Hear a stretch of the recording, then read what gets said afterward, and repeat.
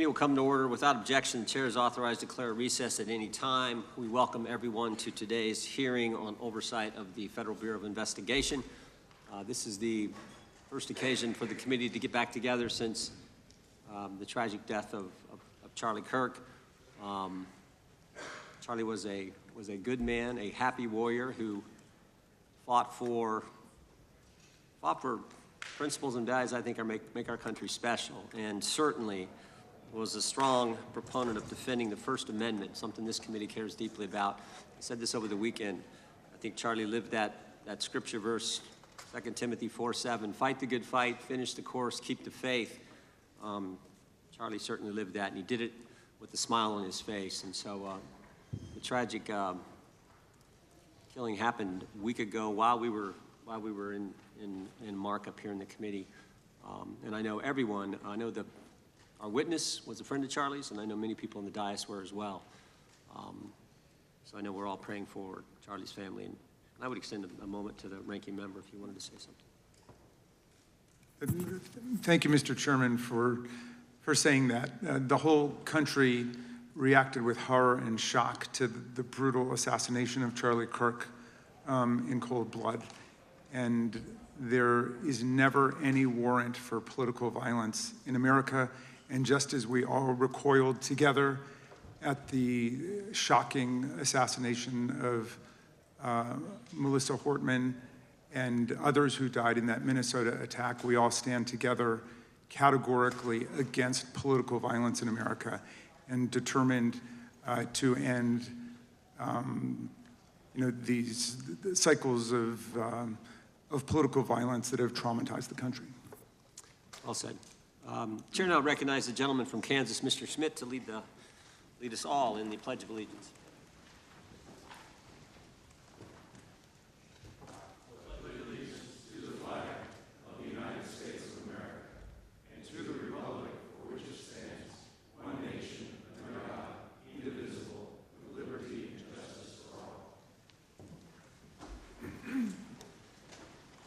As is customary, we will begin with opening statements. 5 weeks ago, because of the work of Director Patel, we learned that the former chair of the House Intelligence Committee and current United States Senator leaked classified information.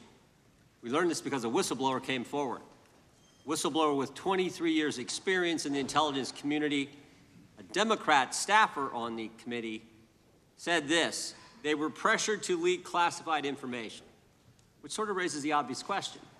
Why would the head of the Intelligence Committee, the chair of that committee, who's supposed to be guarding our secrets, why would he be encouraging the leaking of classified information? Whistleblower told us that answer as well. The leaked information was supposed to be used, the leaked information, false information, was going to be used to indict President Trump. Now, the former chairman wasn't the only person leaking information. Jim Comey was also sharing things he wasn't supposed to share. Again, don't take my word for it. The Inspector General told us this. In his report, he said, quote, James Comey violated FBI policy by disclosing classified information. And what was Comey's motive? Same as the senator from California: to sabotage and undermine President Trump's first term. And we know that Mr. Comey's not been shy about what his objective was. In fact, 4 months ago, he told us. Remember this? 8647, Jim Comey told us just 4 months ago. Now, how'd they do it?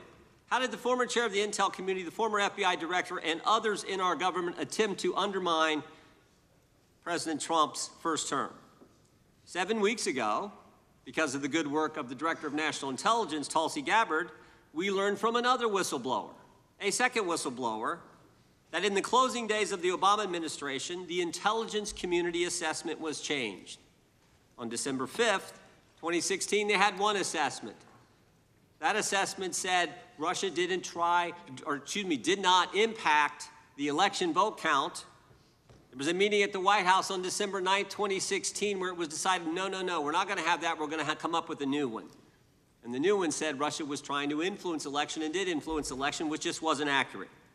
And that new one is published on January 6, 2017.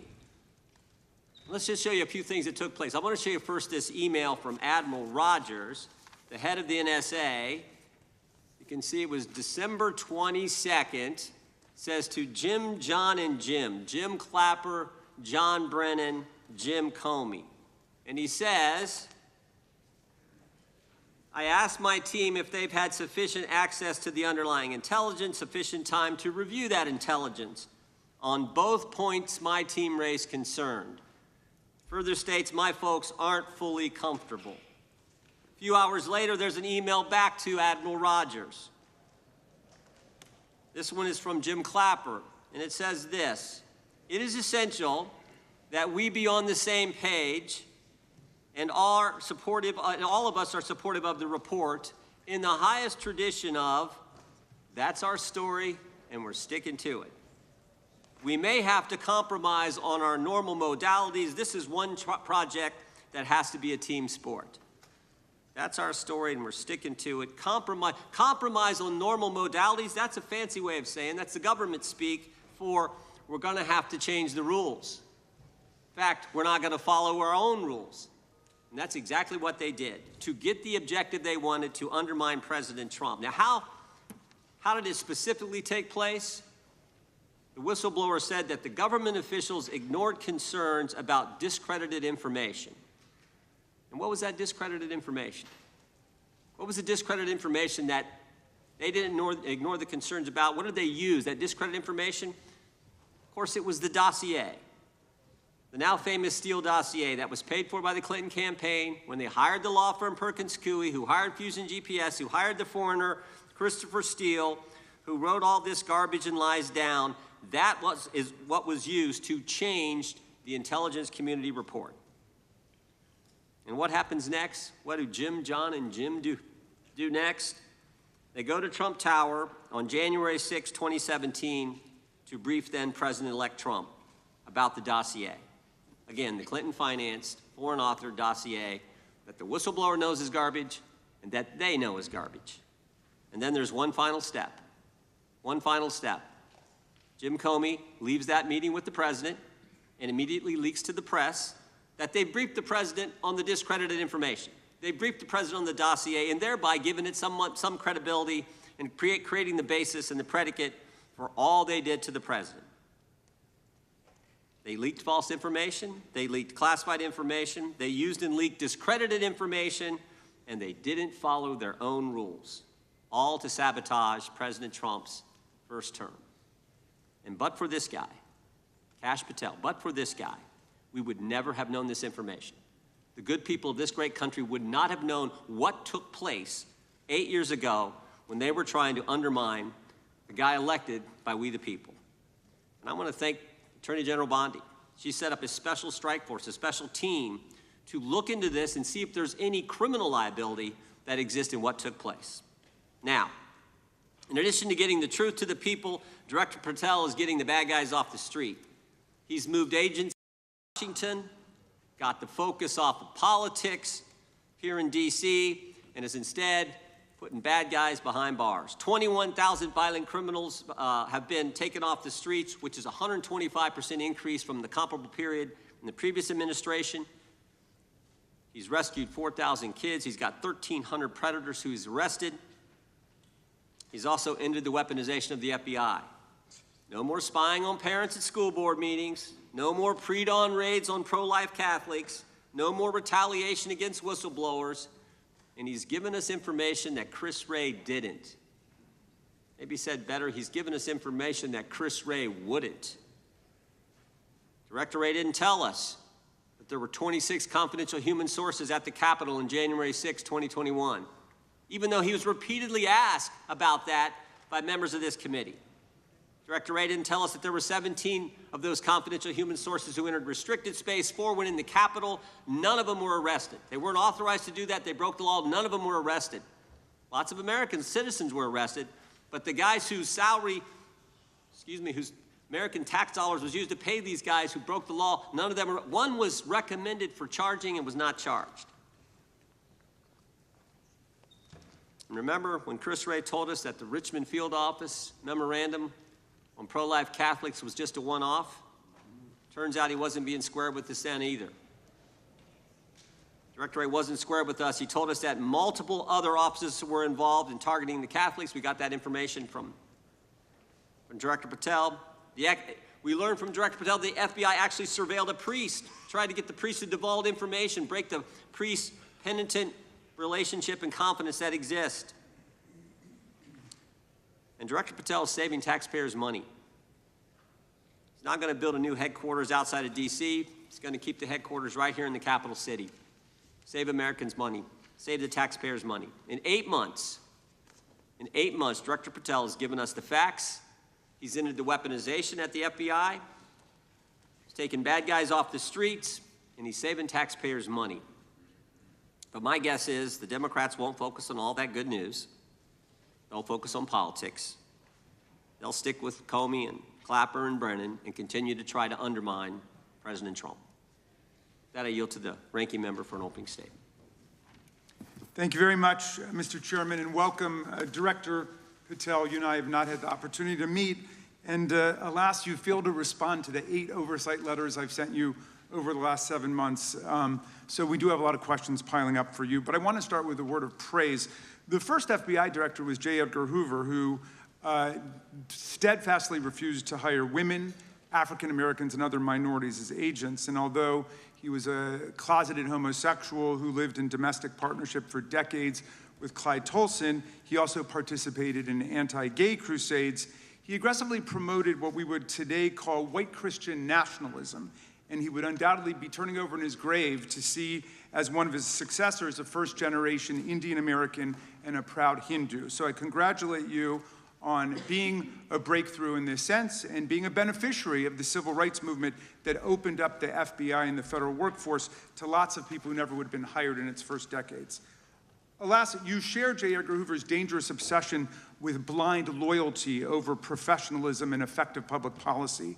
For Hoover, it was blind loyalty to him in keeping his secrets. For you, it's blind loyalty to Donald Trump in keeping his secrets. During your confirmation, it was widely noted on all sides that your primary qualification was your unwavering loyalty to Trump. Unlike other directors, you had no work experience at the FBI, but you had made over 1,000 media and political appearances in support of Trump's campaign. Your Senate confirmation vote was 51-49, the closest in history, with your opponents warning you were not qualified and had no interest in actually developing the qualifications for the job. I hoped that they were wrong. Alas, they were not. While most other new FBI directors drew on their experience as FBI agents, you didn't have that. But you did write a picture book trilogy for children ages 5 and up based on your experience clashing with President Trump's political enemies. In your book, you describe your literary alter ego, Kash the Knight, as a wacky, easily bored wizard carrying out King Donald's vengeance by driving his enemies out of the kingdom. In the books, King Donald is besieged by the evil Hillary Queentown, but saved in the end by Kash. Then Kash goes on to catch mules who are stealing the 2020 election for the great King Donald from Sleepy Joe. And then in the third book, Kash takes down the dragon of the jalapenos, nicknamed the DOJ. Your supporters had hoped that you would graduate from imagining yourself a romantic fairy tale knight to actually running America's premier federal law enforcement agency. Alas, just as we've learned how dangerous it is to put a science-denying anti-vaxxer in charge of our public health, we've learned how dangerous it is to name as director of the FBI a man who thinks of himself as a fairy tale knight who keeps a fire-breathing dragon named DOJ at home to forcibly drive villains out of the kingdom. When Charlie Kirk was assassinated, while his killer was still on the loose, you decided you didn't need to be at FBI headquarters in Washington to work with your team while the chaotic manhunt unfolded. You spent your evening dining in a swanky Midtown Manhattan restaurant and tweeting out false information that the subject of the shooting was in custody, a statement you had to retract 1 hour later. Your performance was so disturbing that even the MAGA base was alarmed. Culture warrior Christopher Rufo, who just a few months ago sat in your chair as a Republican witness, observed that you performed terribly, and he called for your ouster.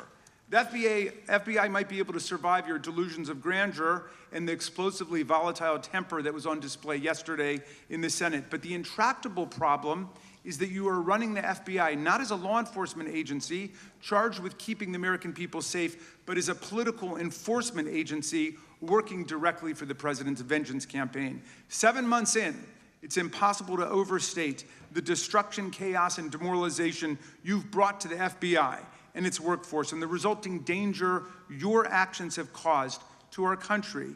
You've been systematically purging the FBI of its most experienced and qualified agents, division leaders, and experts in counterterror, counterintelligence, and cybersecurity, precisely the people who have the expertise you lack and which the FBI and the country need.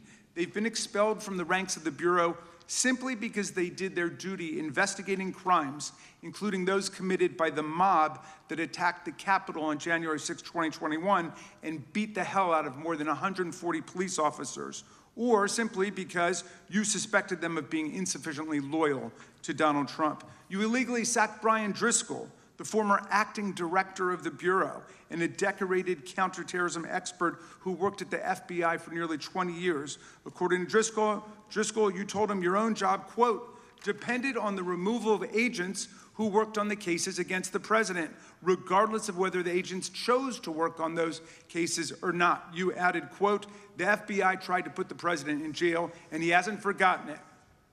You forced out the leader of the Salt Lake City field office, Mehtab Saeed, just weeks before Charlie Kirk's assassination, depriving the FBI of an experienced counterterrorism expert described by her colleagues as absolutely the best and legendary. She would have led the FBI's manhunt had she not been fired. When Trump decided that rounding up immigrants with no criminal records was more important than preventing crimes like human trafficking of women and girls, drug dealing, terrorism, and fraud, you ordered the 25 largest field offices to divert thousands of agents away from chasing down violent criminals, sex traffickers, fraudsters, and scammers to carry out this immigration crackdown. Director Patel, you treated the men and women at FBI with disrespect and paranoia. You've assembled a roving band of freelancing henchmen within your office and charged them with conducting unauthorized investigations, targeting and harassing career FBI employees. Amazingly, you forced senior leadership to repeatedly take polygraph tests to prove their political loyalty and pushed out leaders who refused these demeaning exercises. And now we're seeing one very clear reason why you want to build a political FBI. The Epstein files. You want an FBI blindly loyal to Trump and to you as his enforcer so you can continue your cover-up of a massive international sex trafficking ring with more than 1,000 victims, betraying all of the survivors of the sexual violence. Before you got in this job, you called for full release of the Epstein files, telling podcaster Benny Johnson that the only reason the list was not released by DOJ and FBI was, quote, because of who's on that list. Upon your confirmation, you promised that, quote, there will be no cover-ups, no missing documents, no stone left unturned, and anyone from the prior or current Bureau who undermines this will be swiftly pursued. This spring, you ordered hundreds of agents to pore over all the Epstein files, but not to look for more clues about the money network or the network of human traffickers. You pulled these agents from their regular counterterrorism or drug trafficking duties to work around the clock, some of them sleeping at their desks, to conduct a frantic search to make sure Donald Trump's name and image were flagged and redacted wherever they appeared, whether an email, a text, a letter, an interview, a photograph, or a video. In May, Attorney General Bondi reportedly told Trump that his name had indeed appeared multiple times throughout the Epstein files. And not long thereafter, in July, you and the Attorney General released a memo claiming that, quote, no further disclosure would be appropriate or warranted. In a few short months, how did you go from being a crusader for accountability and transparency for the Epstein files to being a part of the conspiracy and cover-up? The answer is simple. You said it yourself, because of who's on that list. Donald Trump's relationship with Epstein over the years is well documented. A week ago, the Oversight Committee released Trump's disturbing birthday book, Note to Epstein, written over a drawing of a woman's naked body, referring to a, quote, wonderful secret. The Oversight Committee obtained the note from the Epstein estate, not from the FBI, raising questions again of whether the FBI has been withholding documents. While you're unleashing the FBI to cater to Trump's desire to shut down the Epstein inquiry, the first 9 months of the Trump presidency have seen a spate of political violence and domestic terror events. We saw deadly attacks on political figures on both the left and the right. The brutal assassination of Minnesota Democratic House Speaker Melissa Hortman and her husband, and the attempted murder of Democratic State Senator John Hoffman and his wife, who miraculously survived a combined 17 gunshots. We saw an arsonist set Pennsylvania Governor Josh Shapiro's residence on fire. And of course, last week, we saw the horrific, cold-blooded assassination of Charlie Kirk in Utah that has shaken the nation.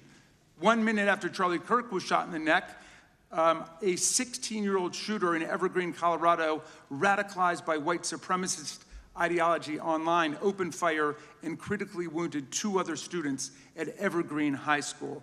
We've seen lethal anti-Semitic violence, including the murder of 2 young Israeli embassy staffers just blocks from the Capitol, and then in the attack on a gathering of Jewish people in support of hostages held in Gaza in Boulder in June. We've seen continued mass shootings at schools, like the domestic terror incident at a Catholic school in Minneapolis last month, which killed 2 children and wounded 18 others.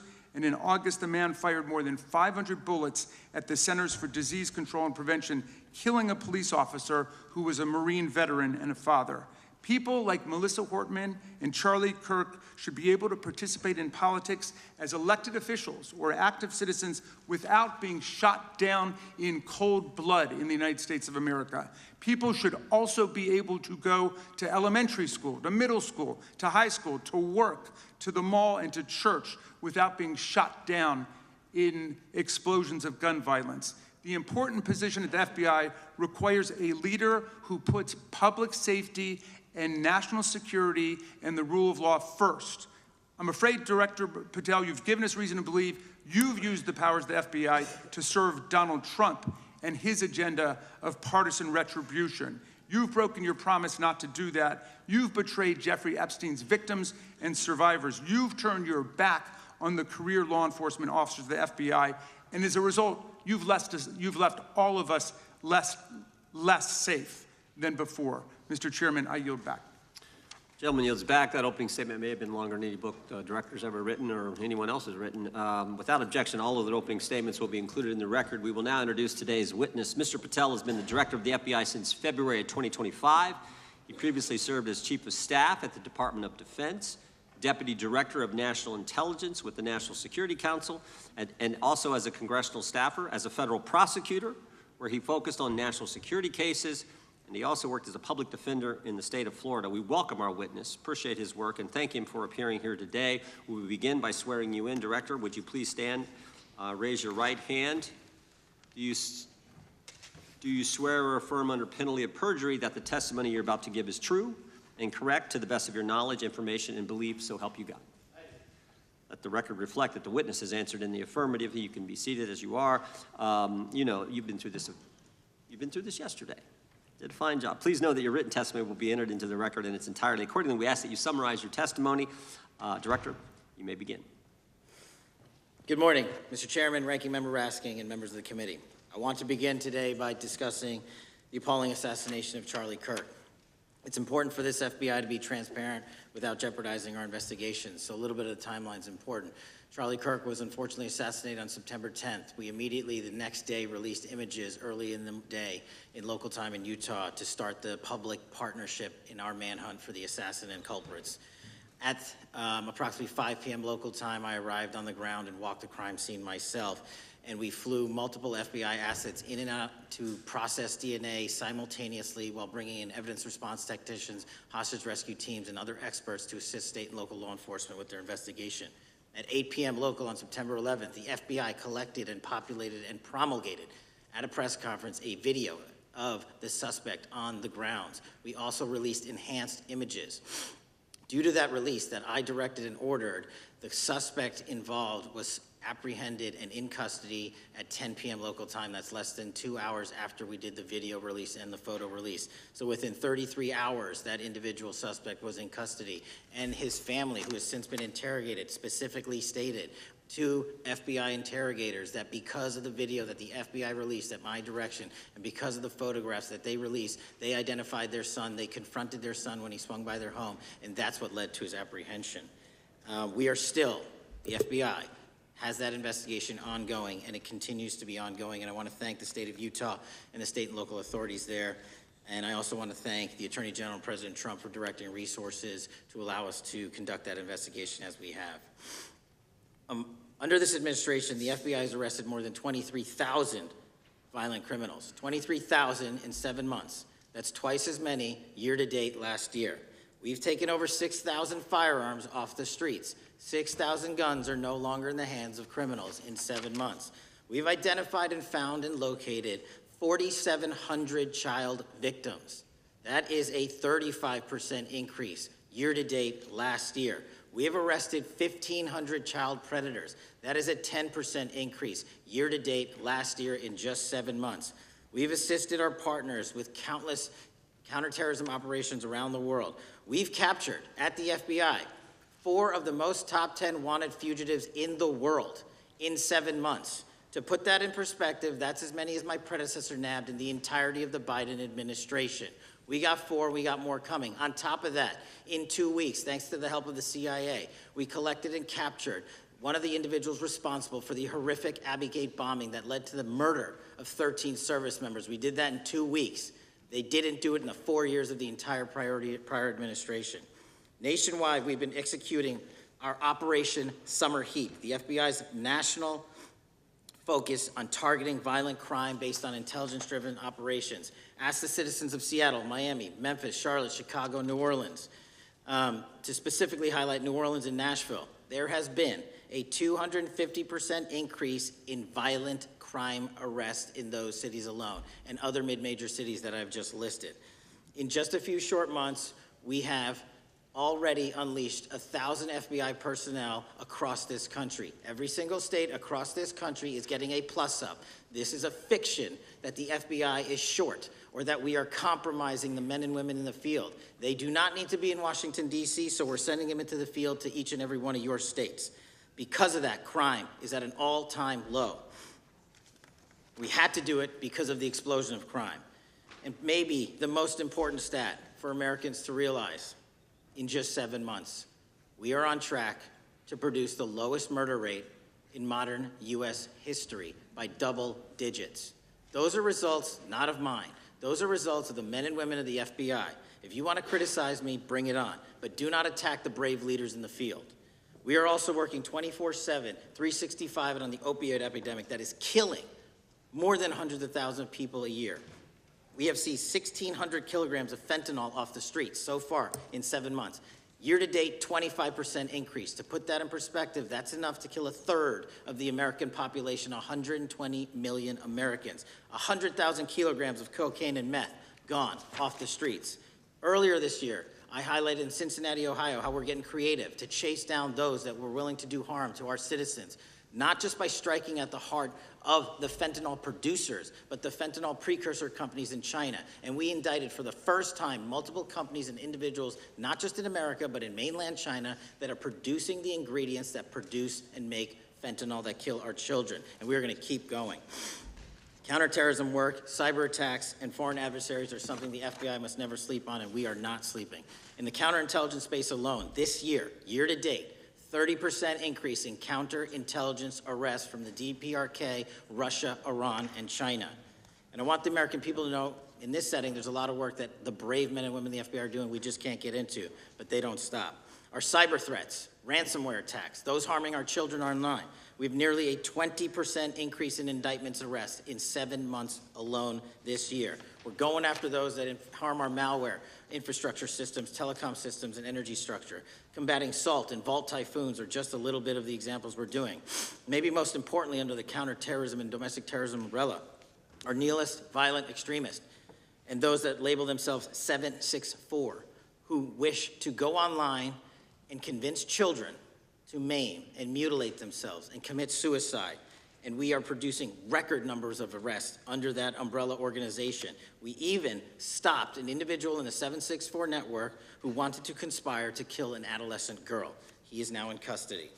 Transparency remains one of my main priorities at the FBI, and this is what I've done in my 7 months at the helm. We've produced more than 33,000 pages of documents to Congress to a variety of committees, including, I believe, 7,500 to this committee alone, if memory serves me correct. To put the 33,000 in perspective, my predecessor in 7 years produced 13,000 pages in total to the United States Congress. His predecessor in 4 years produced 3,000 pages in total. I repeat, I have produced 33,000 pages in 7 years to this Congress and will continue to do so. I'm dedicated to restoring the trust and the mission and the integrity of the FBI, and we cannot do so without congressional oversight, and I promise you I will continue to do so. On the Epstein case, the original sin on the Epstein case was how it was handled by Mr. Acosta when he first brought the case in 2006, 7, and 8. The original case had a very limited search warrant, had a very limited search window, had a very limited investigative window. I was not there when those search warrants and that investigation was launched. I would not have done it that way. They were limited to only 3 to 4 years of investigations from 97 to approximately 2001 and 2002 to 2005. Mr. Acosta allowed Mr. Epstein to enter into a plea agreement where he served weekend jails for trafficking minor women. He also was allowed to leave jail to go home on the weekends. Plus, he allowed a non-prosecution agreement to be signed as part of that plea deal, prohibiting future investigations from that prosecution and from that evidence, and prohibiting the collection of further material. That is the original sin. We are working with Congress to produce more than any administration ever has material on Epstein. And I welcome the challenge to tell us that we are not being as transparent as the law allows. We even went to court and asked the judges to lift those prosecutorial agreements and to lift those court order seals, and they denied us 3 times. Congress is welcome to do the same and join the fight. And I'd lastly like to focus on operation that the president led in D.C. Because of this, we are taking this fight in D.C. to every single city across the country. 2,100 arrests in the last month alone. D.C. has seen a 60% decrease in gun crimes, 75% decrease in carjackings, and 53% decrease in homicides in our nation's capital. And rightly so. We're bringing that fight to the streets of America. I want to thank you for your support, and I'm proud to be the director that leads this FBI into a new headquarters building that they've needed for decades, saving the taxpayer $3.5 billion, and also providing our workforce a safe environment. If you don't know the calamity that is the Hoover Building, I invite each and every one of you to walk around. I'll give you a tour myself, and you can see where the cement falls on the heads of our employees that is only to be saved by netting. Just to give you an example. Thank you for support to our mission. And I do want to highlight one thing about D.C. It's because the FBI gathered sources and evidence that we were able to, through our source network, identify the horrific murder of the D.C. intern, Eric Tarpinian. And I've spoken to his family, and we are working to bring them justice. And Mr. Chairman, in my 16 years, now my 17 years of government service, if anyone has any questions about my service, bring it on. Thank you, Director. We will now proceed under the 5-minute rule. The chair recognizes the gentleman from California, Mr. Ison. Director, delighted to have you here. You are a breath of fresh air. As you outlined, and I won't repeat it, the accomplishments, you did so with the same resources as your predecessor, roughly. Is that correct? I believe so, yes. And so how much of that has to do with taking people out of the backside of the FBI and moving them into the field, into doing the job for which we primarily pay the FBI? It's exactly what we needed done. 1/3 of the FBI's workforce resided in the National Capital Region before I got there. 1/3 of the crimes do not happen in Washington, D.C. Not anymore. Not anymore. So 1,000 personnel of the FBI were deployed across this country on a permanent basis, and every single state in this union is getting a plus up, not a reduction, a plus up of 1811s of intel analysts and support staff. And that is why the crime rates are going down in record numbers. Thank you for doing that, and it's perhaps the hardest thing for a bureaucrat to do is to lower the head count around them that support them, and I appreciate your willingness to do it different than your predecessor. A lot of what you covered earlier was the find, the discovery, and then the prosecution that is done by the DOJ. But I want to talk a little bit about the prevent side. On the Charlie assassination? sir? No, on all of these. Okay. Okay, for example, and I'll bring it up before the Democrats bring it up, January 6th.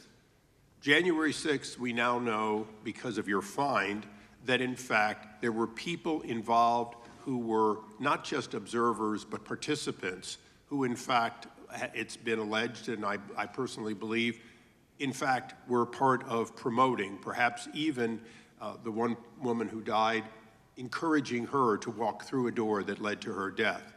When you see that kind of activity, and you know it was done under predecessors with full knowledge, whether it's January 6th, where embedded people crossed the line, or any other activity, including obviously the Russian hoax that we're now dealing with up in, front and center. My question to you is, what can you or others do to prevent it from occurring again? Not on your watch, but on future watches. How can we know that this won't happen again the moment you leave the FBI? It's simple. What I'm doing through our leadership cadre is having FBI agents do what they were trained to do, not what they were not trained to do, not put them in situations that both harm them and the public. We're also utilizing our SORT networks and prioritizing the threat structure to go after the narco traffickers, the counterterrorism people, the counterintelligence threats, and the cyber threats.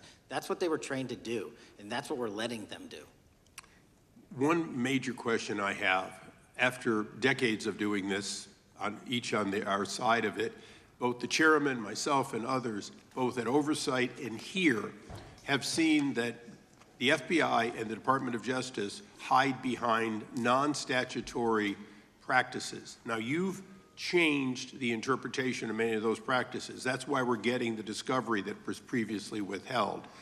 How do we work together to make sure that we never again have false walls, non-statutory walls that say the Department of Justice has a prohibition about giving, quote, you fill in the blank, that has led to the chairman not seeing anything until you took over? I'm wedded to aggressive constitutional oversight. Having been a House congressional staffer, I know that is an important part of securing our democracy. And the way we make it an everlasting, enduring process is by showing the American people the results of what we are doing and the important work of this committee and putting it out to them so they can see government waste, fraud, and abuse. And then they can demand from our constituents and our electors that they want this process to continue. Last major question here. Some things are so sensitive that we both would agree they cannot be made public. Will you commit to this committee, when it is too sensitive to disclose, that you would at least make it available for in-camera review by the chairman and ranking members or others designated? I have done that, and I will continue to do that. Well, thank you. Mr. Chairman, this is a breath of fresh air. This is the beginning of what we need. But my questions today for the director are ones in which I believe that we do need to codify by agreement or by statute if necessary the kind of openness and transparency that we're seeing from this administration, the kind of discovery that's allowing us to do our oversight properly. And I would hope that that be the follow-up to this, obviously along with the Attorney General. And I yield back my 4 seconds. Thank you. The gentleman yields back. The gentleman from New York is recognized. Thank you, Mr. Chairman. Welcome, Director Patel. In the wake of the tragic murder of Charlie Kirk, Donald Trump said, quote, violence and murder are the tragic consequences of demonizing those with whom you disagree, day after day, year after year, in the most hateful and despicable way possible, close quote. I would note for the record that Donald Trump has famously demonized practically every person he has ever disagreed with, and therefore, using his own logic, he has put their lives at risk. I should know Donald Trump continuously puts my life in danger. About 2 weeks ago, when I announced my decision not to seek re-election, many people on both sides of the aisle, including the chairman, offered me well wishes and thanked me for my service. Donald Trump, on the other hand, took to Truth Social to call me a, quote, psychopathic nut job, among other things. Yesterday, I received a threatening note filled with anti-Semitic comments and hateful attacks that mimic some of the same language used by the president. I am sure many of us on this committee face similar threats every day. We have seen political assaults on both the left and the right. The attack on Charlie Kirk, the attempted assassination of the president, the murder of the Democratic Speaker of the Minnesota House, the assault on Paul Pelosi, and the attack on the Capitol on January 6th, for example. Director Patel, Do you agree that there is political violence from both the left and the right? There is too much political Do you violence. agree, yes or no, that there's violence? There from is yes too or- much political violence based on ideologies from either side. Do you, from either side, okay. Are you aware of the study by the Cato Institute, a well-known conservative group, that found that 69% of the violence is from the right? I'm not familiar with that You're study. not familiar, okay. I would commend it to you. Are you aware the administration has threatened to use violence as an excuse to crack down on liberty and freedom of speech? Say that again, I'm sorry? Are you aware the administration has threatened to use violence as an excuse to crack down on liberty and freedom of speech? Nobody at the FBI is doing that. I didn't ask you about the FBI, I said the administration. I speak for the FBI. I would like to enter the record an article from today's New York Times titled, "Trump Invokes Kirk's Killing and Justifying Measures to Silence Opponents." In the wake of Charlie Kirk's killing, President Trump and his allies have laid out a broad plan to target liberal groups, monitor speech, revoke visas, and designate certain groups as domestic terrorists. I ask unanimous consent to insert this into the record. Thank you. Politicizing the murder of Charlie King to go after free speech is not a legacy I believe Charlie King would have wanted. Moving on, I want to address another topic. The FBI has traditionally played a key role in prosecuting public officials for corruption. But I fear that at a time when the president is accepting planes from Qatar for his post-presidential personal use, issuing pardons to major donors, and personally profiting from the office of the presidency, the FBI may be abandoning its commitment to investigating public corruption. Since its creation in the wake of the Watergate scandal, the Public Integrity Section has been one of the crown jewels of the Department of Justice, investigating and prosecuting corruption among the nation's public officials and acting as a key safeguard against politicized prosecutions. This section's work has been supported by an elite squad in the FBI devoted specifically to rooting out corruption. But according to reports, the Public Integrity Section has now been decimated, and the FBI's Public Corruption Squad has been dismantled. I would like to submit for the record a New York Times article entitled, "FBI Dismantles Elite Public Corruption Squad." Ask unanimous consent. Thank you. These actions are an invitation to corrupt politicians to break the law, since they know that the government is asleep at the switch. Last month, Senator Warren and I, along with dozens of other members of Congress, wrote to you and Attorney General Bondi expressing grave concern over your decision to effectively legalize corruption and to politicize prosecutorial decisions. And he asked unanimous consent to enter this letter into the record. Thank you. I don't have time today to walk through all your questions, all of our questions and concerns, but will you commit to answering this letter in short order so that we can understand what factors led to this decision and how it has impacted the ability to hold corrupt officials accountable? I will review your letter with my team and respond as soon as I can. You will respond. Thank you. I yield back the balance of my time. Gentleman yields back. Gentleman from Arizona is recognized for 5 minutes. Thank you, Mr. Chairman, and thank you, Director, for being here. I appreciate the change in the FBI and the tone since you've been there. We heard the ranking member, however, describe the FBI under your leadership as being resorting to political enforcement and you personally as being paranoid. I would just suggest that perhaps that is the projections of the ranking member himself and not you, sir. I want to refer to something that was said yesterday in yesterday's hearing by Senator Grassley. He said, "It's well understood that your predecessor left you an FBI infected with politics." At your nomination hearing, he gave you records, made public records about whistleblowers regarding something called Arctic Frost. Arctic Frost was the FBI case opened and approved by anti-Trump FBI agent Thibault, and Arctic Frost became Jack Smith's elector case. The new records show that Arctic Frost was much broader than just an electoral matter. In fact, it was expanded to Republican organizations. Some examples of the groups that the Ray FBI sought to place under political investigation included the Republican National Committee, Republican Attorneys General Association, and Trump political groups.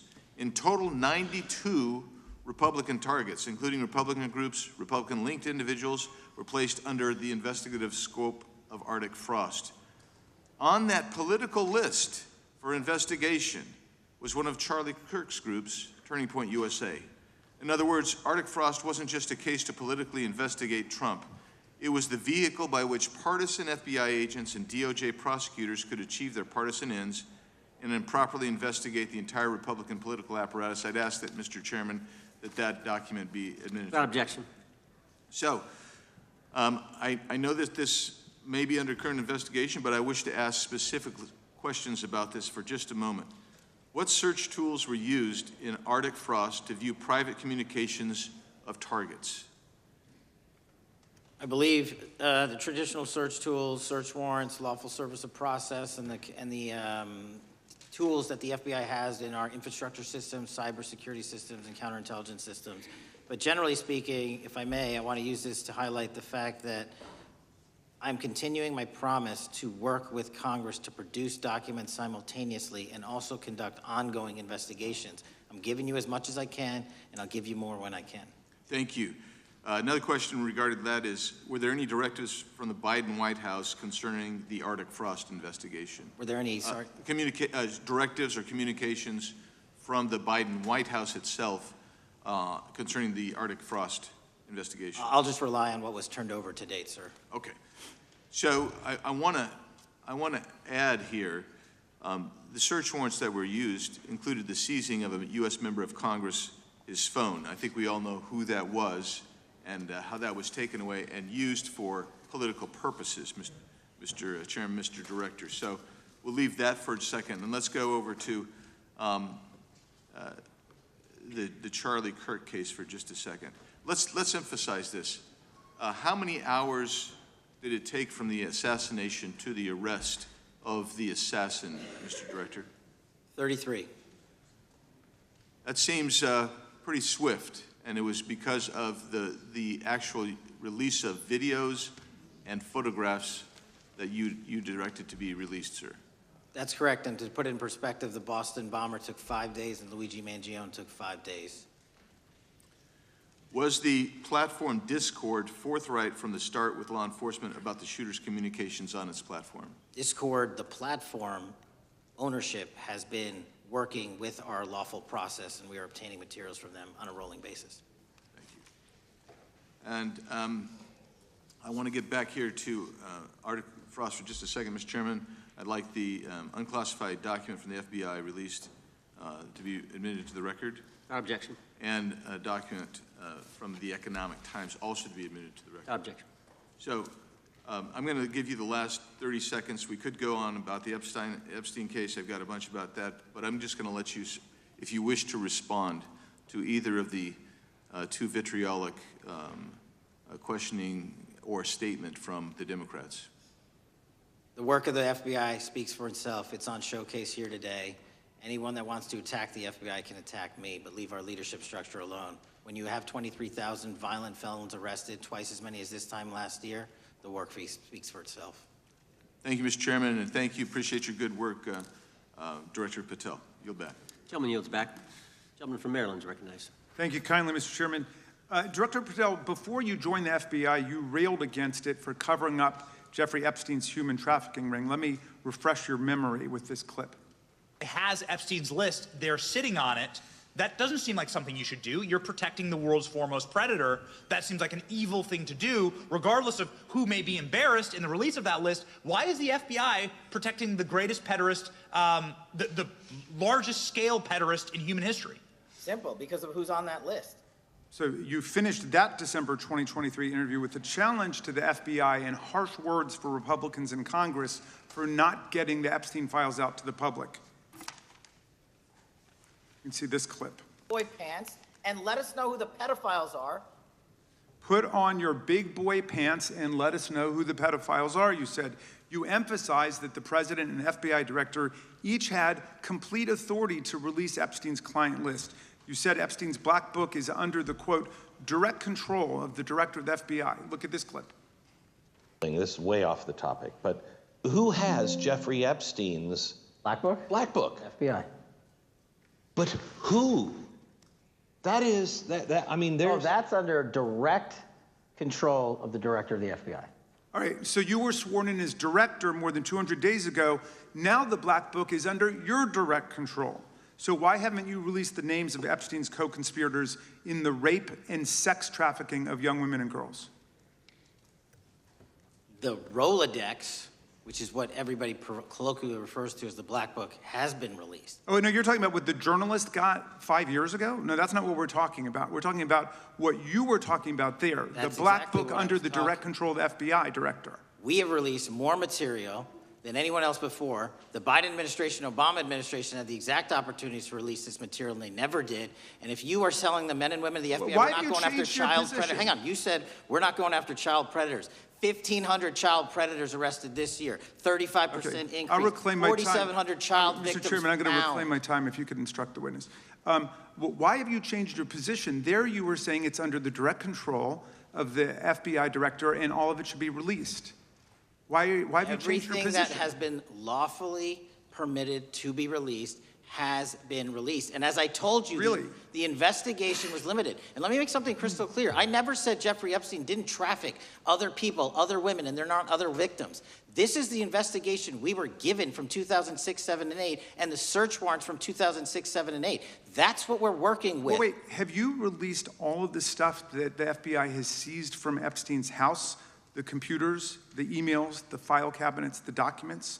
What about the financial records? Have you released all of that? Everything the court has allowed us to Which release. court are you talking about? 3 separate federal courts have come in and said. We're there are talking about the 3 evidence you've got. It's got nothing to do with what those courts have. Do you have any We're talking idea about the how the evidence. law works? Wait. Do you want me to break the law in a federal judge's order? No, to I want you to satisfy follow your own curiosity? word, Director Patel. You said up there it was under the direct control of the FBI director. He had the Black And Book. everything I have direct control over, we have gone to court. You haven't. Complete We your went sentence. to court. Everything you have direct control over, you said.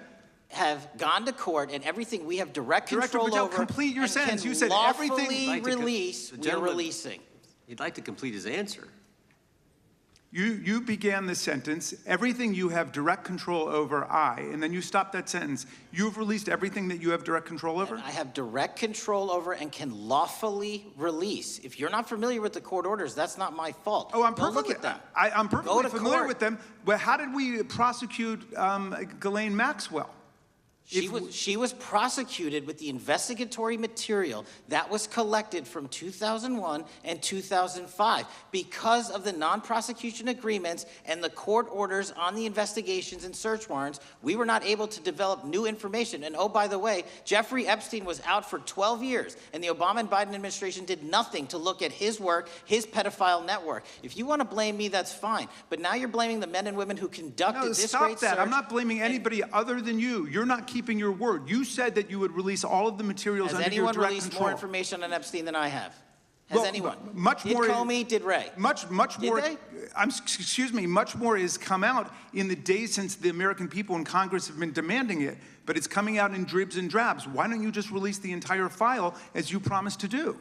I literally just told you. There are multiple federal court orders. I'm not going to break the law to satisfy your curiosity. You didn't join us when we filed court to release the court orders. You could have. You have lawyers. You could have shown up. You didn't do that. That's a tiny fraction of the material we're That talking is about. not. It is How a do you- tiny fraction. How do you know that? Have you seen No. everything? Time It's of the all gentleman. misdirection. How do you know Time that? of the gentleman has expired. The gentleman from California is recognized. Well, thank you. Mr. Director, just to be clear, how many of the Epstein files were released in the 4 years of the Biden administration? 0. And how many have you released? I don't have the number, but it's got to be thousands of pages of stuff. I was going to ask you to begin whether Americans are safer today than they were 9 months ago, but you cited dramatic increases in criminal arrests since you've taken office, a dramatic decrease in crime that's resulted. Who would have thought that taking criminals off the streets would reduce the crime rate? But somehow we have stumbled upon that new truth. But it begs the question, what was the FBI doing during the 4 years of the Biden administration to see that dramatic an increase in work under your tenure? The simple answer is I'm letting good cops be cops. We're working with our state and local law enforcement. We're energizing our partnerships. We're bringing on more task force officers. When you have more cops in the streets, when you're using ground-based intelligence, when you're not weaponizing law enforcement and focusing on D.C. and focusing on the rest of America, this is what happens. It is not a significant mind shift in terms of how we maneuver the FBI. They've wanted to do this work since they signed up. We're just letting them. And we've seen many prominent Democrats oppose your efforts to restore law and order to the streets of our nation's capital. I mean, all of us here have seen a dramatic change for the better here in Washington, D.C. Why are so many Democrats attacking you for that? Sir, Democrats have been attacking me for a decade, as is the fake news media. They didn't like the fact that I exposed the Russiagate host and the largest weaponization of the FBI and DOJ in U.S. history. We proved it to be true with congressional oversight. I'm wed to that congressional oversight and will continue to do that work. Christopher Wray repeatedly warned this committee that the Biden open borders policy had produced a significant increase in terrorist threats that he said kept him up at night. A particular concern, he said, was the 2 million gotaways that entered the country during the Biden administration. That's an average of 41,000 every month. What are the monthly gotaway numbers today? Sir, I'll have to get back to you on the exact gotaway numbers, but identifying that there are gotaways is step one. Going and manhunting them is step two, and that's what we're committing our resources to do. Well, that's my next question, is what progress has the administration made in apprehending and removing terrorist threats that came in during the Biden years? I think you're talking about, if you're not, let me know, known or suspected terrorists, and we've encountered almost zero at the southern border since the southern border has been sealed. But the problem that we are running into is our northern border. It's largely expansive. The enemy has adapted, and we need more focus on the northern border to stop known or suspected terrorists from coming in from places like China, Russia, the Middle East, Africa, Afghanistan. And what can you tell us about the remaining threat posed by potential terrorist cells here in the United States? The terrorist threat that continues to be posed by international terrorists here in the United States is one of my highest priorities. We are working through our intelligence community partners to identify those individuals, and we've taken down numerous individuals in numerous rings across this country to neutralize that terrorist threat, including places like New York City, Los Angeles, and I believe Dallas, Texas most recently. How extensively did criminal cartels like Sinaloa, Jalisco, New Generation, MS-13, Trinidad, and others infiltrate our country during the Biden administration? By the tens of thousands. Well, and what progress have you been making in combating their presence? I think the DHS is best to speak to that, but I think I can't remember the numbers of tens of thousands or hundreds of thousands of individuals they found that came in illegally, and the tens of thousands that associations to criminal networks have all been deported. And that effort is being opposed every step of the way by Democratic leaders in our cities, some of our states, and right here in the Congress. Isn't that true? Well, we're just working where we can in every single city we can, and I welcome the opportunity to partner with Republicans or Democrats on fighting violent crime like we're doing. Mr. Biggs asked about Arctic frost. What else can you tell us about that and what we need to do to assure that it never happens again? Continue the congressional oversight work that you're doing on Arctic frost. Let me provide you with more documentation on Arctic frost, and also call in witnesses from the paperwork that we have given you. You have that right, and the American public deserves to hear what those people have to say. As for my ongoing investigation, there's not much I can say. What role did the FBI play in suppressing the Hunter Biden laptop story during the 2024 election? Off the top of my memory, sir, I believe the FBI was in possession of verified information from that laptop, and it was improperly publicized that they did not have information and masked it as Russian disinformation. We now know that was categorically false. I don't know why the FBI did that, when they did that, but we've released all the materials related to that. Thank you. Gentleman yields back. The gentleman from New York is recognized. Mr. Goldman. Mr. Patel, does Donald Trump appear anywhere in the Epstein files? I'm sorry, could you say that again? It's not a complicated question. Does Donald Trump appear anywhere in the Epstein files? I didn't say it was a complicated question. I just didn't hear you, so my apologies. We have released where President Trump's name's in the Epstein files and everybody else, and all credible information that we are legally allowed to release has been released. All right, so let's go through that. You're referring to court orders that prohibit you from releasing grand jury testimony under Rule 6E. Is that what you're referring to when you say as the law allows? That's a piece of it. Really? What other evidence do those three court orders you cited prohibit from being released? Information that was collected pursuant to those search warrants that were limited Wrong. in fashion. Wrong. That's not what the court order says, and that's not under 6E. And you're talking, and I said that's 6E, and I said there was others, and I'm answering that. There are sealed court order documents. There are protective orders from They the are court. unsealed as part of discovery, given to Ghislaine Maxwell. They are no longer sealed. That's just not true. We can argue about it all you want. Okay, or well, can go you to court. agree that there are, so your testimony here is that the reason why you are not releasing all of the videos that you have acknowledged, there are so many, and that the FBI spent thousands of hours of reviewing, the photographs, and the photographs that you have. You're saying that you're not releasing those because there's a court order requiring them to be sealed? Is that your testimony? Never said that about the videos. On the totality of the videos, of the thousands of images that were seized pursuant to the search warrants executed at the time, the overwhelming majority of that video is pornographic material that was downloaded from the internet and child sexual abuse material. We will never release that. Well, as you should not release the victims, but if there are videos that relate to others who Epstein trafficked to, such as maybe Prince Andrew, or photographs, that you have total control to release. Yes, and if it exists... And so why haven't you released it? Why are you supposing that that is a fact when in fact it is false? Are you saying that You're saying that none of the videos relate to anything relevant to the Jeffrey Epstein trafficking ring? Every single video that we have collected pursuant to the prior search warrants has been examined for the last 10 years. And every single video has been utilized for whatever prosecutions were able to be legally brought. I'm not asking about prosecutions. I'm asking about why you aren't releasing the full Epstein files, including the names of people who were involved in the sex ring that you promised to do before you became FBI director. I just told you, I'm not going to release downloaded porn of I'm children not asking on the about internet. that. Fine. I'm asking about all the other files. What other videos? Tell me. Tell me. That's what I'm asking. Tell me. You're saying there are no videos that would be relevant to anyone else involved in the Jeffrey Epstein sex ring. Pursuant to Mr. Acosta's collection of information based on the search warrants. That's all we have in our I possession. understand. And I'm asking you that stuff. That's all we got. I'm not asking all you got. I'm asking you in that stuff, there's nothing that's related to any other sex traffic, any other people engaged with Epstein in underage sex. That's correct. To my knowledge, no. Okay. Let's talk about the witness interviews. 302s of witness interviews. Those are not subject to the court order. Those are not subject to any fictional sealed order for a search warrant. Why aren't you releasing those with the redacted names of the victims? We are releasing as much as legally allowed. That's why we went back to How the is courts. that? How is that not legally allowed?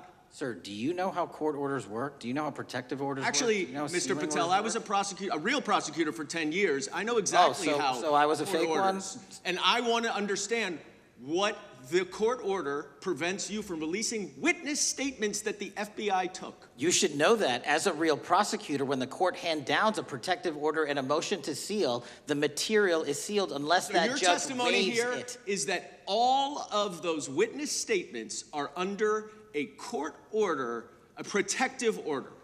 We are providing everything we can legally provide. No, that's not my Congress has question. sent us a My subpoena. question is, why are those witness statements that are not grand jury testimony, that if they were under a protective order are no longer under a protective order, why are they not being released? How are they not under a protective Why order? are you not going to the court like you did for the grand jury testimony to unseal those records? The DOJ did go to the court. No, not on those records. Why aren't you going? gentlemen. You just went on grand jury. Time of the gentleman has expired.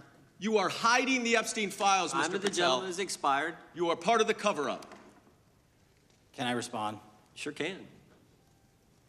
Any allegations that I'm a part of a cover-up to protect child sexual trafficking and victims of human trafficking and sexual crimes is patently and categorically false in the work of my So I hope you will talk to them when they Gentlemen's time have has requested expired. to speak with you. Because the Gentlemen's time has victims have expired. Gentleman requested yields and you are back. not responding to them. Director, yes or no, is the FBI still spying on parents at school board meetings? No, sir. Is the FBI still targeting Catholics? No, sir. Is the FBI still spying on President Trump? I don't believe so. Is the FBI still censoring Americans? No, sir. Is the FBI still targeting Americans for shopping at Cabela's or purchasing Bibles? Nobody is targeted for their faith. Is the FBI still targeting Americans who are pro-life? Nobody is targeting anyone for their Is beliefs. the FBI still cooking the books on crime data? The crime data is real. Is the FBI still purging agents for conservative viewpoints? No one at the FBI has asked their viewpoints on policy. Is the FBI still labeling the Betsy Ross flag, the flag of the American Revolution, a hate symbol? No. Well, maybe that's why you've been able to, what was the number, 23,000 bad guys you've arrested, a huge increase from the same time period in the previous administration. I think you said 1,400 predators, 4,000 children rescued. Were those the facts? 4,700, 35% increase on children rescued. Yeah. And you got the guy at Abbey Gate? We got the Abbey Gate guy. We had a guy from the 4th District of Ohio who lost his life there serving our country. We appreciate that. Maybe when you're not focused on politics, you can actually do what the FBI is supposed to do, go get the bad guys, right? That's what the men and women of the FBI do. Director, did John Brennan lie to Congress? Let me just read a couple things, actually, before you answer that. 2 years ago, we had Mr. Brennan in for an interview, and I asked him, how'd you learn about the dossier in December of 2016? Mr. Brennan replied, I received a copy of it from the FBI, and the CIA was very much opposed to having any reference or inclusion of the Steele dossier in the intelligence community assessment. That's what John Brennan told the United States Congress. 7 weeks ago, the Director of National Intelligence told us this: John Brennan lied and denied using the dossier in the intelligence community assessment because he knew it was discredited. CIA officer told the House Intelligence Committee Brennan refused to remove it, and when confronted with the dossier's main flaws, he responded, yes, but doesn't it ring true? John Brennan lied to us? Mr. Chairman, I won't stylize the evidence. What I will say is that the intelligence community assessment, those that created it and any individual involved with it, is an ongoing investigation.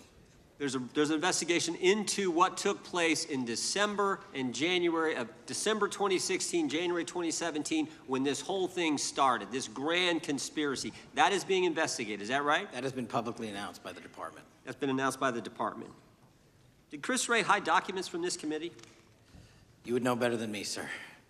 Well, I think you told us like 700 pieces of information you've given this committee since you've been director relative to just one incident, the Catholic memorandum from the Richmond field office. I can give you the comparison, sir. Yeah, the Catholic memo, I believe we turned over 750 documents. In Mr. Ray's tenure, I believe they turned over 19 pages. 19 pages. You've given us 700. Why would Chris Wray hide information from this committee? You'd Want have to to hazard a ask. guess? I'm sorry? Hazard a guess why he would do that? I don't know, sir. I think maybe it was because FBI was spying on a priest, trying to get him to break the priest penitent confidence that exists. You think maybe that was the reason? You'd have to ask him, sir. Yeah, we'd love to do that. I want to read a few names here. Arctic Haze, Tropic Vortex, Riding Hood, Foggy Falls, Echoes Fate, Sirens Lure, Genetic Christmas. What are these code names about, Director? You know? Not off the top of my head. Well, Arctic Haze, Tropic Vortex. My understanding, these are code names for leak investigations of classified information from the year 2017. Does that ring a bell? In terms of leak investigations, many of those are classified and many of those are ongoing, Mr. Chairman. But we are working with you to produce documents as we close those investigations or as we declassify them. Let me ask you this question, because this is something I've wondered about, the way the FBI used to work. The way this whole thing so many of these things unfolded. Seems to me you had all these people in government leaking information that then gets reported in the press, there's a story written about it, and then that article is then used to further the investigation and move forward with what they want to do. Did that take place back in 16 and 17? That's the exact scenario that took place in the FISA application for Carter Page and the rest of the Trump campaign. And that is frightening, because that's what the CIA is supposed to do in foreign countries. It's not supposed to happen to Americans, but it did, didn't it, Director? Yes. And not just any Americans, it happened with the President of the United States. Is that accurate? Yes, sir. Yeah, and you were the key guy in helping expose that. And I think our country will be forever grateful for what you did to let the country know that was going on involving Americans, which is not supposed to happen, and not just, again, any American, but the President of the United States. Chair now recognizes the gentlelady from California. Thank you, Mr. Chairman. I'm concerned by reports that FBI agents have been diverted from their important work on crime and anti-terrorism to work on matters that are not critical to our safety. I'd like to play the video, the whole video Jeffrey clip. Epstein's Black Book? Black Book. FBI. But who? That is, I mean, Oh, there's... that's under direct control of the director of the FBI. But the Black Book, it's not just sitting, I mean, that's Hoover power times 10. And to me, that's a thing I think President Trump should run on. On day one, roll out the Black Book. In contrast to that attitude of let it all out, we're getting reports of actions that run contrary to getting everything out and that also involve diversions of FBI resources. For example, an FBI whistleblower reported that you were pressured by the Attorney General to place 1,000 personnel on 24-hour shifts to mine roughly 100,000 Epstein-related records to redact President Trump's name from the files. Bloomberg reported this, that you directed FBI special agents from the New York and Washington field offices to join the Bureau's FOIA employees in Winchester and another building a few miles away, and that while reviewing the Epstein files, FBI personnel identified numerous references to Trump in the documents, and people familiar with the matter said that Trump's name, along with other high-profile individuals, was blacked out. Now, the New York Times reports, and this is a quote, Justice Department officials diverted hundreds of FBI employees and federal prosecutors from their regular duties to go through the documents at least 4 times, including once to flag any references to Mr. Trump and other prominent figures. Details of the review were based on accounts by 3 former FBI and Justice Department officials who spoke on condition of anonymity because of fears of retaliation, and further that the FBI finished after they finished its review of the files and materials, was sent to a team of Justice Department lawyers who double-checked the FBI's redactions and, quote, were instructed to flag any mentions of Mr. Trump and other celebrities. Now, I have 3 questions for you, Mr. Patel, about this. First, how many times did President Trump's name appear in the Epstein files? Was it more than 100, more than 1,000? Were the agents who were pulled from their duties to redact the president's name from the Epstein files working on criminal cases or national security cases or child sex trafficking cases? And are the number of agents that have been reported diverted for these purposes, is that accurate? No. No what? You asked if it was accurate. I said it wasn't. So you're saying that none of this happened? No, I'm saying it was inaccurate. Okay. How many times did President Trump appear in the Epstein files? More than 100? More than 1,000?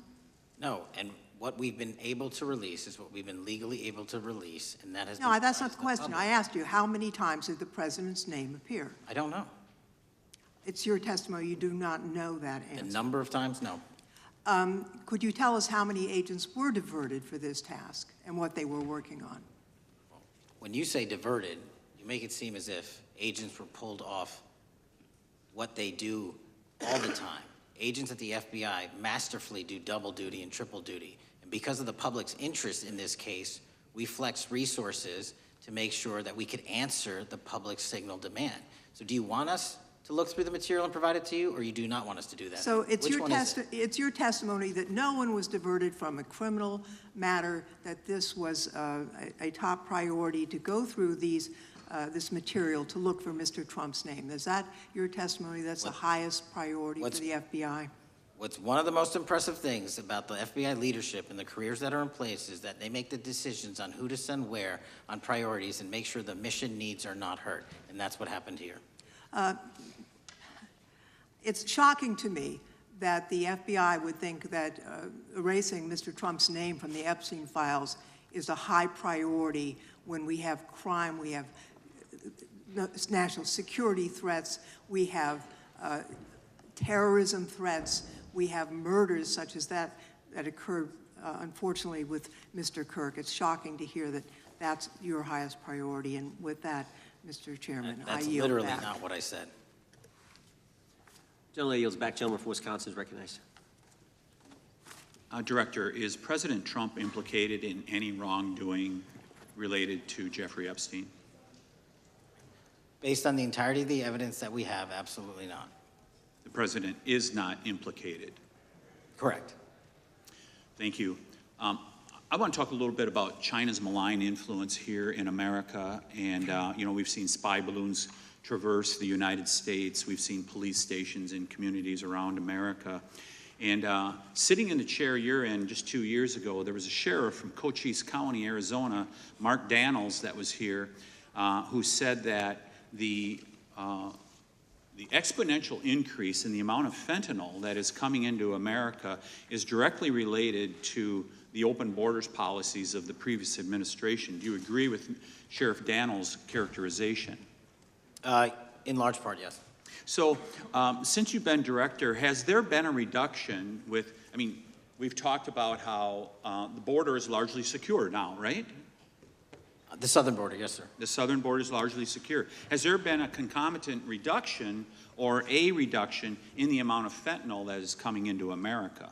There has been a massive reduction to the tune of, we've seized more than 25% year-to-date this year than the prior year, and that's enough fentanyl to kill 120 million Americans. Does China play a role in this fentanyl that's coming to America?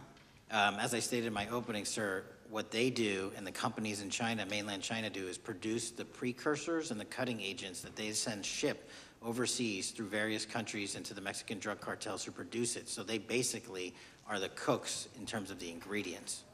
Tell us, what is the FBI doing to stop China from delivering death to America?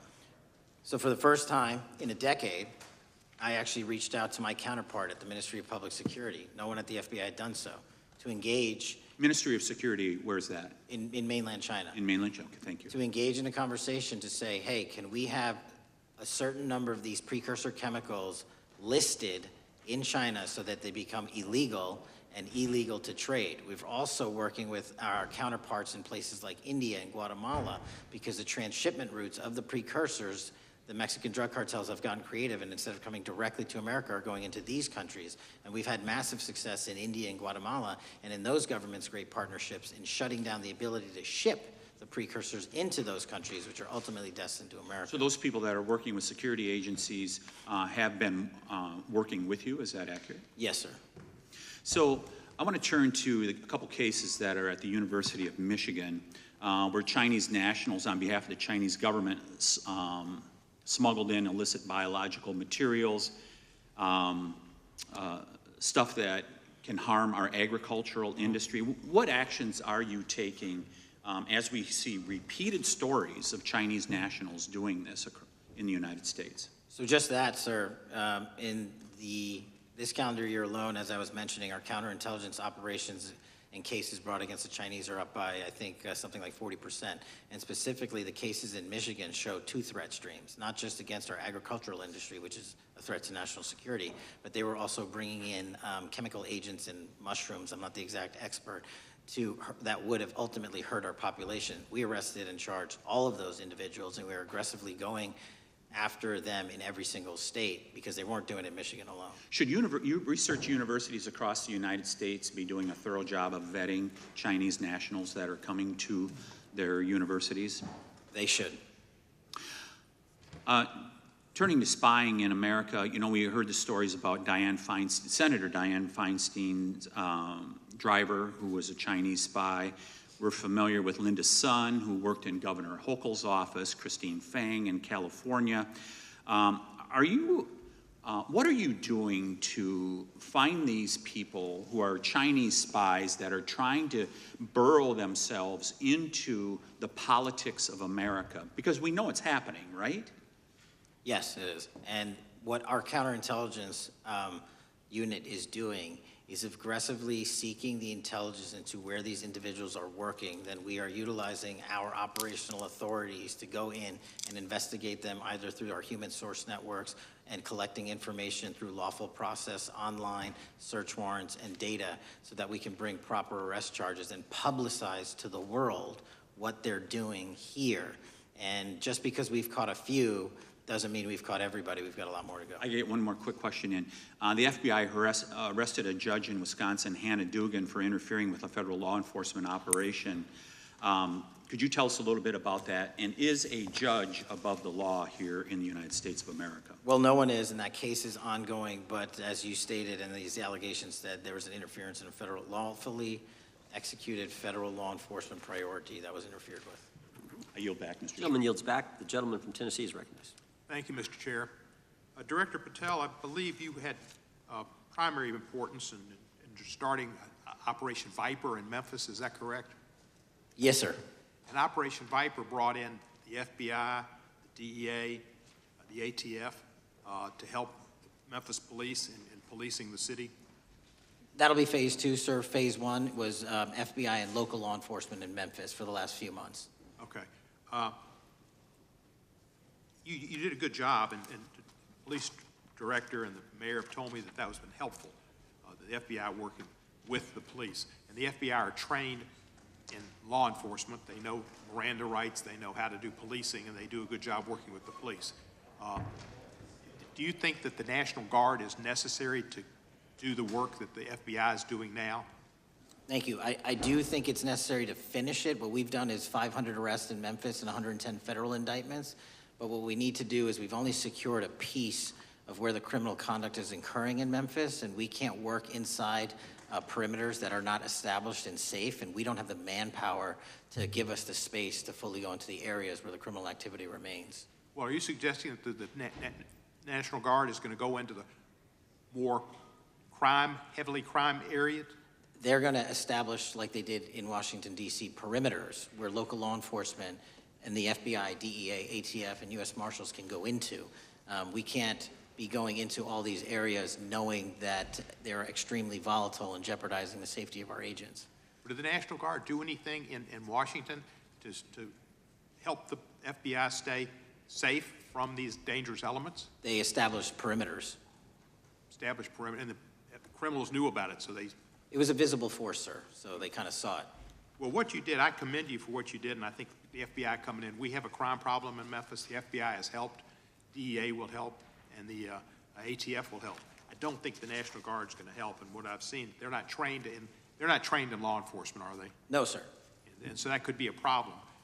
Who will direct the National Guard in Memphis? Will it be, will they have control over your agents? No, sir, they won't. Who will have control over your agents? You? Well, the SAC and then ultimately the chain of command up to Washington, D.C. will control the FBI, but there's a task force that was put together that is going to be led by an interagency. The heads of U.S. Marshals, DEA, and FBI will be working together with DHS collectively on this. Have you visited Memphis before? Yes, sir, I have. So you know how good a city it is. I love Memphis. A lot of us do. And Memphis is a great city, great history, civil rights museum. Might say something about slavery, but that was the history. It needs to be taught. Blues, Elvis. Beale Street. Beale Street, right, barbecue. And people should come. It's not a troubled city. We've got some crime, but it's not a troubled city. We're not troubled, and we love our city, and we hope that the National Guard doesn't come in and cause people to have questions about Memphis because it's a city they should visit. Let me ask you this about, you said that the homicide rates are coming down to an all-time low? In modern recorded U.S. history, yes, When sir. does modern recorded history start? I think the FBI, and I'll get back to you on this, has stats on that going back about 30 years, sir. Okay, I was thinking back to Ozzie and Harriet, and I didn't think you could beat Ozzie and Harriet's time. Secondly, you mentioned the Epstein case. Did any of the women that were victims, and they came up here and had a press conference and all, did any of them contact your office and ask to give information? To my knowledge, no, sir. If they did, let me ask you first, is there a statute of limitations on sex crimes like that, with sex with a minor, rape? The DOJ is the expert, but I do not believe there's a statute on that, limitations on that. So if there's not a statute of limitations, should you not be interviewing those people who know who raped them and the names and the places and give you that information? That seems like that's a treasure trove of information, and it's a serious, serious, serious number of crimes. Sir, I couldn't agree with you more. We've been very public about asking individuals to come forward with new information, and we would run out every single lead on that.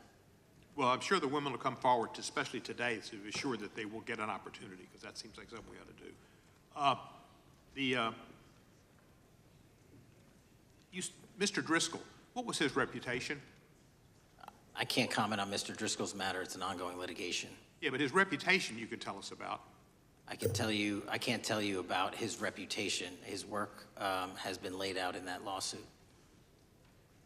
How many of the FBI agents who worked on the January 6th case have been fired? I don't have that number, sir. Do you have a ballpark figure? No, but I can tell you that individuals based on case assignments in the FBI that I have led have not been terminated for case assignments. Thank you, sir. And come back to Memphis, and you work with Kevin Kane in our Tourism Bureau. He's great. Thank you. And thank you for your work in Memphis. Gentleman, yes, back. Mr. Chairman, I have a unanimous consent request. Gentleman's recognized. So I've got 4 documents I'd like to introduce into the record. The first one is Jeffrey Epstein's 6th story played out for years in plain sight. And Acosta is quoted in here saying, "I was told Epstein belonged to intelligence and to leave it alone." The second document is entitled, "What Epstein's Bodyguard Warned About His CIA Connections." The third document is from Fox Digital. It's titled, "Epstein's Private Calendar Reveals Planned Meetings with Obama Admin Official CIA Chief." And the last document is Wall Street Journal article that highlights Ehud Barak's 36 meetings with Jeffrey Epstein. He was the former Prime Minister of Israel and head of military intelligence for Israel. It may have held that title when he met Epstein, and then, yes. Without objection, the gentleman will hold for a second. The gentleman from Maryland is recognized. Thank you, Mr. Chairman. Just one UC request. This is Judge Engelmeyer's decision from August in U.S. versus Epstein, stating the government's 100,000 pages of Epstein files dwarfs the 70-odd pages of Epstein grand jury materials. Without objection, the gentleman from Kentucky is recognized for 5 minutes. Thank you, Mr. Chairman. Director Patel, I watched some of your Senate hearing yesterday when Senator Kennedy asked you, "You've seen most of the files. Who, if anyone, did Epstein traffic these women to besides himself?" You replied, according to the transcript, "There is no credible information that he trafficked them to anyone else." You also said somewhere in the hearing and here today that the problem is that the case files are constrained by limited search warrants from 2006 to 2007, and that the non-prosecution agreement hamstrung future investigations. Those constraints only apply to Southern District of Florida. They do not apply to Southern District of New York, the location of the 2019 sex trafficking indictment, which produced many things, including a series of FD 302 documents. According to victims who cooperated with the FBI in that investigation, these documents in FBI possession, your possession, detail at least 20 men, including Mr. Jess Staley, CEO of Barclays Bank, who Jeffrey Epstein trafficked victims to, victims including minors, such as Virginia Roberts Giuffre, may she rest in peace. That list also includes at least 19 other individuals, one Hollywood producer worth a few $100 million, one royal prince, one high-profile individual in the music industry, one very prominent banker, one high-profile government official, one high-profile former politician, one owner of a car company in Italy, one rock star, one magician, at least 6 billionaires, including a billionaire from Canada. We know these people exist in the FBI files, the files that you control. I don't know exactly who they are, but the FBI does. Have you launched any investigations into any of these people, and have you seen these 302 documents? Sir, I have asked my FBI agents to review the entirety of the Epstein files and bring forth any credible information, and we're working with Congress not only to divulge that information and produce it to you, but any investigations that arise from any credible investigation will be brought. There have been no new materials brought to me launching a new indictment. So is the loophole here, or is it your assertion that these victims aren't credible, that the 302s maybe didn't produce credible statements that rise to a probable cause? It's not my assertion, sir. It's the assertion of 2 different United States attorneys' offices from 3 separate administrations who investigated those same materials in lifetime. Are the 302 documents in the FBI's possession? They reviewed all that, yes, sir. And so have you reviewed those 302 documents where the victims name the people who victimized them? If I personally know, but the FBI has. So how can you sit here and in front of the Senate and say there are no names? I said I named one today. I said we are not in the practice at the Department of Justice FBI of releasing victims' names. That is not what we do. We are also not in the habit of releasing incredible information. That's not what we do. But multiple authorities have looked at the entirety of what we have. Okay, I got to move on here. Were you present when the AG had the White House event when she released the binders to the social media influencers? I was, yes. So if you're willing to meet with social media influencers who stood to benefit from the sensational and sad stories of these victims, will you meet with the victims as well? The FBI will meet with anyone who has new information. Will you personally meet with them? The FBI and the professionals who are handling the cases will. Were you instructed that it was important to release the documents to the Oversight Committee on the day of my introduction of the discharge petition to release these files? I don't know what day that was, so no. Well, they were released that day, and there were victims' names who weren't redacted because they were in such a rush, and the victims are not happy about that. Have you investigated any of the CIA connections? Have you seen the CIA file on Jeffrey Epstein? And if you wanted to see it, would they show it to you? Well, I can speak for the FBI, and that's presuming there's a CIA case file, and I've reviewed everything that the interagency, not I, the FBI, that was provided to us. Would you be willing to look at the CIA file on Jeffrey Epstein? If there is such a file, and if it has not already been turned over to the FBI will look at any new investigative leads. Have you made any progress on the pipe bomb investigation January 6th, and have you made any progress on the motive of the Las Vegas shooter? As to the first, it's an ongoing investigation, and we have made progress. As to the second, sir, I'll have to get back to you.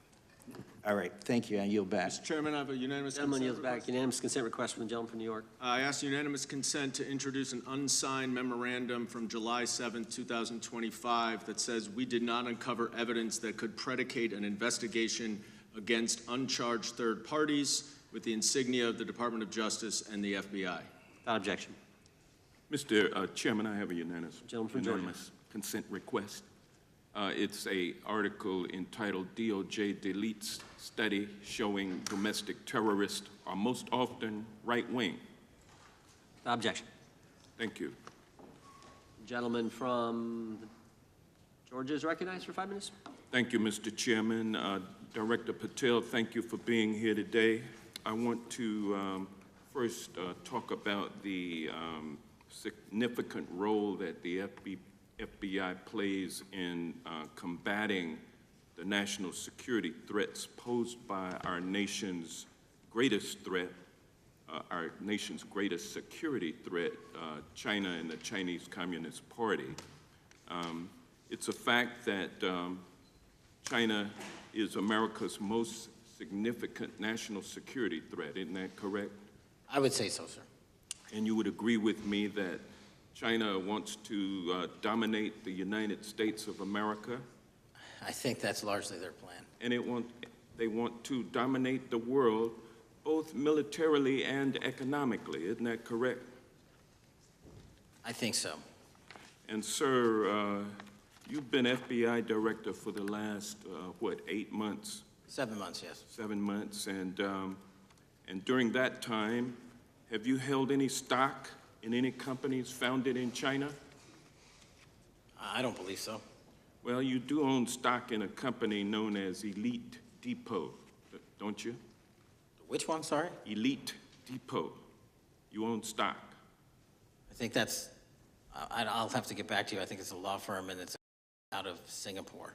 Okay, well, no, the company out of Singapore, which is owned by Elite Depot, is the Shein Company, which was founded in China, correct? That company operates out of Taiwan. Well, they changed their headquarters from China back in 2022 to Singapore for tax purposes, but it's owned by a Chinese billionaire. I think his name is Charlie Kirk. and you own stock in the company that owns Shein. Which I disclosed during my confirmation process. You certainly did. And now, do you still hold that stock in that Chinese company? Pursuant to the Department of Justice, who reviewed my material that was submitted during my confirmation process, I was able to hold certain stocks, and they made the decision. You still hold the stocks that you have? You still hold on to these Chinese stocks, these stocks in this Chinese company? I disagree that it's a Chinese company, but I was in the DOJ, when you're appointed, makes a call on what you can and can't possess. Well, now, let me ask you this. Chinese companies steal trademarks.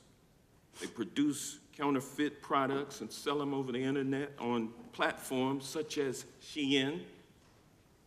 They steal intellectual property.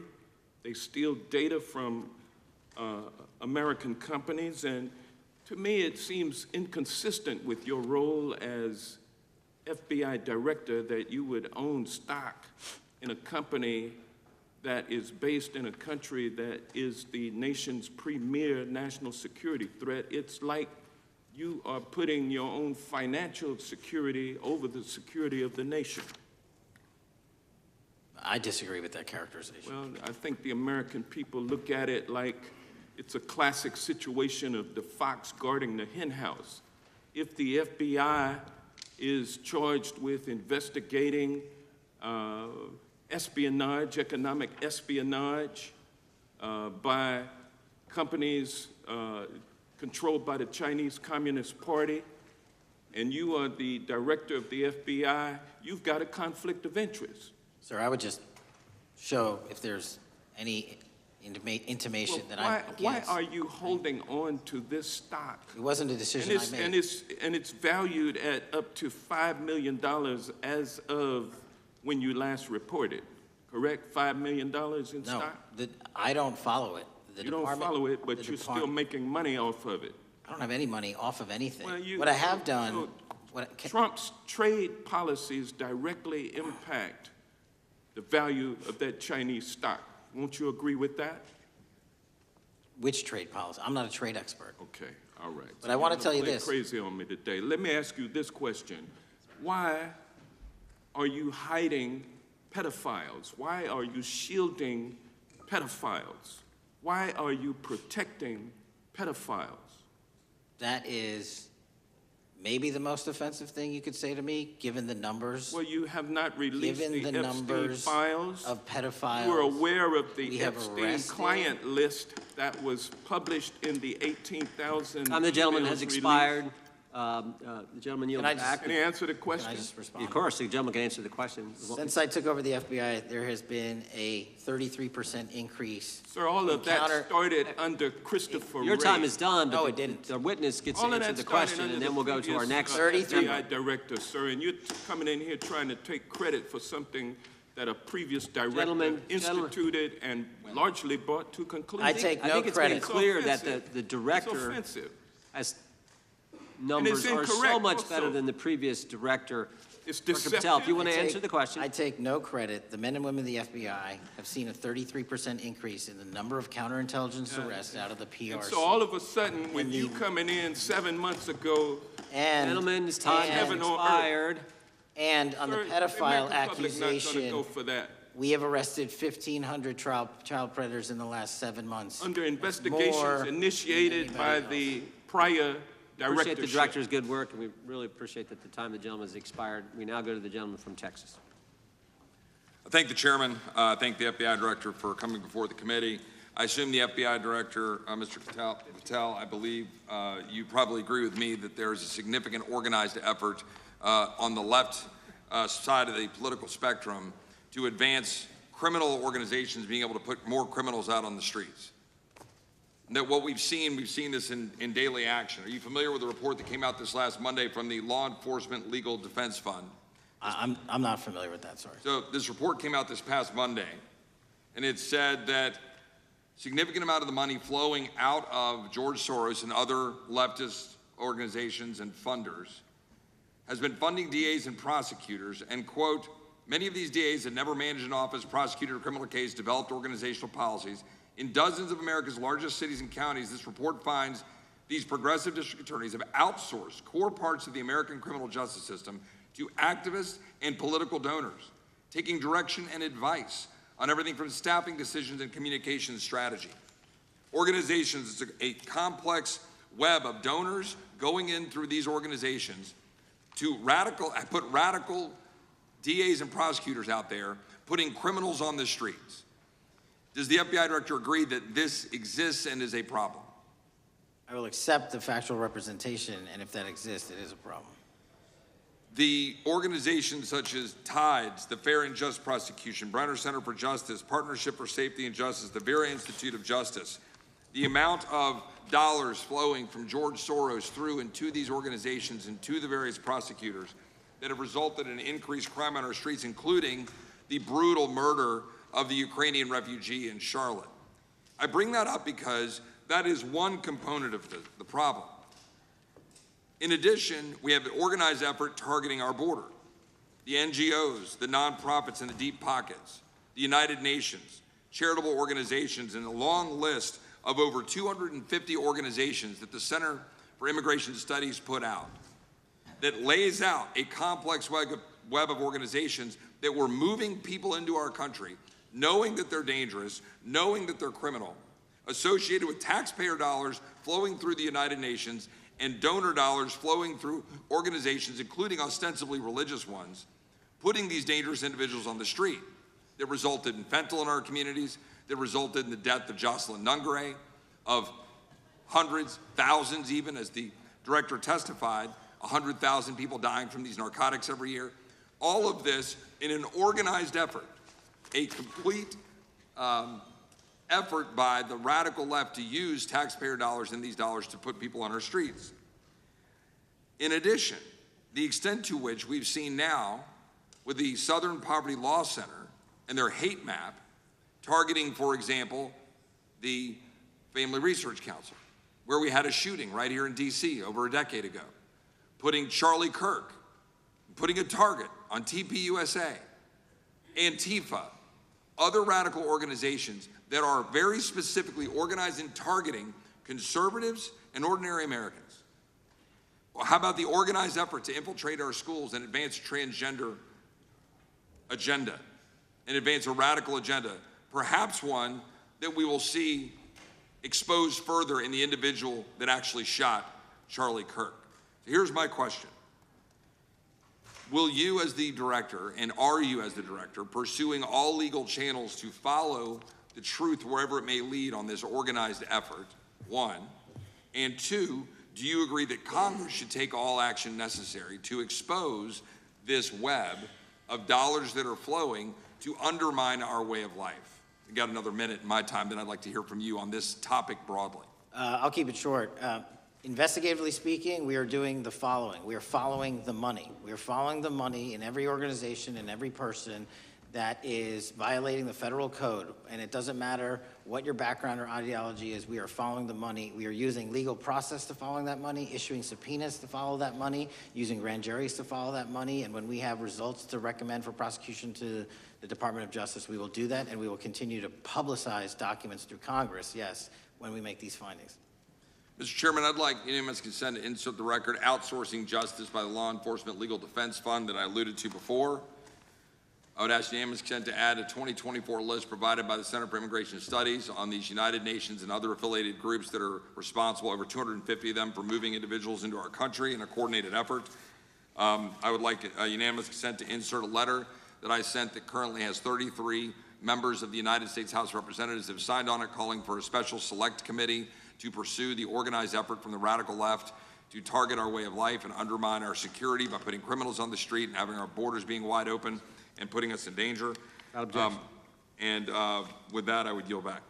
Without objection. Gentleman yields back. Mr. Chairman, I have a couple of unanimous Gentleman's recognized. One is a letter from Senator Tom Cotton, dated last year, urging the U.S. to, quote, ensure that data from U.S. companies is not harvested by the Chinese Communist Party through the purchase of Xi'an software and technology. Without objection. And also a statement by Marco Rubio, then Senator Marco Rubio, which warned our UK allies about, quote, Xi'an's deep ties to the People's Republic of China. Without objection. Also,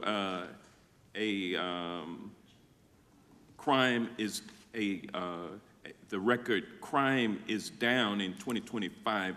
Trump doesn't deserve credit, which demonstrates that the crime rates have been decreasing since 2023, which was published by the Vera Institute.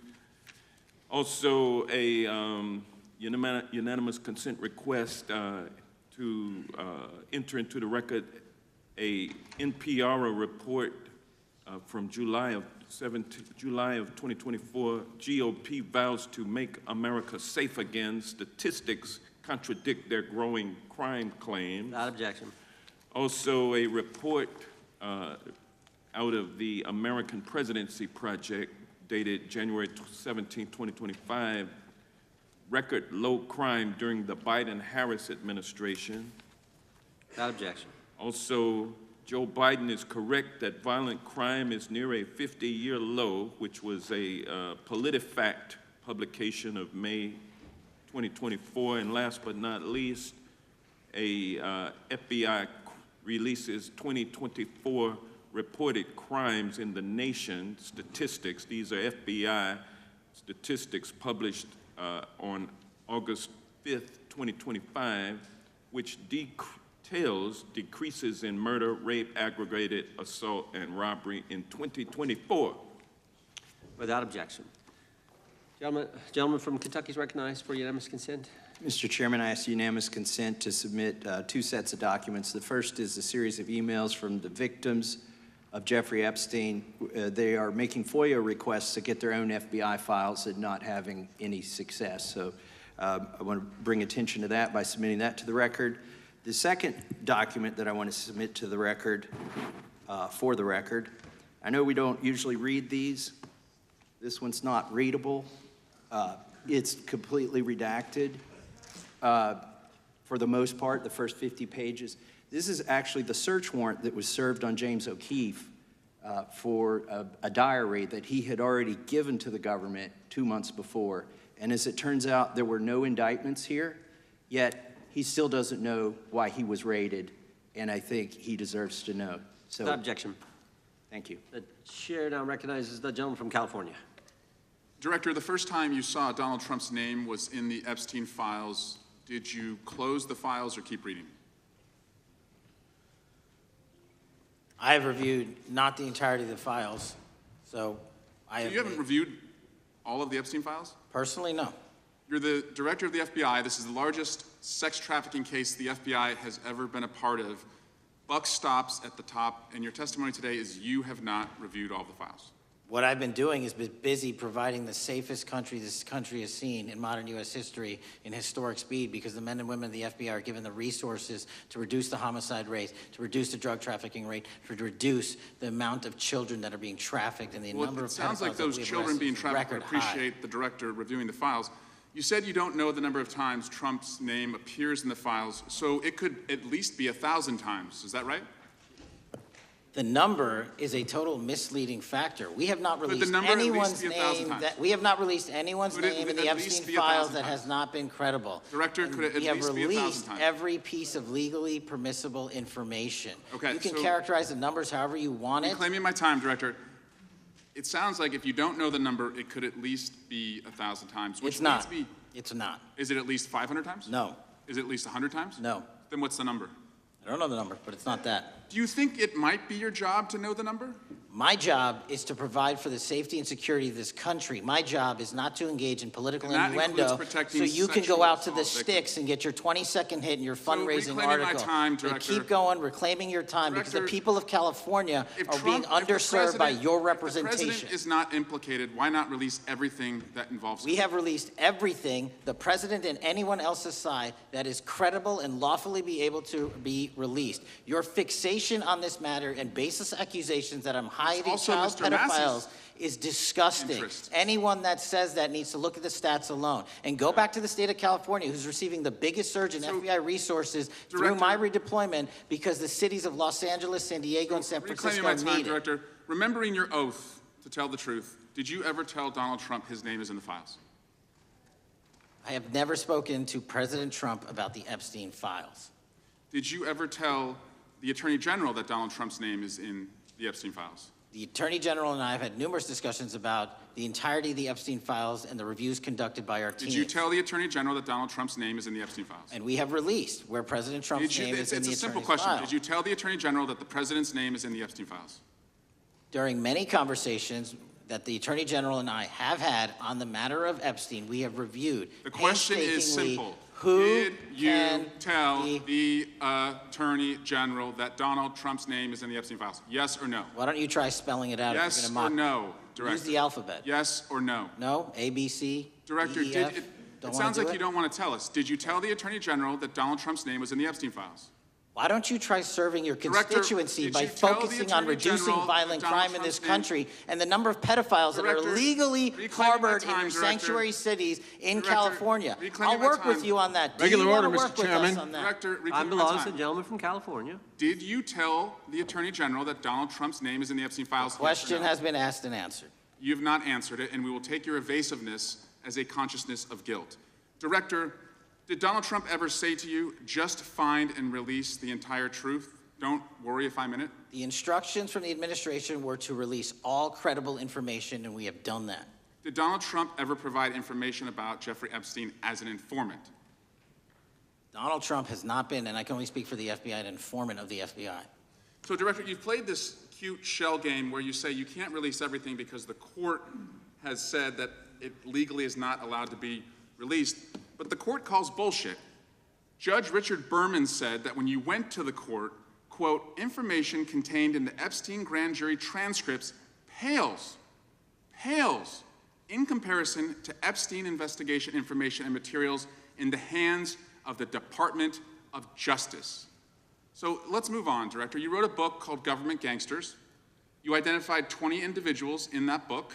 You put me on that list at the top of the list. Thank you. My children find 20 of those individuals have been investigated or have had adverse actions. Director, considering that you have identified these people as, quote, government gangsters, will you recuse yourself from making any investigation decisions about these individuals? Anyone that has been terminated at the FBI has been done so the because question they failed again. to meet the muster in Director, their constitutional I will obligation. work on the audio-visual capabilities. I'm of going to the rooms. I borrow don't your think you can hear me. terminology and call I'm reclaiming bullshit my on your time. entire career in I'm Congress. reclaiming my It time, has been Director. a disgrace to the American Director, people. I'm reclaiming my You time. can reclaim your Will you time all you recuse yourself? want. Mr. Chairman, you're going to allow a witness to speak this way? Mr. Chairman, would you give... recuse yourself, The gentleman has no time to... Mr. Chairman, would you Mr. admonish the Chairman, point of- witness not to insult members? The gentleman has no time. Mr. Chairman, just... committee will remember... Quick point of order. Could the gentleman be extended an additional 20 seconds to complete his thoughts since the witness decided to interrupt him continuously? And the witness will be able to respond if he wants. We'll make sure Thank he has you. time to do that. My question We'll is, continue. will you, Director, recuse yourself, yes or no, from investigating or making decisions about the 60 individuals, including myself, that you identified as government gangsters? Yes or no? Time of the gentleman has expired.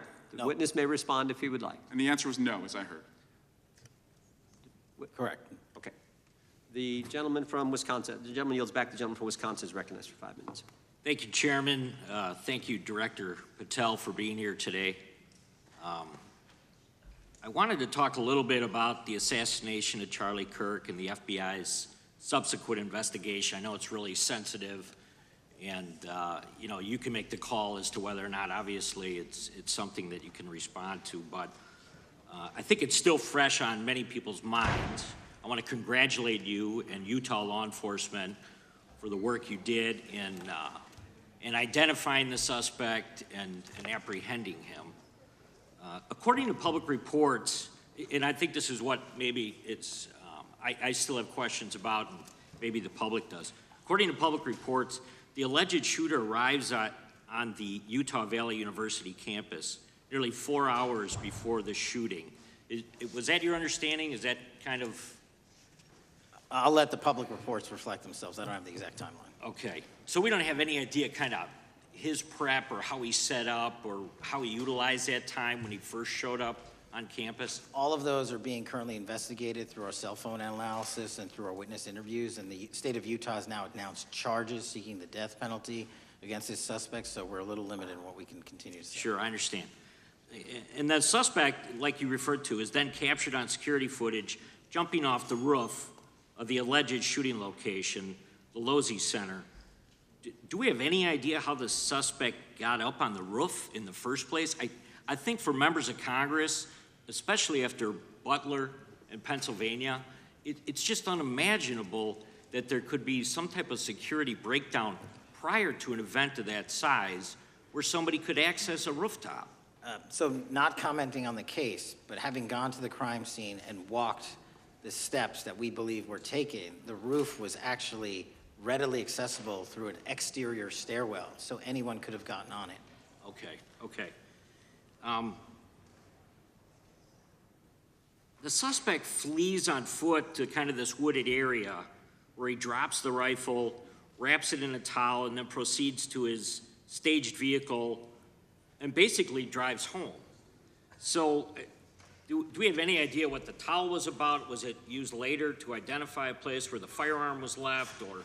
What we can tell you is the towel, there was a screwdriver found on the rooftop, which DNA was collected off of, and the towel was found wrapped around the firearm in question in a wooded area next to the campus. All have been processed for DNA.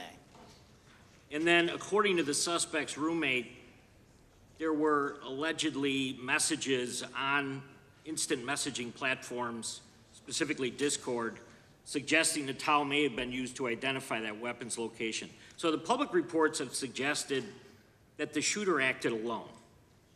Do we still believe that that's true? Do we have any idea as to whether or not those Discord messages led us to believe that the shooter may have had help in any way or assistance?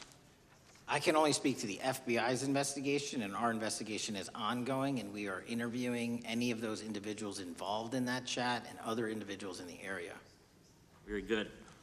And so my suggestion, if there are accomplices, I'm sure this is something that the FBI is going to continue to investigate fully and thoroughly into the future. Yes, sir.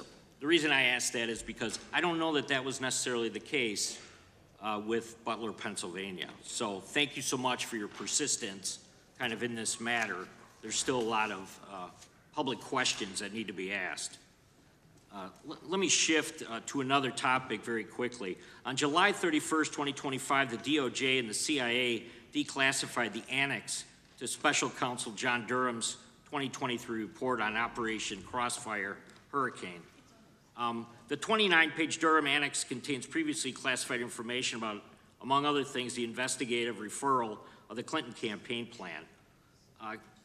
Why would somebody place documents in a burn bag related to this case? That case is very much ongoing, so I can't comment on the stylization of the evidence we're collecting. Can you comment at all on the Durham Annex as I described it? The Durham Annex, which has been publicly released thanks to the FBI's commitment to transparency, is one of the documents that's being utilized. And in general terms, speaking for a burn bag, sir, a burn bag is what you use to put classified documents into generally, because that is literally how you destroy them. So it appears that efforts were made by the Clinton campaign to reach out to the FBI agents or the Clinton sympathizers in the intelligence community in order to lead more credibility to the Clinton campaign plan. Do you think that's an accurate characterization? Again, I'm not going to characterize that material because it's part of an ongoing investigation. Thanks for being here today. I yield back. Gentleman yields back. Gentleman from California is recognized. Thank you, Director Patel, for being here today. The FBI searched Jeffrey Epstein's Manhattan residence, correct? I believe that happened in 2018. I think there was 2 locations, sir. It's 2019, and in that residence, the FBI found a safe, correct? I don't have the catalog of evidence in front of me. In that residence, the FBI found a safe, correct? I'll accept your representation. Okay. And in that safe, the FBI found topless and lewd photographs of girls, correct? Again, sir, I'll accept your representation. I don't know. Thank you. It was All over the media at the time, there's a New York Times article that says Jeffrey Epstein is indicted on sex charges as discovery of nude photos is disclosed, dated July 8th, 2019. And the Times reports a trove of lewd photographs of girls was discovered in a safe inside financier Jeffrey Epstein's Manhattan mansion. Author Michael Wolff has conducted numerous interviews of Jeffrey Epstein. I'm going to play for you a video clip of what Michael Wolff said Epstein told him was in the safe and what he showed the author was in this safe. So let's please play that clip now. Elected. And I was sitting talking to Epstein, and he said, "Wait a minute, I got to show you something." And then he went into his safe, and he came out with photographs. They were Polaroids, I think, and he kind of spread them out like playing cards, and it was Trump. I mean, I think there were a dozen of them, and it was Trump with girls of an uncertain age at Epstein's Palm Beach house, where all of the things that he would ultimately be accused of took place. And I remember very vividly 3 of them. There are 2 in which Trump is, the girls, topless girls, are sitting on Trump's lap. And then a 3rd in which he has a stain on the front of his pants. And the girls are kind of pointing at it, sort of bent over, laughing. So Director Patel, I'm going to ask you a very broad and general question. As you know, Donald Trump and Jeffrey Epstein were friends. There are, of course, photos showing Donald Trump together with Epstein, correct? I don't have the entirety of the photographs, but I think they've been photographed in public together. All right. Are there any photos showing Donald Trump with girls of an uncertain age? No. How do you know that? Because that information would have been brought to light by multiple administrations and FBI investigators over the course of the last 20 years. Well, you know what? That's just not true, because no one knew about the creepy birthday message that Donald Trump wrote to Jeffrey Epstein until the Wall Street Journal disclosed it, and then all of a sudden, the Epstein estate provides it to Congress. Well, so certainly, you weren't there at the search. You don't know what Epstein may or may not have done with those photographs even prior to the search. Maybe someone has it. Maybe the Epstein estate has it. You raise a great point. So I'm going to ask you, have you asked to talk to Michael Wolff? You raise a great point. I haven't personally asked to talk to Michael Wolff. Has the FBI asked? But the FBI, I'll get back to you if the FBI specifically So Michael Wolff has has ever. about 100 hours of testimony of Jeffrey Epstein. Wouldn't it be good for the FBI to interview Michael Wolff? I'm not saying they haven't, I just don't know. Has FBI subpoenaed the tapes that Michael Wolff has conducted of Jeffrey Epstein? I don't know. All right, so if you could provide us an answer, that would be terrific. Sure. Well, let me ask you this question then. Have you looked at all the photos in Epstein files? I have looked at all the information that the investigators who investigated this case have provided to run out credible leads. And in the Epstein file, was there that creepy birthday message that Donald Trump had written to Epstein? No, that's what I was trying to tell you. You raise a great point. The estate of Jeffrey Epstein has a voluminous amount of information that they have not released before. Okay, so that's great. So wouldn't it be great if FBI subpoenaed the estate of Jeffrey Epstein for all that information? The estate is under no obligation to provide that material, even pursuant to a subpoena. That's a great point. Yeah, that's just false. Okay. That's just false. You're the frickin' FBI. You can subpoena the information from the estate, and you better do that. That's literally not how it works. I'm going to move on now and talk about Epstein's client list. You confirmed that it exists. Attorney General Pam Bondi confirmed earlier this year that it exists. So I just want to ask you a simple question. Is Prince Andrew on Epstein's client list? The material related to Prince Andrew has been made public. Is Prince Andrew on the client list? We have released the index of names that were in Jeffrey Epstein's. Is Donald Trump on Epstein's client list? The index has been released, and the index will speak for itself. So I'm just going to say, America, there's a huge red flag. The FBI director could not answer whether Donald Trump was on Epstein's Gentleman's time has expired. I now recognizes the gentleman from Virginia.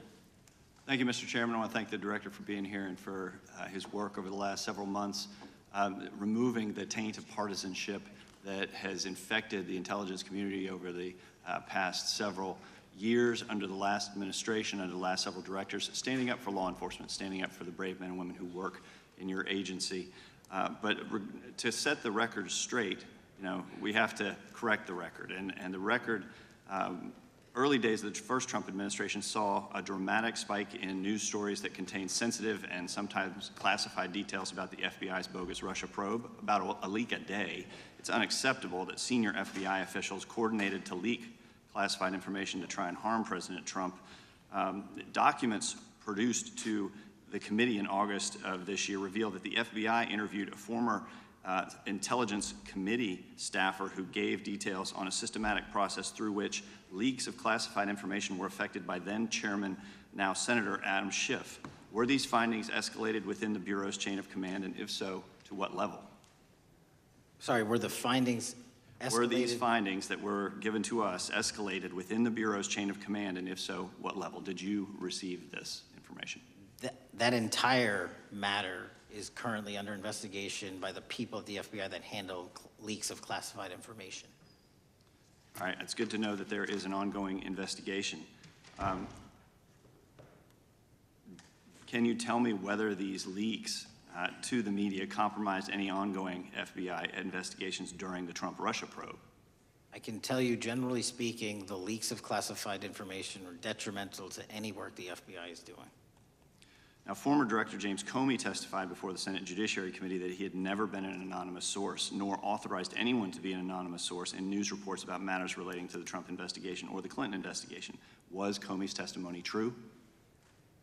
In reference to Director Comey, I'm very limited in what I can say because of what the current status of those matters are with the FBI and the Department of Justice. When I am able to make those public, I will. Can you tell me if there's an ongoing investigation there? Again, without identifying any individuals related to the information you're generally speaking about, there is an ongoing matter that has been under review by the Department and the FBI for some time. Because we know that the documents that we received last month revealed that former Director Comey used Columbia University law professor as a conduit to leak stories to the media that contained classified information. Let me move on to the way that the FISA process was weaponized by past directors. Prior to your confirmation, you raised concerns about government misuse of FISA, including Section 702, stating that FISA was in need of major reform. Specifically, you highlighted that the Fisk report that the FBI had conducted 278,000 improper searches of the FISA database. Do you remain concerned about governmental abuse of FISA in Section 702? I'm always concerned, but what we've done since I became FBI director is implement new audit systems. We are nearing 100% review of the 702 query system that you are specifically referring to, and we've also eliminated anyone that has ever touched that database that has in any way made a mistake, whether intentional or not, and we have also identified a system in which those going forward who misuse the 702 system, they don't get 2 strikes. They get 1 and you're done. Okay, I'm glad you mentioned you're continuing to audit because, as you know, in May, the New York Times reported you closed the FBI's Office of Internal Auditing. Can you explain why you decided to close this office? Yeah, because under the new restructuring of the FBI, to save resources, there were 2 different places doing the exact same thing. We have a specific division dedicated to audits. I didn't need another audit system doing the audits again. And so we folded some of those folks with their expertise into our specific division and then took the rest of those folks and are moving them out across the country. Under previous FBI leadership, FBI agents were found to have lied to the Fisk. There have been hundreds of thousands of violations of the querying standards. In light of past violations, what action is the FBI taking to ensure that similar abuses do not occur in the future? Exactly what I've outlined. You cannot have access to the 702 query system if you improperly queried that system at all at any time in your career. Okay, at a Senate hearing 2 years ago, your predecessor, Director Wray, testified FBI had previously purchased U.S. phone geolocation data for a specific national security pilot project and further stated that the project had not been active for some time and that the FBI relies on court-authorized process to obtain location data from companies. Does the FBI purchase location data or any other data of Americans from data brokers? I don't believe so, but I'll get back to you. Thank you, that'd be important. I appreciate that. I yield back. Gentleman yields back. Gentleman from Washington's recognized. Thank you, Mr. Chairman. Mr. Patel, before you joined the FBI, you had very strong opinions about what the FBI was hiding regarding Jeffrey Epstein. In a September 2023 interview with Glenn Beck, you said, the Black Book is under the, quote, direct control of the director of the FBI. In December 2023, you said, let us know who the pedophiles are. Even for a short time after becoming FBI director, in February of 2025, you tweeted, quote, there will be no cover-ups, no missing documents, no stone left unturned. In June, you told Joe Rogan, quote, we've reviewed all the information, we're gonna give you every single thing we have and can.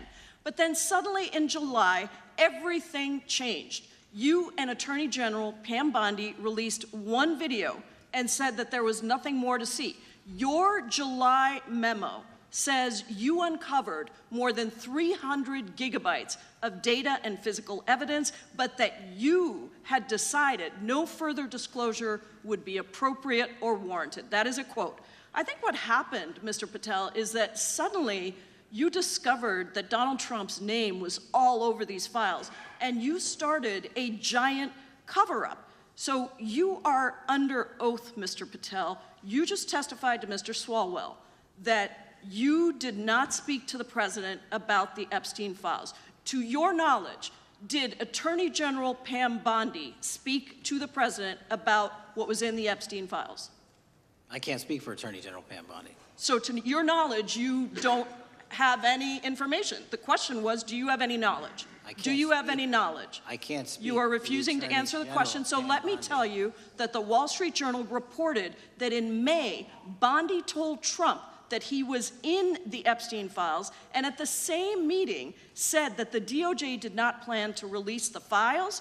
Yesterday, you testified to Senator Kennedy that there was, quote, no credible information that Epstein trafficked girls to anyone else, and that you have, quote, continuously and publicly asked the public to come forward with more information, and we'll look into it. Today, in response to Mr. Massey's question, you appeared to say that the survivors were not credible.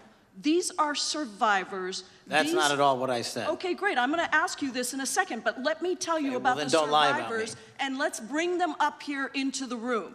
These are women who came to the Hill and testified that they were groomed and raped at the age of 14 and 16 years old, and they called to meet with the president and to meet with the FBI and to have people investigate their claims. Some of them have never testified before. If you are so interested in getting the public to submit any information, why have you not met with them? You said you haven't met with them. Have you met with them? I'll give you one more chance. My job as the FBI director is to Is invite the all answer yes or investigative no leads. to whether or not you met with these women who were sexually abused and raped? Any insinuation by you or any What people is on the your an- side that I am not manhunting child predators and sex traffickers, just look at the Mr. stats. Patel, And you talk Mr. about Chairman, cover-ups, man. Mr. Chairman, you this talk is about my time, cover-ups. and I will take as much time as I Where were want. you during the Instruct Obama the and Biden witness, Mr. administrations Chairman. when these so-called Instruct the cover-ups were witness. going on? Mr. Why didn't Chairman. anyone in those administrations talk to any of these Mr. purported Chairman. witnesses? Let's I get have some regular welcomed order, Mr. every Chairman. single person to provide credible information. Time belongs to the gentlelady from Washington. And I'm but gonna when you- take When another you couple accuse of the minutes. witness of something, he's allowed to respond. That's how it works. You say Listen, he something, didn't say even, the- excuse me, Mr. Mr. Chairman, Chairman, you have point always of been order. fair, but this And is I'm not being fair. fair, and you will get No, your- this you will is get my your time. time, and he We will give the said gentlelady that the a few witnesses additional were not credible. seconds of time. I'm gonna get an additional minute of time, because No, that's you'll how get much what, time you he won't get a took. minute, you'll get some seconds, what we think is under 5 minutes. You don't get to demand how Mr. much time you Patel. get. That's not how it works. Mr. Patel, are the victims of the Jeffrey Epstein horrific trafficking ring, are they credible? Any person with information about ongoing I sexual didn't, trafficking. I'm asking you if they're credible. Ma'am, I'm Are commenting they on the credible? evidence we have. But And we have routinely asked for people to come forward with more evidence, and we will look at it. And the evidence that we have was the same evidence that the Biden and Patel. Obama Justice Departments Mr. had. Patel, And they this is determined, new. not me, they determined that that Chairman, information was not Mr. credible. Chairman, he's not letting me even ask my questions. You This is ask the ridiculous. questions, he gives an answer. You may not like what he says, No, but that I'm doesn't mean you get to asking, interrupt he's not answering him. my question. Mr. Chairman, could we restore the gentlelady 45 seconds so she We can will give complete her her question? additional 30 seconds, which is what I said I'm earlier. going to keep taking my time, No, because you'll here's take the time thing. that you get. You get are 30 not seconds. answering the question. The question I is, have, you just don't like the these answer. women, are these women credible? It's a yes or no answer. I have answered the question. Well, and I what is keep the telling answer? you, I'm the only FBI director that has welcomed new information in this case. This You're administration is the only one that has welcomed any new information in this Is there case. a yes or no to whether Present the new credible victims are information. credible? Present new Are information. the victims credible or not? I'll tell you what happened in the last Trump Are they administration. credible or not? You can't Victims even say. credibly came forward, and you know what happened? President Trump authorized the indictments of President Jeffrey Trump Epstein, called not them a Biden, hoax. not Obama, President Trump no one called else. the entire thing a Democratic hoax. So I would like to ask The you, gentlelady's if time has you expired. will I gave her meet- the additional if 45 you- seconds she if you requested. will The meet- gentlelady yields back. The gentleman from Mr. New Chairman, Jersey is I would like recognized to for his ask if 5 you would minutes. meet with the women who were sexually Time does not belong. abused and raped and groomed Time does at not the belong ages to the of gentlelady from 14 Washington. and The time now 16 years belongs. old. Are The you time- going to cover up? No, I'm Are not you gonna- going to I'm continue gonna to recognize cover the up gentleman for from the New rich Jersey for and his 5 powerful minutes. men, including those that might be on this committee? I can yell Or too, are Mr. you Chairman, going but I don't want to to yell allow above them this. to The time belongs testify? to the gentleman from New Jersey. I Are you appreciate going the to allow gentlelady them to yielding testify, back. Mr. Patel? Go ahead. Will you allow them to testify to you, Mr. Patel? Mr. Patel, thank you for being here. I know it's been an interesting and difficult 2 days. And I wasn't going to talk about the Epstein thing because there's a lot of other issues that affect the FBI, but I have to say a few words.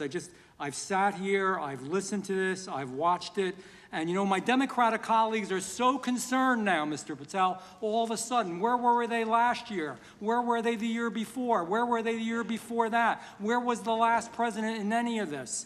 All I know, the only thing I see is a single letter from the ranking member that was sent in 2019 that he didn't like the plea deal, and some people signed on to that. Most of the truth, the real truth, let's be honest, let's be intellectually honest. The real truth is we didn't hear from them at all, anybody of them. Hardly any of them ever mentioned it. Some of them didn't mention it at all until the beginning of this year. Earlier in the year it started. Not one Democrat asked Director Wray. We all remember Director Wray was here. Not once, not twice, multiple times. Nobody asked Director Wray about Epstein before this committee. Nobody was that concerned. Where was the concern for the victims then? Where was the moral righteousness then? Where was the outrage then? Where was the sense of duty then? Where was the desire for accountability then? Where was the urgency for justice then?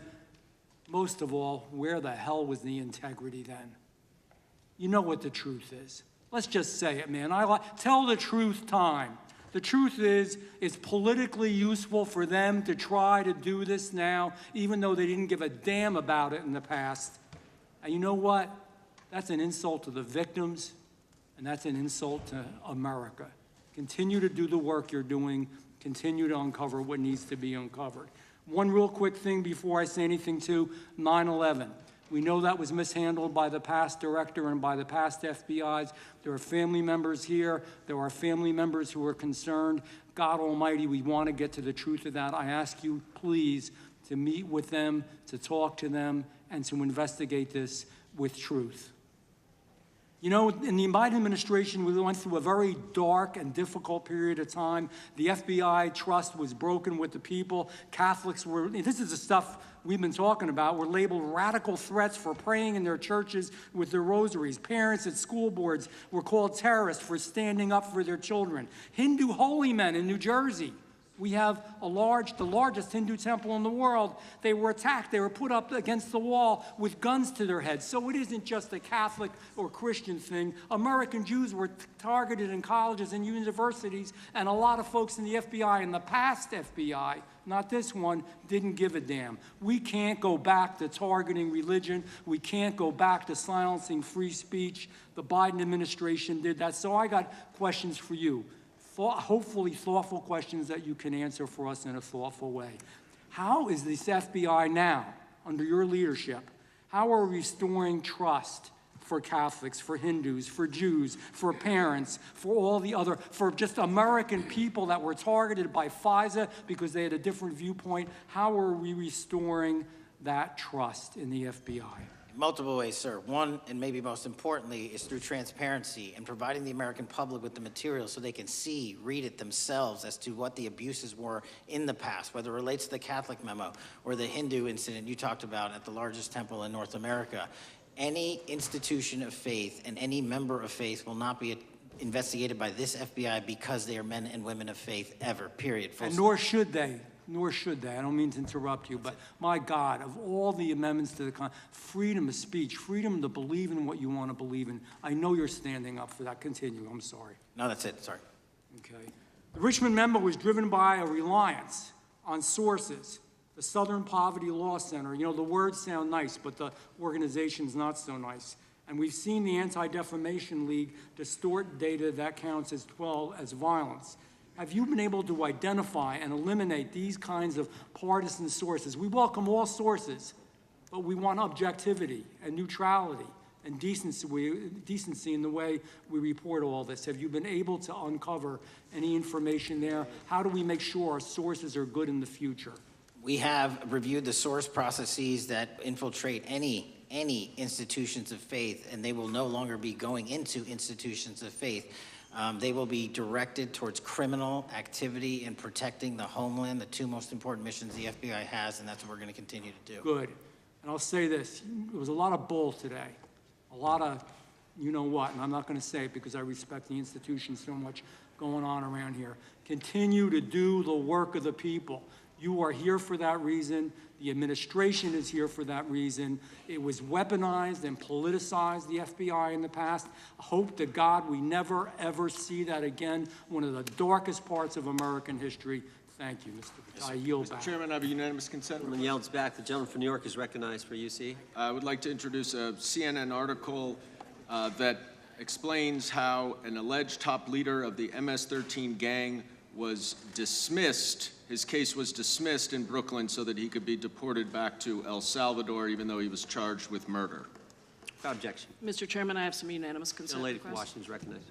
I ask unanimous consent to enter into the record an article titled "Justice Department Told Trump in May that his name is among many in the Epstein files." Without objection. I have another one that is a July 2025 article by the New York Times entitled "How a Frantic Scouring of the Epstein Files Consumed the Justice Department," stating that DOJ and FBI employees reviewing the Epstein files were instructed to flag any mentions of Trump and other celebrities. Without objection. And I have another unanimous consent request to enter into the record an August 2025 article by The Guardian entitled "Ghislaine Maxwell Hinted at Epstein's Ties to Trump Officials. Why wasn't she pressed for names?" stating that Maxwell told Deputy U.S. Attorney Todd Blanche that some of the, quote, cast of characters around Epstein are in Trump's cabinet. Without objection. Chair now recognizes the gentlelady from Pennsylvania. Thank you, Mr. Chairman, and thank you, Mr. Patel, for coming before us to testify today. I am concerned by your repeated claims that you're not able to disclose anything further about the Epstein investigation and files, and that there's no evidence of a broader conspiracy or other people who should be charged, because the American people aren't buying that you've been transparent or that there's nothing further to be seen. In your exchange with my colleague, Mr. Roy, you reiterated something that I heard you say yesterday in your Senate testimony, and that is, under your direction, the FBI will always follow the money. Is that right? The money, did you say? Yes. Yes, you said you'll follow the money. That's great. And just now you said you welcome the opportunity to investigate new evidence. So there has been significant recent reporting just in the last couple of weeks that after Jeffrey Epstein was arrested, 4 major banks flagged more than $1.5 billion in suspicious transactions connected to him that suggested a massive conspiracy related to his child sex trafficking activities. Director Patel, has the FBI reviewed the $1.5 billion in suspicious bank transactions flagged to the government relating to Epstein and his co-conspirators? I know the FBI has reviewed numerous SARs. I don't know the totality of that number. Okay, can you provide us with that number? I'll get back to you. Okay. And have you initiated any new investigation of those bank transactions since, say, September 8th, when the new reporting came out? I'll check with the Treasury Department because they're the lead on that. Okay, so Director Patel, how many individuals or entities has the FBI interviewed, subpoenaed, or compelled to testify? Can you give us those numbers with respect to these bank transactions? Not off the top of my head. I'll have to work with Treasury. Okay. We're concerned, you see, because you say you're going after child predators, but We are. obviously this is how you follow the money, is if you follow the bank transactions that apparently enabled the child sex trafficking. Would you agree? It's one of the valuable investigative tools is to follow the money. Okay. Have Jeffrey Epstein's victims have asked us to ask you whether or not you've investigated Epstein's lawyers, the lawyers who facilitated those payments. Have you subpoenaed or questioned any of those lawyers? So in 2018 and 19, what I recollect is many, if not every one of those lawyers was part of the investigation. But you weren't there at that time, right? I wasn't there. Okay. So can you get us the names and the numbers of who was investigated then with respect to those lawyers? As long as I'm allowed to release it, absolutely. Okay. Well, if we provide you with subpoenas, I assume you can release it. Is that right? We have a current subpoena, and we're working with Congress to provide it.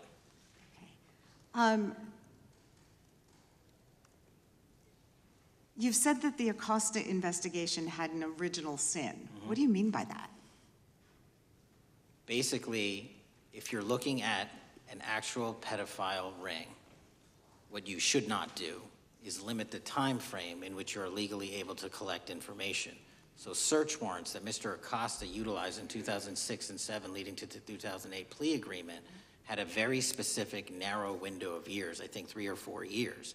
And so information pursuant to legal process wasn't collected for 10 years or 15 years or 20 years. It also, subpoenas were not sent out to hundreds of witnesses at the time, hundreds of victims at the time. None of that was done. None of these people were put in grand juries.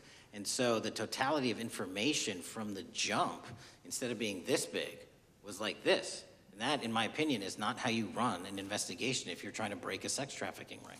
So you're now in charge of the FBI. Why haven't you done that investigation?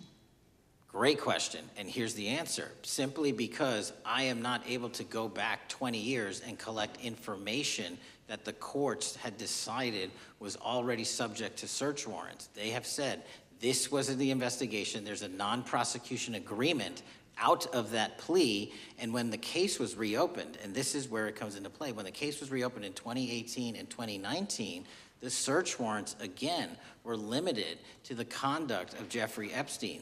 Now, whether that's right or wrong, that's a different discussion, but I'm telling you that's the information well, we I think that reviewed. is a different discussion, and I think the discussion we'd like to have today is why you aren't following the money with respect to the broader conspiracy that it has been reported in the New York Times and elsewhere, and that if you really want to attack the issue, if you wanted to attack the issue, if you wanted to get to the bottom of it, if you wanted to disclose what really was involved in the Epstein files, the Epstein cover-up, that you would be taking very different actions that you are today.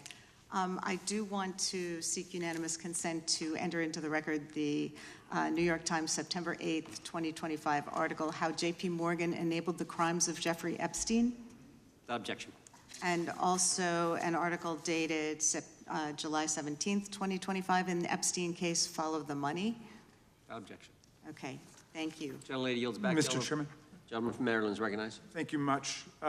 Pursuant to Clause 2K6 of Rule 11, I move that the committee subpoena the CEOs of 4 banks, J.P. Morgan, that's Jamie Dimon, Bank of New York Mellon, Robin Vince, Bank of America, Brian Moynihan, and Deutsche Bank, Christian Sowing, in order to get the suspicious transaction reports. These 4 banks have flagged to the government $1.5 billion in suspicious transactions related to the sex trafficking crimes and conspiracy of Epstein, Maxwell, and all of their collaborators. And as you know, Mr. Chairman, we got the SARS reports for Hunter Biden totaling around $20 million.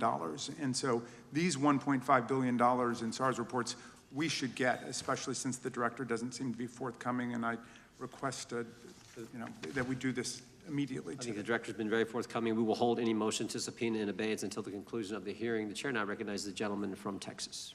Thank you, Mr. Chairman. Thank you, Director Patel, for being here. It is quite clear that certain members of this committee, they want their 15 seconds on TV, stamping and coming. Maybe it's for fundraising, maybe they're struggling in their district, they need a little bump, but they turn a committee into a clown show, and that's what we're seeing. You're being unjustly attacked today. I watched the Senate hearings yesterday. You were attacked there. We know there's an agenda. There's always an agenda. It's the same characters with the same personalities, the same objective, and that is destroy the mega movement. You're being attacked, Director, is because you're effective. You highlighted what you've been doing in D.C. with the president in reducing violent crime. You're very effective. Another individual that was very effective with meaningful debate and dialogue was Charlie Kirk. And they killed him for it. Charlie Kirk was a man of faith.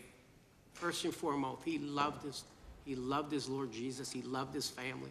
Beautiful wife, beautiful children. Just a remarkable, honorable man that was silenced with this assassin's bullet. I would say if Charlie Kirk lived in the biblical times, he'd have been the 13th disciple. He'd have been the 13th disciple. We have a new committee, if you're not aware, a new select committee regarding January 6th. I'm honored to be on that committee. I'm looking forward to working with other members to expose truth, questioning federal agencies that were involved on January 6th, like the FBI, played a role, but we don't really know, Director, to what extent. We don't know. The January 6th sham committee was not formed by Nancy Pelosi to seek truth. It was nothing about getting to the truth about January 6th. Their sole mission was to damage Donald J. Trump and end his political career. And everybody knows it. That's what the purpose was. You know what's nice, so I kind of get to ask the question, though, how did that work out for you? Donald J. Trump is back in the White House, and America loves him. I spent 30 years in law enforcement, retired sheriff from a large county in the great state of Texas. I have seen, Director, I have seen more enthusiasm and support for law enforcement today because of what you and Donald Trump have done over the last 8 months to protect the American people. The American people couldn't count on their government to protect them. Crime is rampant, and now we have a president and an administration that puts the American people and their safety first. It's interesting, a few minutes ago, a classmate reached out to me and sent me I told him, I said, yes, we got Director Patel in front of our committee today. And Andy Kane wanted me to tell you, he said, quote, tell him we love him. Tell him we love him and all the brave warriors exposing the deep state. Kash, you're a great American, sir. You're a great American. Your work as the director of the FBI is commendable. It's commendable. And I want to thank you, sir. Thank you for your service. Keep up the good fight, brother. Don't let him tear you down. Keep up that good fight. You have it in you. With that, sir, I yield back. Gentleman, yield to me.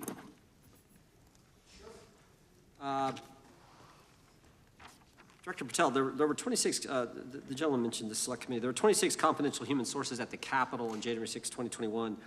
4 entered the Capitol and thereby broke the law. Do you know if those individuals were being paid by the Ray FBI? So we've provided 600 pages of documents to this committee alone regarding January 6th. That's 600 pages more than any of my predecessors. Yep. Generally speaking, confidential human sources are always paid by the FBI. That's how it works. I can't speak to the specifics on each one and how much they make. And we appreciate it. We've reviewed some of that material, and you've given us a lot of material that we didn't get from Director Ray. That specific question, I think, is important to the American people. Were people who were confidential human sources of the FBI who broke the law, one was recommended for prosecution, my understanding is, by the information we've received from you. Were they actually paid by the very taxpayers who may have got charged with the same offense? I think that's important for us to understand. I'll get back to you on that. Thank you. Chair now recognizes the gentleman from California. Thank you, Mr. Chair. Welcome, Director Patel. I want to focus a little bit on domestic terrorism. We have a graph here, data up to 2021, but as you can tell, domestic terrorism is on the rise. Nation, our citizens under threat. We saw the assassination of Charlie Kirk, 2 assassination attempts on the president, school shooting, Minnesota last month, and closer to home, just a couple of days ago, Huntington Beach, peaceful vigil for Charlie Kirk, infiltrated by neo-Nazis who essentially made the local individuals attending that event fear for their safety. All of us know that a lot of these domestic attacks are by lone wolves, but yet they do leave clues, social media or elsewhere. Director Patel, you're it. You're the thin blue line. The FBI, your job to protect our citizens back home from those that would harm us. You have to find the needle in the haystack. Takes a lot of work, a lot of resources. Talking to my local sheriff this morning, who said they're concerned. Federal cuts to local grants that help them do the job. Then, of course, let's not forget about other threats that are coming before us, like high-tech fraud. Local senior recently was talking to me about a text she had gotten, a demand by the IRS to send a payment immediately, or the IRS agents were on their way to arrest this individual. Pretty gutsy stuff by folks probably from Europe, North Korea, Russia, China, people, okay, going after those precious savings our senior citizens rely on. Yet the president's proposing a budget cut of $500 million or more to your organization, the FBI. You've said that that'll essentially equate to about 1,300 less jobs at the FBI.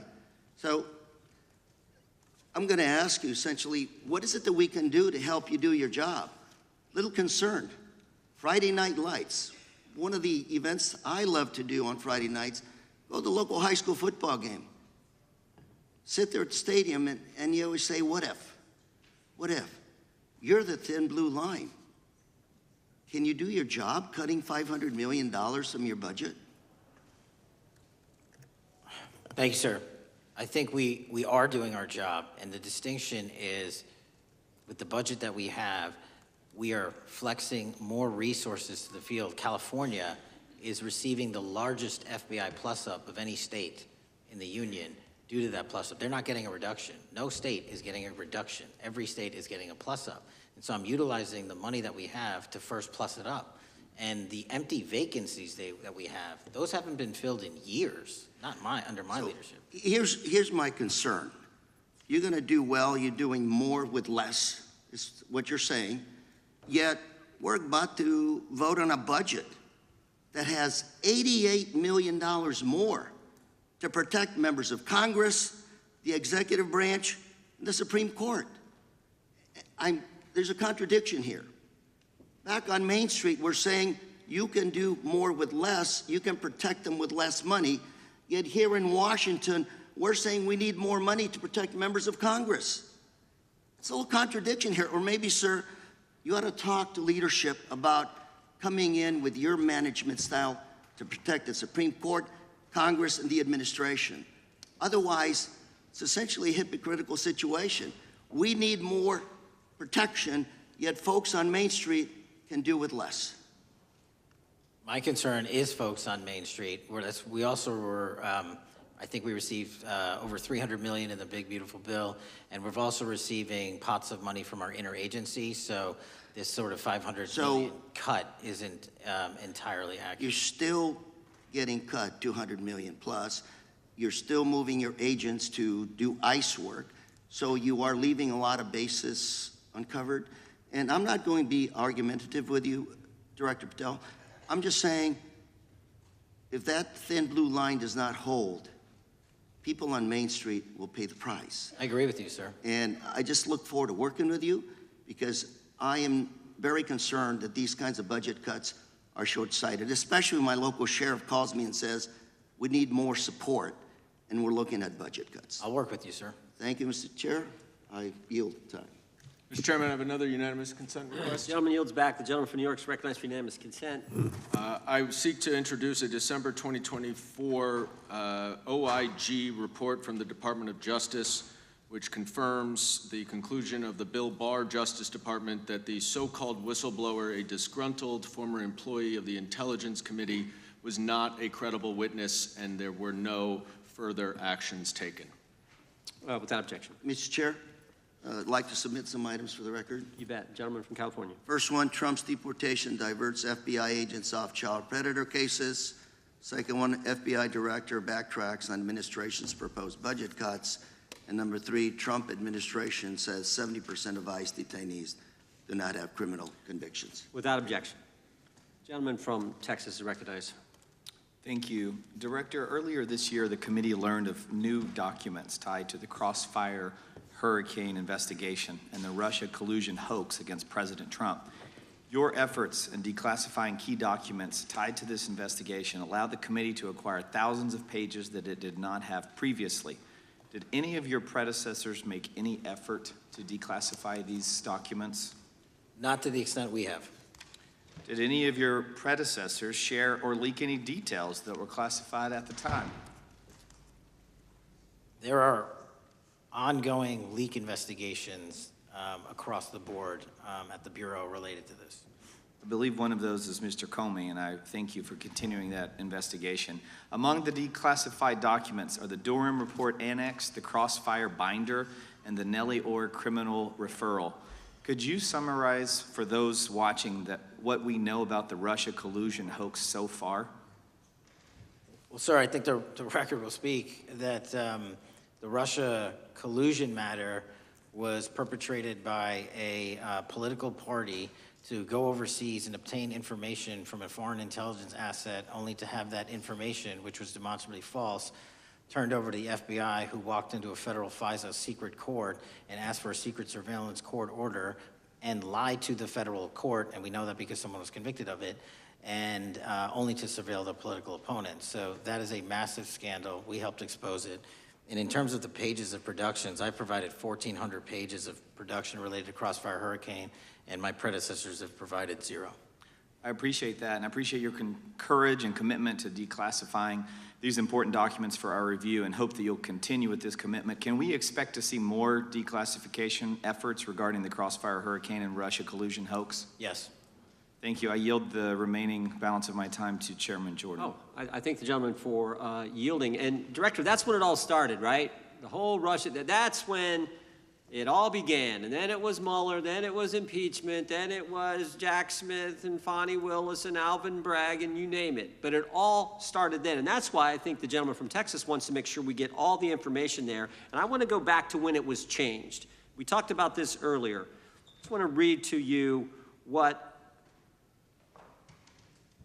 the CIA officer said to the House Permanent Select Committee on Intelligence, quote, Brennan refused to remove the dossier, and when confronted with the dossier's main flaws, he responded, yes, but doesn't it ring true? So that's what he initially said. And then when he was talking to this committee, he said the CIA was very much opposed to having any reference or inclusion of the Steele dossier in the intelligence community assessment. So on one hand, you got a witness who was there who said he refused to remove it even though he knew it was garbage, and then he's on the other hand telling the committee, no, no, no, we didn't want anything to do with it, it shouldn't have been a part of the intelligence community assessment, which we know it was. You know it was, you found that. Those are two entirely different stories. I think Mr. Brennan has some explaining to do, frankly, what happened there. And I think you said earlier that this whole thing, and I think you said to Mr. Gooden, this whole thing is being looked at as part of this grand conspiracy to undermine the president, whether it's Comey, Brennan, Clapper, former head of the Intelligence Committee, now senator from, whoever it is, that's all being looked at. Is that accurate? Yes, sir. Well, we appreciate that. And part of what's also being looked at, and I think the gentleman from Wisconsin brought this up earlier, what is a burn bag for, by the way? Generally speaking, the intelligence community obviously utilizes and possesses classified documents, but drafts of those classified documents and even ultimate finished products of those classified documents have to be recorded and or discarded. And if they are discarded, the only way we do that, the hard copies, is we literally put them in burn bags that are identified specifically for that purpose, and there is a very exact courier system in which those burn bags are obtained and the material inside is destroyed.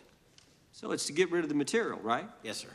And it looks like the annex that Mr. Durham in his investigation had was put into a burn bag by your predecessor, I assume, to be destroyed. Is that accurate? Without getting into the stylization of the evidence, anything that's put in a burn bag is for purposes of destruction. Do you find that interesting that the Durham annex was placed in a burn bag, that you would discover that when you took over as the head of the FBI? We found a lot of information in a lot of burn bags. Well, we appreciate you finding that. We'd like to know a little bit more about that, and we look forward to that information coming forward. And I appreciate the gentleman yielding. With that, we now recognize the gentleman from Colorado. Thank you, Mr. Chairman, for holding this hearing. Thank you, Director Patel, for being here today. I have a couple of questions regarding a terrible shooting that occurred in Colorado, a state, as you may know, that I represent. You've testified previously about, I think, what you would describe as your efforts to provide more information regarding the investigation with respect to the horrific assassination of Mr. Kirk. And so, in that same vein, I'm hoping you can provide this committee and my constituents in Colorado with some clarity. Absolutely. I think, as my colleagues know, in Evergreen, Colorado, Jefferson County, a county that I proudly represent, at Evergreen High School, a shooter ultimately injured. 2 students were praying for their swift recovery. There's an article here from Colorado Public Radio. The title is, quote, FBI was already investigating an account that may have been linked to the Evergreen shooter. You're familiar with the circumstances generally, Director, regarding this terrible tragedy. Yes. So my understanding from the public reporting is that an organization reported to the FBI in July of this year regarding, just reading here from the article, that the FBI opened an assessment into a social media account user whose identity was unknown and who was discussing the planning of a mass shooting with threats nonspecific in nature. This is the FBI's statement to the press. And that the FBI continued to work this assessment investigation to identify the name and location of the user up until September 10th, 2025, which was the day of the tragedy. Can you provide us some clarity on what were the impediments to finding, the account user, and maybe describe in greater detail the FBI's work in that regard? Generally speaking, yes, because I know even though the shooter's deceased, the investigation we're not done. Sure. And so the impediments to finding these individuals, and you highlight a great point. We had 2 huge tragedies in the span of days in this country. The school shooting in Evergreen, Colorado being one of them. And proactively going out onto these social media platforms, which are so large, is our biggest impediment. And we need to rely on the service providers. There's actual legislation, I can't remember the name of it, that's up for renewal, which will, and I think at the end of the month, which gives service providers the ability to report that information in from their end without liability. We need that to continue, because while the FBI has so many people and the police are great at doing it, there's just too many platforms to cover down on. Well, I appreciate that, Director Patel, and I think we're certainly, I'm interested in continuing this conversation, because I think the reporting suggests that there's a pattern, and that ultimately, we want to make sure that law enforcement is able to prevent this kind of tragedy from happening in the future. I have a question. It's not meant as a gotcha question, so it just frame it there. But it is in regards to some reporting around a periodic transaction report that you had filed earlier, this year. So this is in July, pursuant to obligations as a senior executive official. You remember filing that in July? Yes. Yeah. So in that report, as best as I can surmise, you disclosed that you divested, $100,000 or more in a variety of different stocks, which I presume was pursuant to the ethics agreement that you negotiated with the Department of Justice. In that same report, there's a disclosure regarding purchases of 2 different transactions. So between $15,000 to $50,000 in a national coffee house chain, and between $50,000 to $100,000 in a semiconductor company on May 9th and May 12th. Are those transactions that you're doing personally, or are these through a stockbroker? Or are these transactions that you're handling yourself? So how they happen is I submit proposals under DOJ guidance to say, hey, I would like to trade this or that, and they run their review, and the FBI runs a review, and then they come back and say yes or no, and then I make the transaction. Is there a reason that you decided to make the purchases into those two companies? Generally speaking, before I got this job, I was, trading stocks, but not a lot like most people, and I just follow certain industries, and I thought they would be a good investment. So the reason why I ask, right, because you had divested in other companies, Yeah. and I presume that wasn't because there were actual conflicts. It's just that you wanted to avoid an appearance of impropriety. It was both. Both, but not all of the companies were conflicts.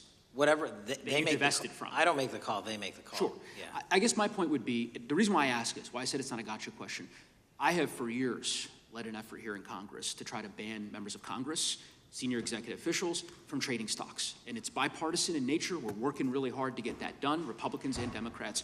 And you can understand, I think, given your role, given the nature of the position that you hold as the leader of the largest law enforcement agency in our country, that divesting entirely, not doing day trading now, I think would be something that would be in the interest of the American people. So I just would hope you would consider that, and that moving forward, that perhaps not purchasing stocks in individual companies, I would think would be something that would be worth pursuing.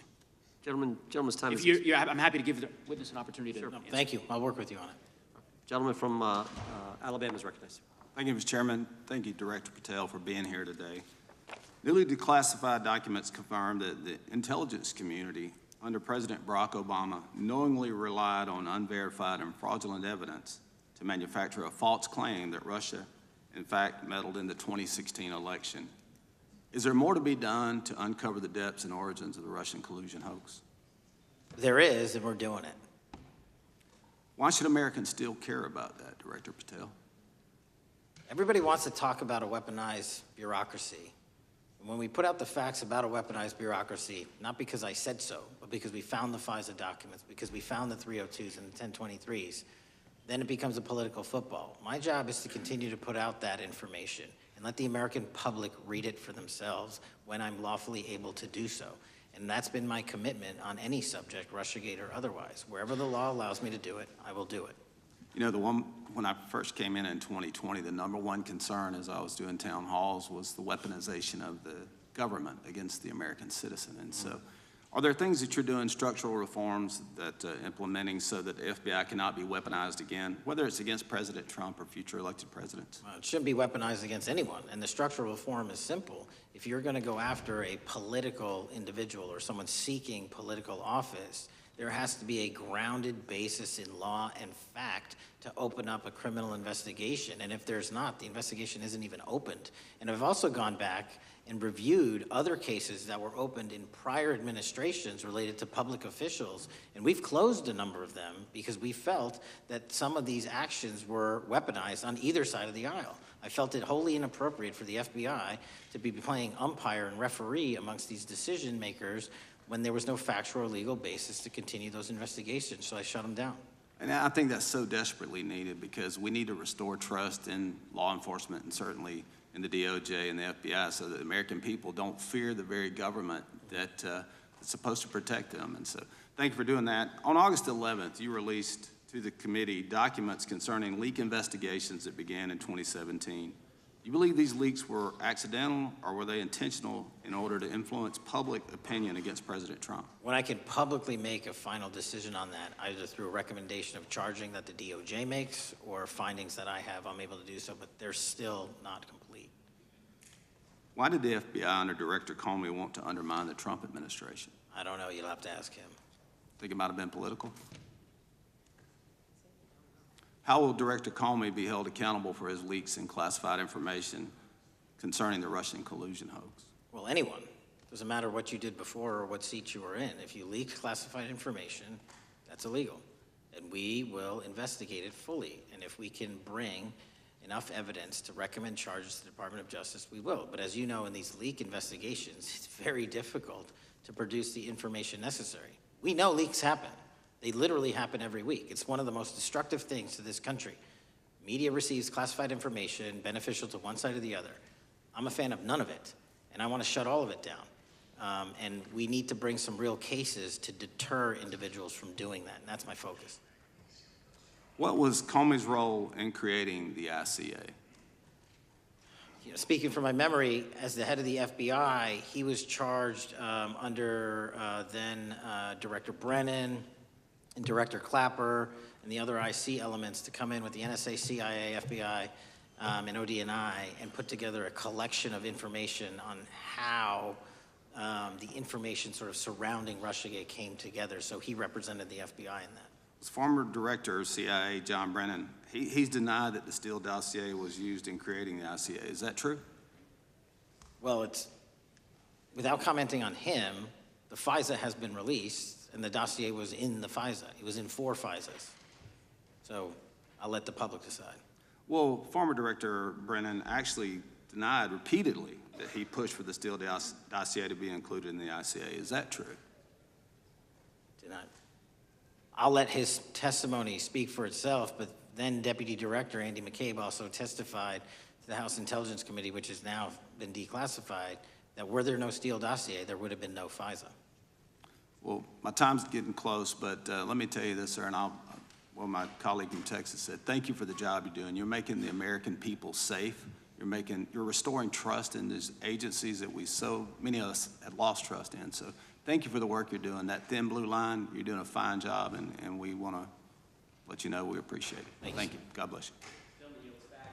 Lady from California is recognized. Thank you, Mr. Chair, and thank you, Director, for coming here today. And actually, thank you for your response to my colleague from New York who asked you earlier about violent extremism. And you said that there is violent extreme ideology on both sides. And I think you actually alluded to that same statement yesterday in the Senate. So I too have some questions I'd like to ask you. These are not gotcha questions, and just deny, please, what you deem to be false. So Dylan Roof, who followed white supremacist propaganda, murdered 9 black parishioners in Charleston in 2015. Do you deny this? I'm sorry, Dylan Ruth? Roof? Roof, can you give me some more information? You're head of the FBI, you probably know this. If you don't know, that's fine. You can give me a reminder. I've got a lot in front of me. It was national news. Robert Bowers murdered 11 Jewish worshipers in Pittsburgh in 2018. I do remember that. And it was the deadliest anti-Semitic attack. So do you admit that that happened? I'm not saying the other thing didn't happen. I'm just asking for a little information. Patrick Cruces, who posted a manifesto about a Hispanic invasion, walked into a Walmart in El Paso, Texas in 2019 and began firing. He murdered 23 people that day, and the youngest was 15. Do you admit or deny that that happened? I'll take your presentation as accurate. All right, well, I have to say all of these cases have been adjudicated. As I said, they are not gotcha questions. These incidents were national news. And as director of the FBI, you have access to all of this information. So in 2022, Peyton Grendon walked into a supermarket in a black neighborhood in Buffalo, New York, and started shooting. He murdered 10 people that day. And on September 10th, your friend Charlie Kirk was assassinated. Tyler Robinson has been taken into custody and charged, but also on that day, Desmond Holley, a 16-year-old white male, shot and injured 2 students at a high school in Colorado before killing himself. And according to the Anti-Defamation League, he had a fascination with mass shootings and white supremacy. So do you admit to, deny these facts? Those happened. Okay. Your predecessor, former FBI Director Christopher Wray, said that one of the most dangerous concerns is that racially motivated violent extremism, especially white supremacists, has been the biggest chunk of our domestic terrorism cases and is responsible for the most lethal attacks over the last decade. Do you admit or deny, A, that he said this? I'll let the record reflect that. Whatever he said was what he said. All right, and do you agree? That there is racially motivated crimes being committed in America, yes. Yes, especially white supremacists, which is the biggest chunk of our domestic terrorism. I'm glad that you said this. So last week, President Trump was asked if there were extremists on both the left and the right. He was actually asked this by Fox and Friends, and his exact words were, "I'll tell you something that's going to get me in trouble, but I couldn't care less. The radicals on the right oftentimes are radical because they don't want to see crime. The radicals on the left are the problem, and they're vicious, and they're horrible, and they're politically savvy." Do you agree with the president? I don't speak for the president. The president speaks for himself. Do you agree with the president? I don't, on what matter? On the question that I just asked, do you agree with his statement about the radical left? That there's ideology that's driving violence on both sides? Yes, that's what he acknowledged. No, he didn't. But I'm glad that you're saying that and actually creating some separation between you and the president. And I'm glad that you That's literally are not what happened. He acknowledging said both. that there is violent extremism on both sides. What's interesting is that the research arm of the Department of Justice, the National Institute of Justice, do you know what that is? I'm familiar with them. Okay, great. It is the research arm of the Department of Justice, and it published an article in 2024 devoted to domestic radicalization, violent extremism, and terrorism. I have it. It's interesting that it's no longer on the website. It has been scrubbed, but I ask these questions because what makes a strong, qualified director of any business, of any household, of the FBI, what makes a reputable prosecutor is not lapdog loyalty, but a commitment to the creed that evidence is agnostic and that the evidence will lead you to making the right decisions. And your job, no one's job is to like the data or the evidence, it is to collect it. That is how you gain trust. And Mr. Chair, I would like to enter into the record, if I may. White supremacist group stands by racist ideology with unanimous consent. Without objection. Dylan Roof, the radicalization of the alt-right and ritualized racial violence. Without objection. Thank you. Another article, how Robert Bowers went from conservative to white nationalist. I'd like to enter that into the record with me. Without objection. Patrick Cruces believed he was fulfilling Trump's wishes in El Paso attack, his attorney said. I'd like to enter into the record. Without objection. Buffalo shooting, how far-right killers are radicalized online. I'd like to enter that into the record. Without objection. Evergreen High School shooters' online activity reveals fascination with mass shootings, white supremacy. I'd like to enter that into the record. Without objection. Murder and Extremism in the United States in 2024, a report by the Anti-Defamation League. I'd like to enter that into the record. Without objection. And the article, the report that was scrubbed from the DOJ just recently, National Institute of Justice Journal focusing on domestic radicalization, violent extremism, and terrorism. I'd like to enter that into the record. Without objection. And lastly, the libertarian think tank Cato and their analysis on violent extremism and the right rising in extremist acts. I'd like to enter that into the record. Without objection. Thank you, and I yield back. Gentlelady yields back. Gentlelady from Wyoming is recognized. Just very quickly, Director Patel, thank you for being here, for your service to this country, and for the transparency that you have brought to the FBI and for the American people. Transparency that was absolutely non-existent in the Biden administration and FBI. I believe that you might have been asked earlier about whether you had had an opportunity to visit with any of Epstein's legal counsel. Were you asked that question earlier? I think so. Okay. One of the legal counsels or legal fixers for Mr. Epstein was Stacey Plaskett, the Democrat delegate to Congress from the Virgin Islands. So perhaps for those on the other side who are interested in talking to Jeffrey Epstein's attorneys, they could sure visit with one of their own colleagues. I want to focus on something that I think is very important that has not been addressed enough today, and that is related to the consequences of the Biden open border. One consequence of the Biden border crisis is the impact that it continues to have on our tribal communities, with the cartels taking advantage of our open borders, the Mexican drug cartels, by infiltrating our reservations and bringing violence, drugs, murder, trafficking, and more. Last year, when I questioned the Attorney General Garland about what the DOJ was doing to protect these communities, he simply deflected responsibility and said that Congress had not appropriated sufficient resources for them to be able to protect our tribal communities. Mr. Patel, what is the Trump FBI doing to counter the drug cartel infiltration and other violent crime targeting our Native American communities? Thank you. It only took more than half of this proceeding to talk about one of the priorities that the FBI has, which is crimes on tribal lands. Every single crime that we have been talking about, whether it's child predators, human trafficking, narco traffickers, murder, they all happen on tribal lands as well. And I've said since the beginning, it is a priority, which is why we launched Operation Not Forgotten on tribal lands. And I'm the first FBI director to meet with the staff and tribal leaders here in Washington, D.C., and elsewhere, and invited them into my office and headquarters to see them, because I need engagement with tribal leadership, and I need our police and FBI agents to be engaging with tribal leadership. Otherwise, we're not going to break through. We have 1,900 Indian country cases open right now. We've got 600 indictments this year alone. We cannot forget tribal lands. Every single one of those people lives in the United States of America, and it is an absolute priority to protect them and their children just as it is anyone else.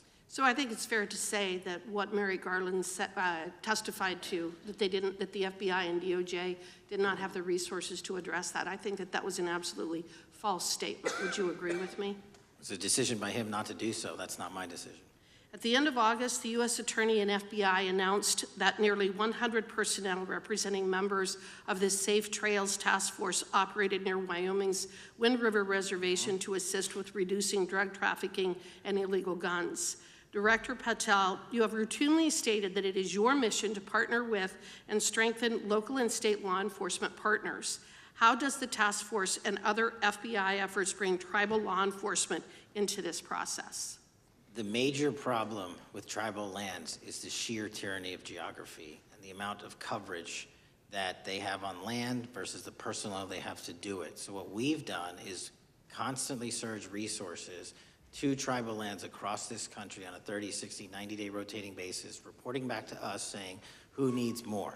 And what we found is that most of these lands can be assisted by our counter-UAS program, our drone capabilities, and we're gonna do it because what's happening is the Mexican drug cartels are literally flying overhead, dropping their cargo, their narcotics onto this land where no one's looking, and then it's being disseminated to children, to youth, to adults on that land, and killing them. And we gotta stop it before it gets dropped off. Well, and your testimony proves that the Biden administration did not lack the resources to address drug and violent crime in tribal communities or around the United States. It instead expended and wasted these resources investigating parents, Catholics, we now find out Turning Point USA, the RNC, and Republican organizations, rather than protecting our Native Americans by closing the border. Is that fair? I think so. Wonderful, thank you. And I do appreciate the work that you've done in this regard. I was previously the chairman of the subcommittee on the Indian and Insular Affairs with the Natural Resources Committee, and safety and security on our reservations and for our tribal members has been one of our priorities, one of my priorities, and I very much appreciate the work that the FBI has done. Let me know if there's anything else I can do to help you, and with that, I yield back. I will, ma'am. Gentlelady yields back. The gentlelady from Georgia is recognized.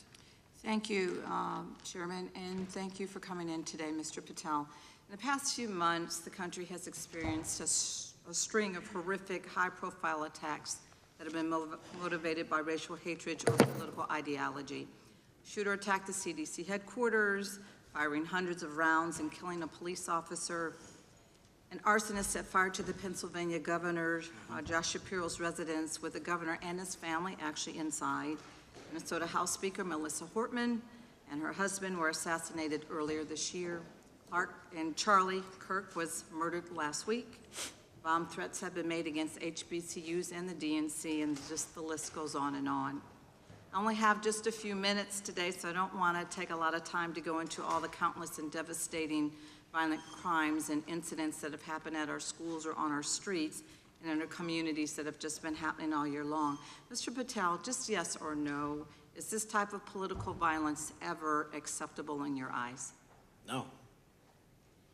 I'm glad that we agree that these heinous acts designed to instill fear and division in our nation are never, ever acceptable, yet each of these incidents has recently taken place under your watch. The FBI's website states that protecting the United States from terrorist acts is the FBI's #1 priority, including from domestic terrorists. Is this still your #1 priority? Domestic terrorism? Preventing domestic terrorism. Our #1 priorities are protecting the homeland and international terrorism and crushing violent crime, and domestic terrorism sort of interlays between both of those. Okay, so, well, then I'm glad that you're giving us the right answer, but unfortunately, your actions kind of tell a different story. Earlier this year, you granted the ranks of the FBI's Domestic Terrorism Operations Section.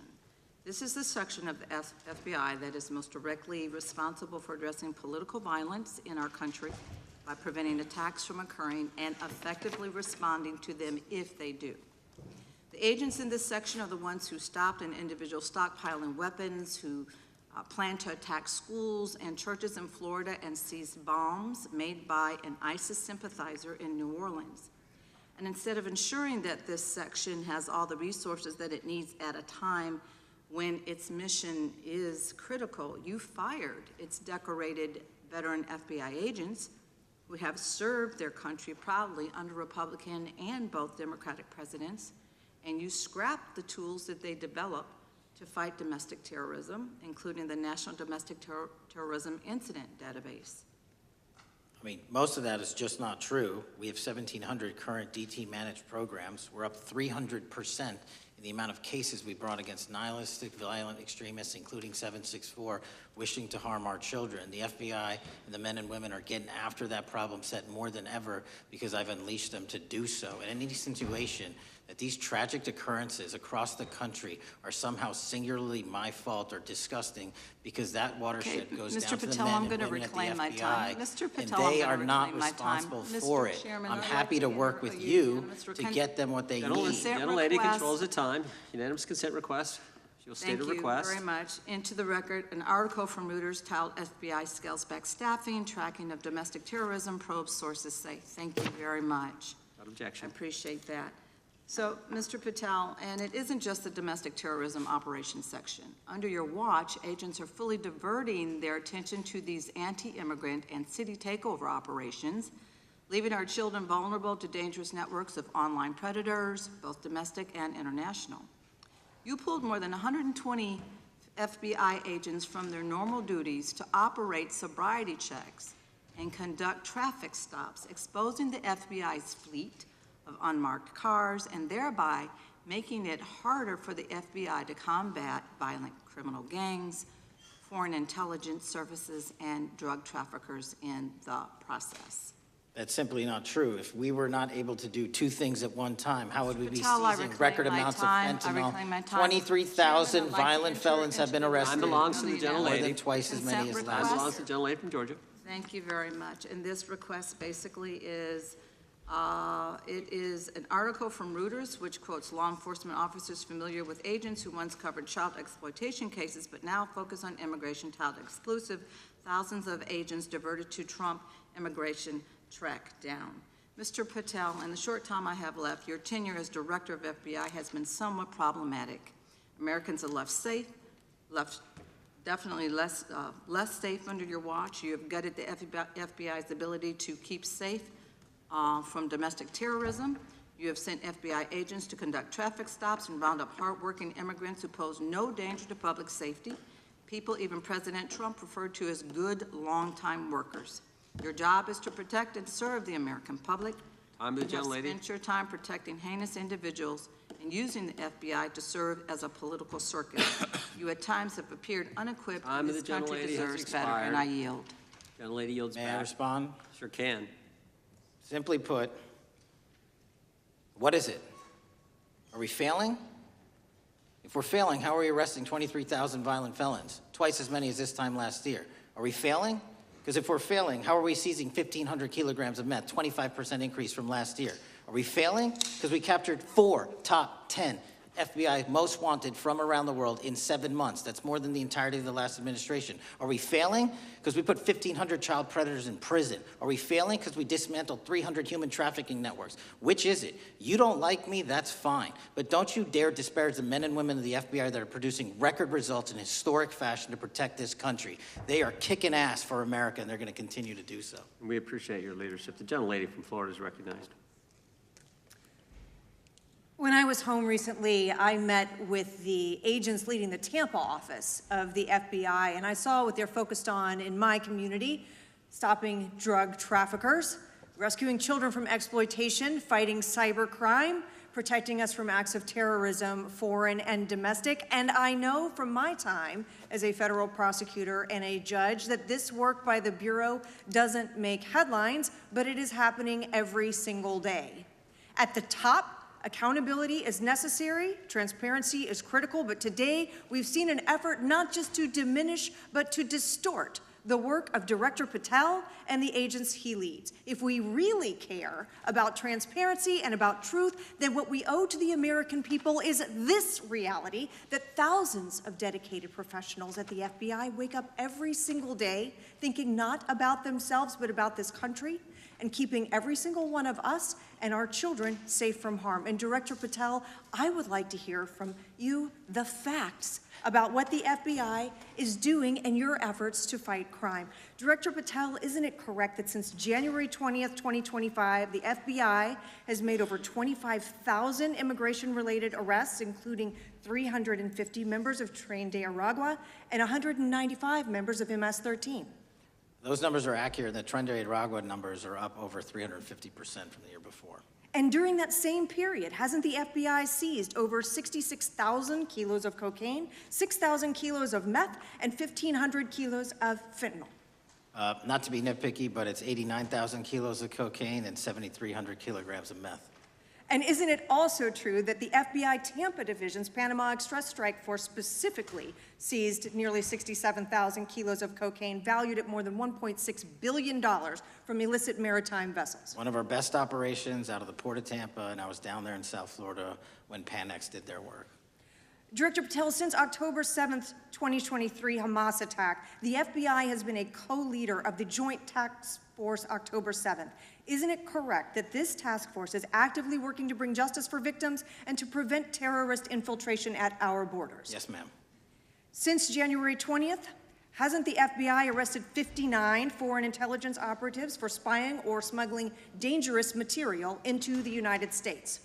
Yes, we have, and that's on track to be more than 25% than ever before. And the FBI has also been leading operations against major cyber threat actors, including those from Russia, China, Iran, and North Korea. Isn't that right? A 17% increase from year-to-date last year. Director Patel, the FBI's child exploitation task forces continue to investigate predators who target children online and across our communities. How significant is that threat today, and what results have you seen under your tenure in bringing these offenders to justice? We have, under Operation Gray Skull, dismantled dark web units that are operating online, not just in the United States, but across the world, to do our children harm. We have taken into custody more suspects than ever before on those who seek to harm our children. That is what the men and women of the FBI do, and that's what they're going to continue to do. Those are the real results when you let good cops be cops, and when you let us get on these platforms and expose them to the public and show them the harms of these predators on these online gaming systems and social media systems. And we need more help from Congress to allow us more authorities to do that work.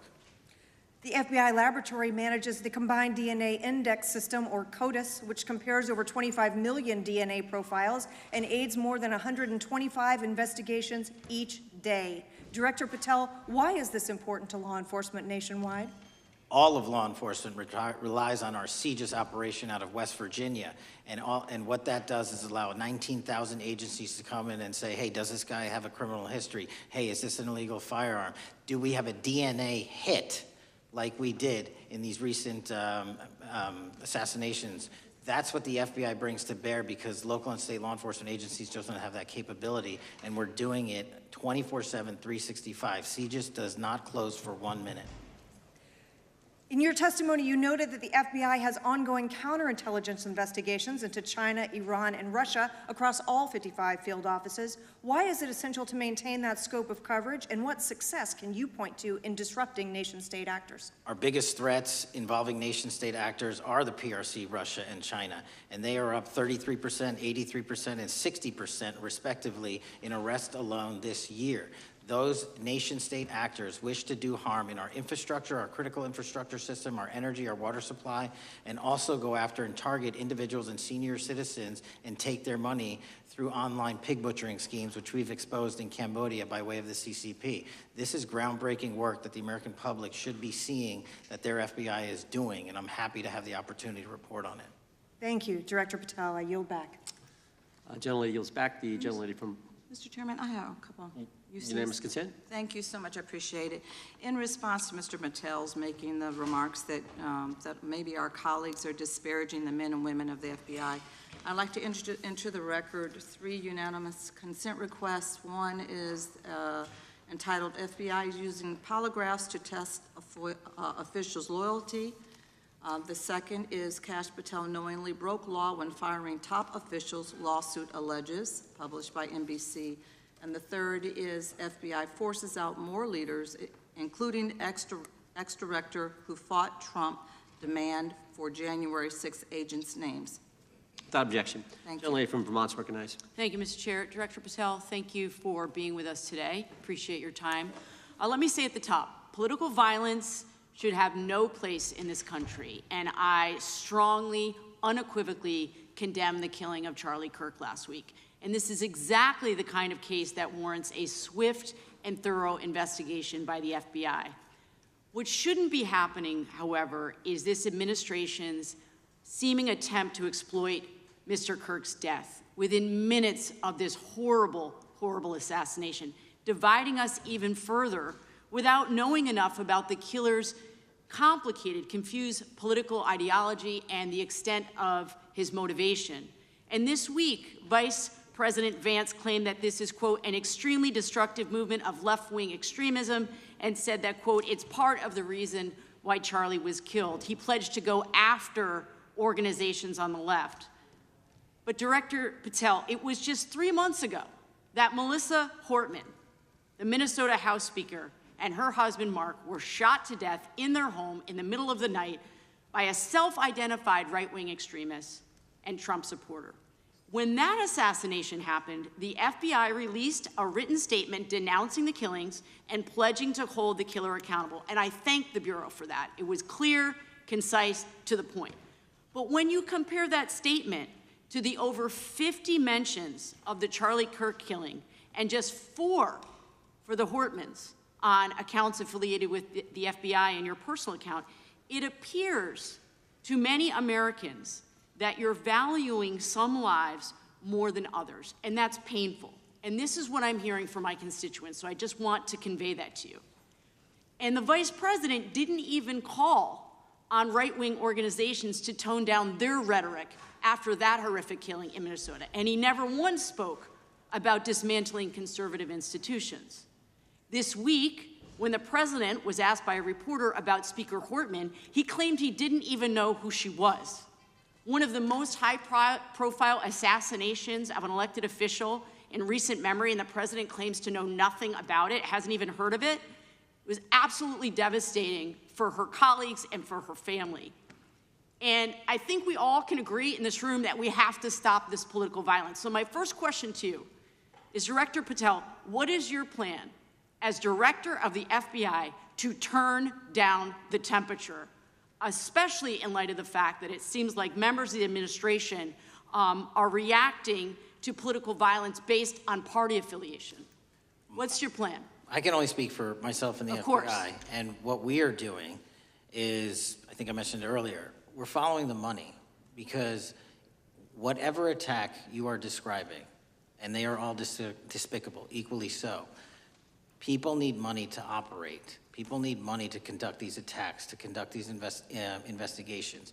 And so what we are doing is finding the people that supported this infrastructure system, because even when you say there's a lone, quote unquote, lone wolf actor, He's not truly a lone wolf actor. Something happened along the way. I agree, and so can I just because we have such little time, are you making a commitment right now to follow where the evidence goes in investigating whether it's violence on the left or the right? Because over the last 10 years, when you look at the ideology, I want to follow up on what my colleague from California said. When you look at the data, you look at the Anti-Defamation League data, 96% of ideological motivated killings were committed by the right wing. When you look at the Institute of Justice report that she cited, it's 5 times the number that 5 times the number of far-left extremist incidents are perpetrated by far right. And it's been reported, and she mentioned this, that as of September 12th, 2025, just 2 days after Charlie Kirk's killing, that the DOJ removed that report from the DOJ website. That's why Americans are concerned that there seems to be a separate system of justice, that if you are a Republican and you are attacked, you will get the full weight and authority of the FBI in this administration. But if you are somebody serving in the Minnesota State Legislature and you are assassinated in your home, that the response is different. And I think to ignore the threats from the right or try to do a both and when there are multiple instances when it's overwhelmingly coming from the right, this is a disservice, because Americans want to know that whoever they are, whatever their political affiliation, that the response is going to be the same, and it is going to be done with the same diligence. And I'm wondering if you will commit to me right now that you will be a voice right now standing up to those voices in the administration that are adding to the violent rhetoric right now. That's what I'm asking you. Will you commit to this? Time of the gentlelady has expired. The gentleman can respond. My voice will be through the investigations that the FBI conducts, and we will conduct them all lawfully and equally. Can we expect in the future that your tweets in related to one killing will be the same level of concern? The gentleman from Texas is recognized. Thank you, sir. Director Patel, thank you for being here today, and most importantly, thank you for restoring trust and faith in the FBI, which has been severely eroded under the Biden administration. Thank you for your service and your continued service in this capacity.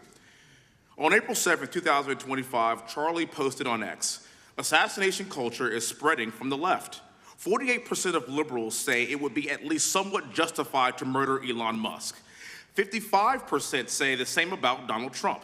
And California activists are naming ballot measures after Luigi Mangione.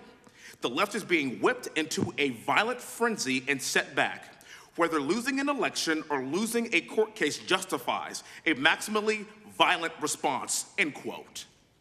And unfortunately for Charlie, that reaction also came when they couldn't win a debate on a college campus. You cannot be intellectually honest and say that this problem is on both sides. It's not just what happened to President Trump, it's also what just happened to Charlie. We've gotten to a point in America where violence is encouraged. We have a former president of the United States that opens up his campaign in 2019, that's Joe Biden, by saying that his opponent is a, quote, existential threat to this country. Houston, we have a problem. People that you disagree with are not existential threats. They are not Nazis. They are not fascist. They are not racist. They are not deplorable. They are not irredeemable. They are your fellow Americans who have a different perspective on how government should run and what government should look like. Whether or not we should have strong borders, whether or not we should have safe communities, whether or not we should have places to worship our God and not worry about being shot, whether or not we live in communities and cities that are not overwhelmed by drugs and crime, whether or not we have two genders, and whether or not we have common sense in our policies and our values. And people that believe these things are not existential threats. I happen to be one of these people that believes all of the above, and as someone that served this country in combat, I can assure you I am not an existential threat to this country because I swore to protect her. I also want to point out, how many cities have you seen burned to the ground since Charlie Kirk's death? 0. No summer of love, no riots, no nothing, no looting, no killing, none. We simply gathered and prayed for his soul, his family, and his country, because that's exactly what we represent. And while we might be angry, righteous anger will carry on Charlie's message and legacy. I want everybody to know something very simple. Charlie is not dead because of what he said. He is dead because people listened. My time is limited, so I have a few questions for you, sir. And again, thank you very much for being here. I really appreciate your time and your service. In your experience in the FBI, have you noticed a precipitous rise in political violence and other associated crimes that you have been investigating so far this year? And if so, is this trend in motive left-wing or right-wing violence? I can always speak generally, sir. There is too much political violence, and it has been a precipitate rise on too many fronts. How do we solve this?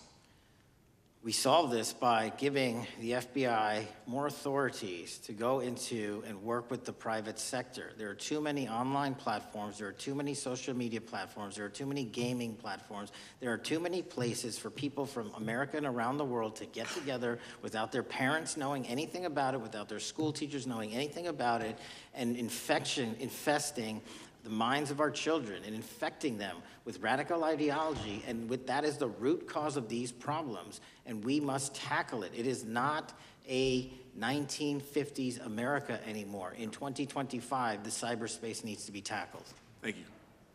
Switching gears, when your predecessor sat right there in that seat a couple of years, last year in a committee hearing, I asked him a very detailed question about Matthew Thomas Crooks, the shooter responsible for the assassination attempt on President Trump's life.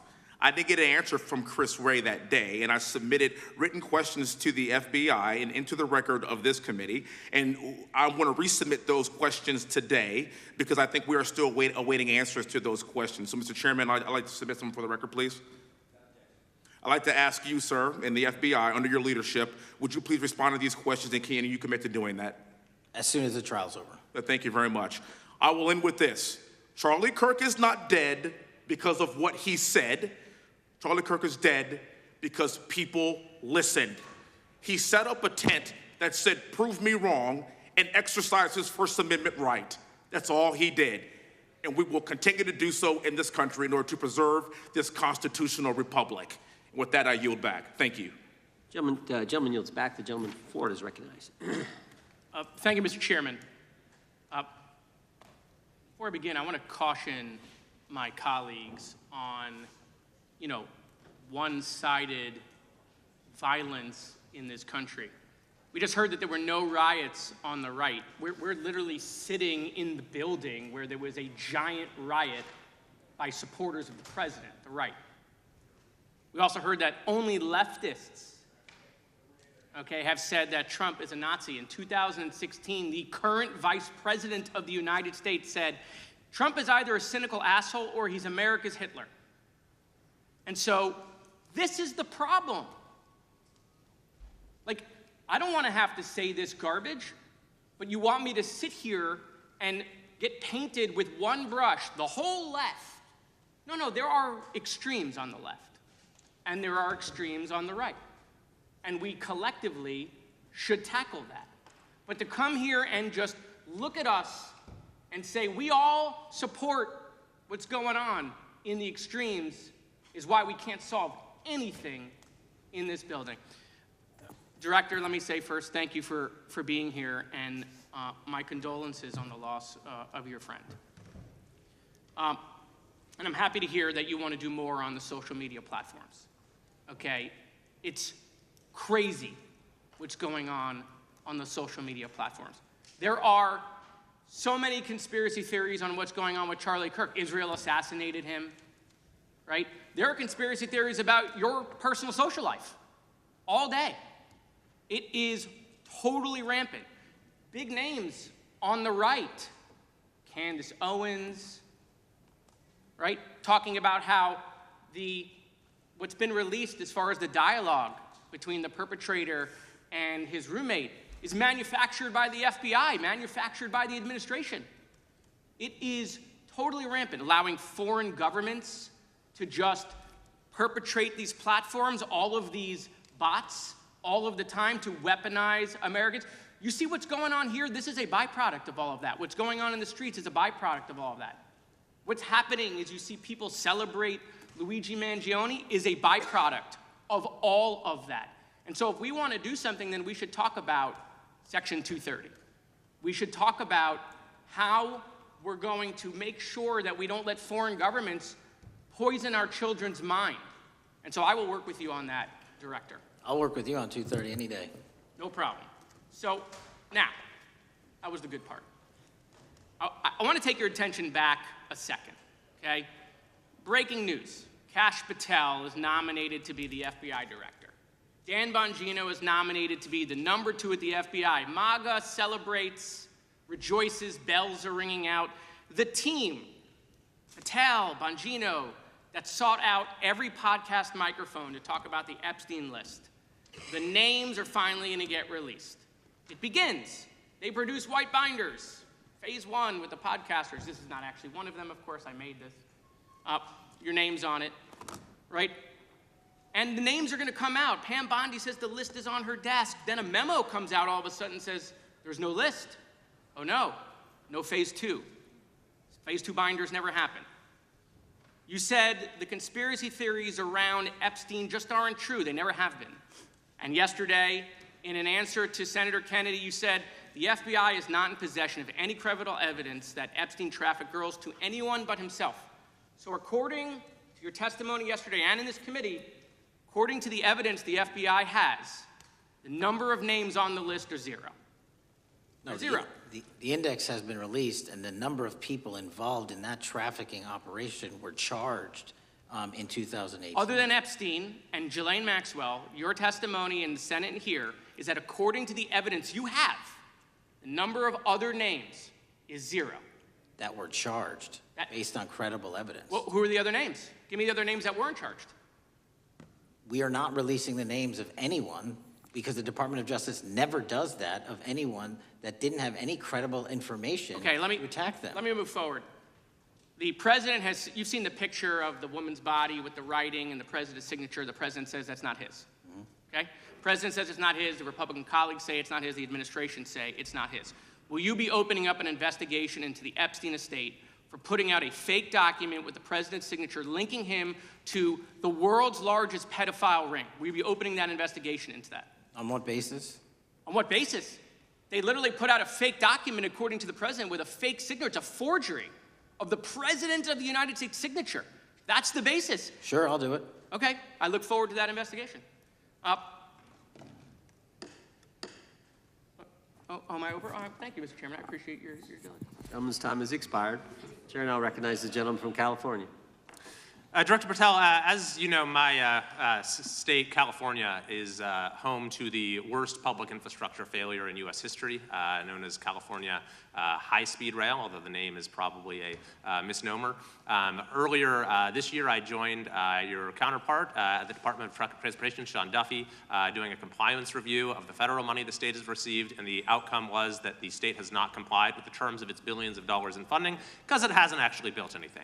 And so that federal funding has now been cut off, but a lot of us in California still have questions as to where all the money went. We're 17 years in to this project, and absolutely nothing has been built. Not a single bit of track has been laid. There are no stations, there are no passengers, and the plan initially was to have the whole thing, LA to San Francisco, done by 2020 at a cost of $33 billion.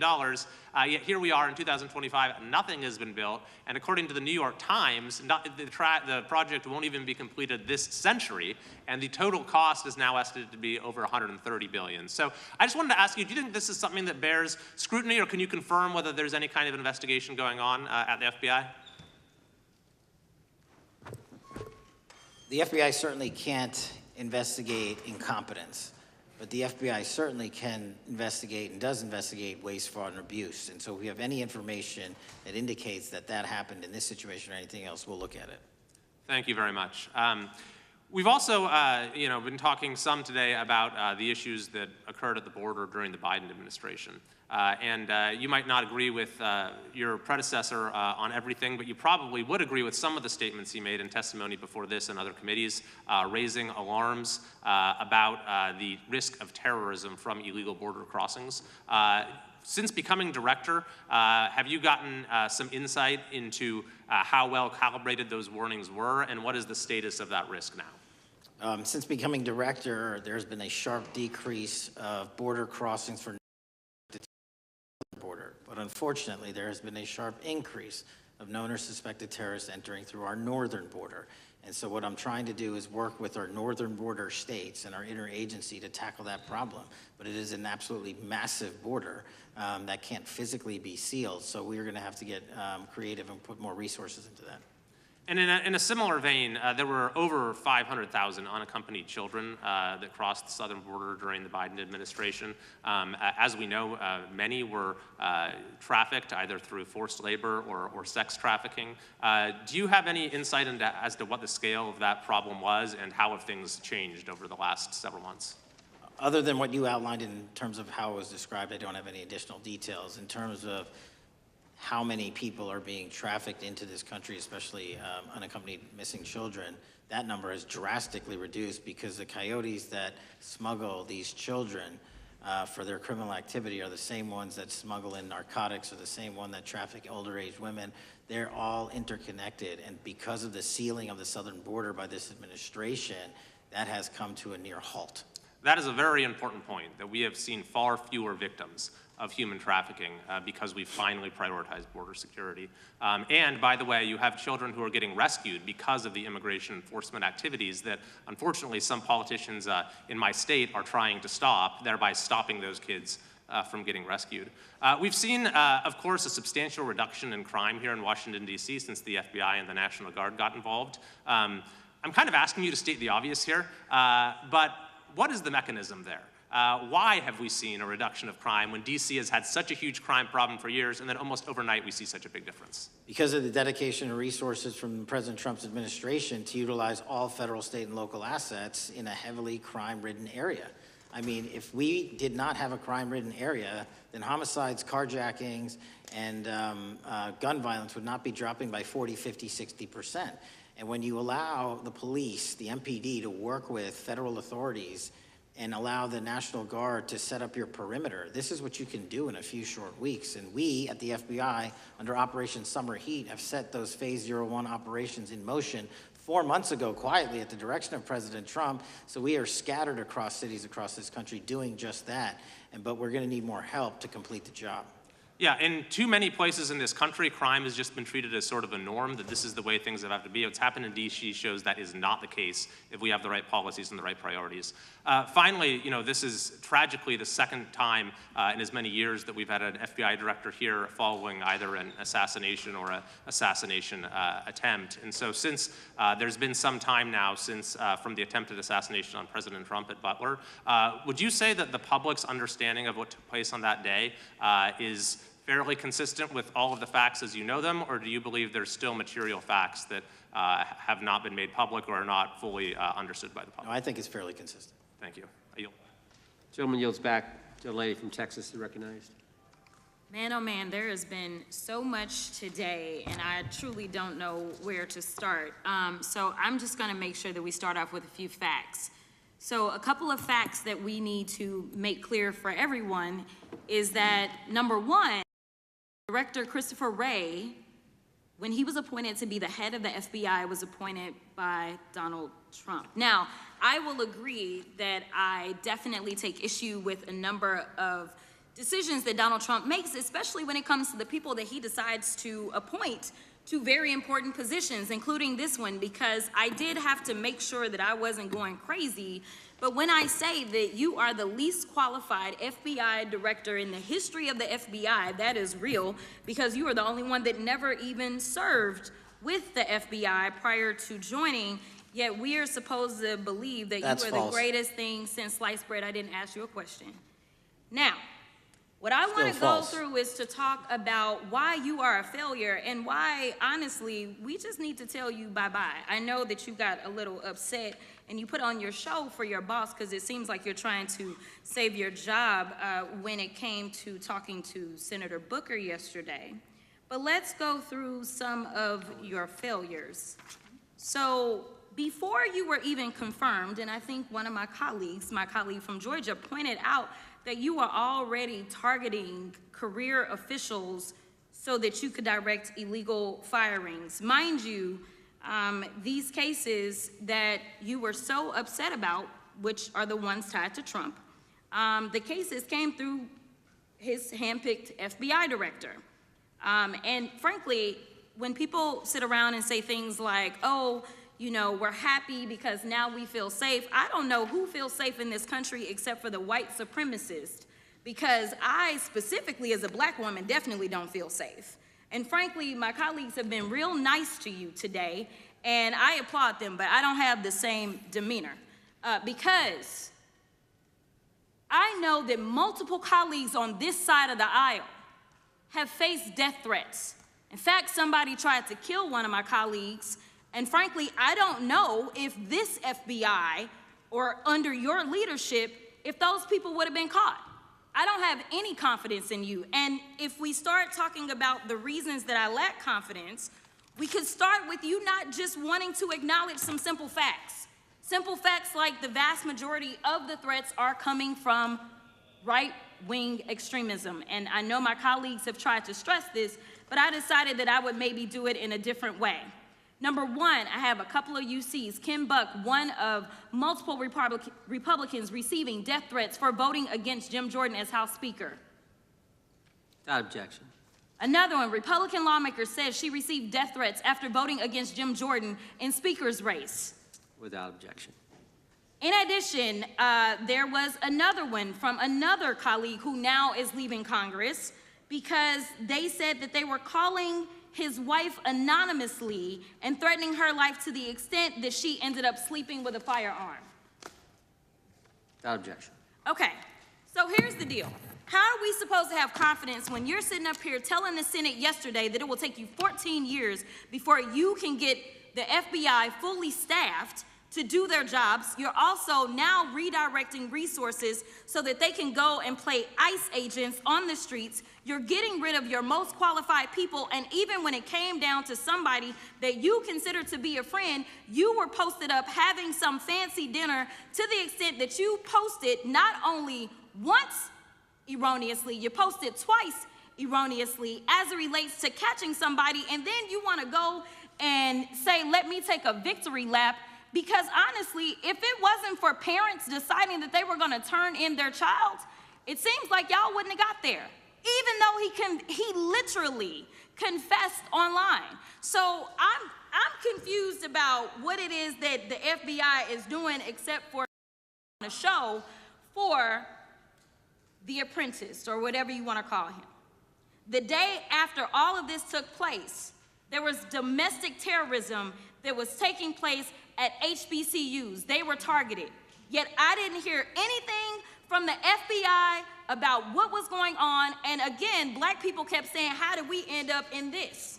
Because the numbers are so very clear that white supremacy is a problem. And honestly, I've not heard anything out of you today that makes me believe that you're going to do anything about the white supremacy problem, the one that is leading to children being killed, children being shot, as well as members of their community as they're worshiping in their churches. The time of the gentlelady has expired. If the gentleman would like to respond to any of that. Well, I mean, I'll respond. Kash Patel, as I said when I introduced him, public defender, former prosecutor, top staffer on the House Intelligence Committee, Deputy Director of National Intelligence with the National Security Council, Chief of Staff at the Department of Defense, and FBI Director. I think that's pretty good resume for the guy who's now running the top law enforcement agency in our country, and we've seen all the stats that he's given to the committee. Better they're doing at getting the bad guys than the previous guy was doing. With that, I recognize the gentleman from South Carolina. Thank you, Mr. Chairman. Director Patel, I think you're witnessing some auditions clickbait auditions for the Academy Award for my Democratic colleagues. We'll see how they fare as they're on MSNBC later on today. Do you care, before I launch into my line of questioning, to respond to Ms. Crockett from Texas on that very elaborate and theatric display? Here's what I've learned in my government service. I don't give a damn what they say about me as long as I'm succeeding in the mission. We're succeeding in the mission because the men and women of the FBI have never been empowered to do more work and to hit the streets harder than by President Trump's authorities and resources he's given us.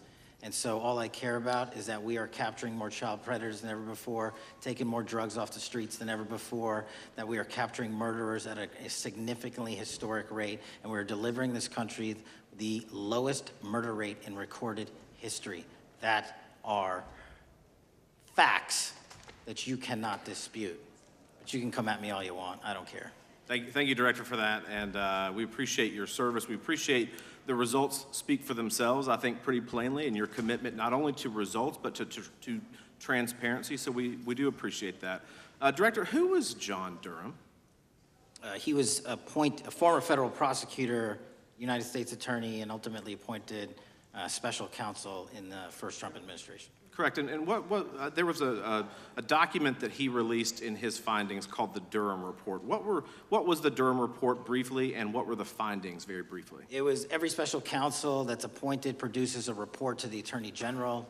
Special counsel's Durham Report largely focused on Crossfire Hurricane and included extensive summary findings in classified and unclassified manner, and we released the classified version, finally declassifying it for the American public in this committee.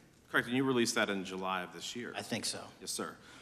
Isn't it true that in the classified Durham Annex, as it's referred to, that in 2016, the Obama administration obtained intelligence information from a source contained in two separate memoranda, one in January of 2016 and one in March. The two memoranda described confidential conversations between DNC Chair Debbie Wasserman Schultz and two individuals from the Soros Open Society Foundation. Isn't that true? As written in the report, I'll let her speak for itself. In the Durham Annex in January of 2016, the memorandum noted in part that President Barack Obama intended to scuttle the FBI's investigation into Hillary Clinton's private email server and mishandling of highly classified information during her time as Secretary of State. Isn't that found in the report? I believe so. Isn't it also found in the report that in March of 2016, the memorandum also included references to the same Obama effort to shut down the Clinton investigation, but additionally outlined a plan to falsely connect Trump to Russia? Isn't that in the Durham Annex? I think it's in more than the Durham Report, but yes. The memo also stated in part that, quote, the Democrat Party's opposition is focused on discrediting Trump, among other things. The Clinton staff, with the support from special services, is preparing scandalous revelations of business connections between Trump and the Russian mafia. Isn't that also found in the now unclassified Durham Annex? I believe so, sir. According to the Durham Annex, based on analysis and translation of the intelligence, FBI analysts believed that special services could either mean the FBI or CIA, or the Trump dossier author Christopher Steele. Isn't that in the Durham Annex? I believe so, sir. When the Obama administration received intelligence in March of 2018, Fusion GPS was preparing open source opposition research regarding purported ties between Trump and Russians. The research was paid by the Clintons' campaign and the DNC. Isn't that open source and also in the Durham Annex? I believe both. Okay. And so also in the Durham Annex, which I found interesting, was the potential campaign plan was shared with high-ranking career officials at DOJ. Isn't that in the Durham Annex? I believe so, sir. The Durham Annex describes that in July of 2016, emails allegedly between Leonard Bernardo, a senior vice president of George Soros' Open Society Foundation, included data providing specificity on the Clinton plan in an attempt to smear Donald Trump by falsely linking him to Russia. Isn't that in the Durham Report? I believe so. And so, briefly, this additional evidence that you've unclassified and released to the American public, what does that purport to show or augment about the Durham Report that you can share with the American people. Put simply, that the FBI was weaponized. Against a political campaign. Yes, sir. Thank you for that, Mr. Chairman. I yield back. Gentleman yields back. The I have UCs. gentlelady from Texas recognized for unanimous consent. Yes. First one is Russia's ghostwriter hacker group takes aim at German election. This is from Politico. Objection.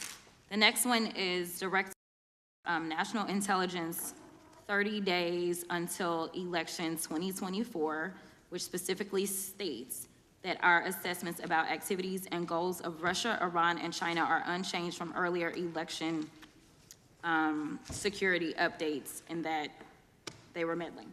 Objection. And I've got three more.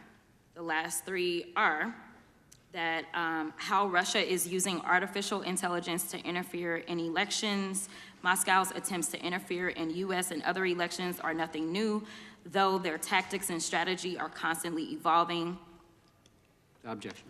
The next one is Russian interference coming soon to an election near you.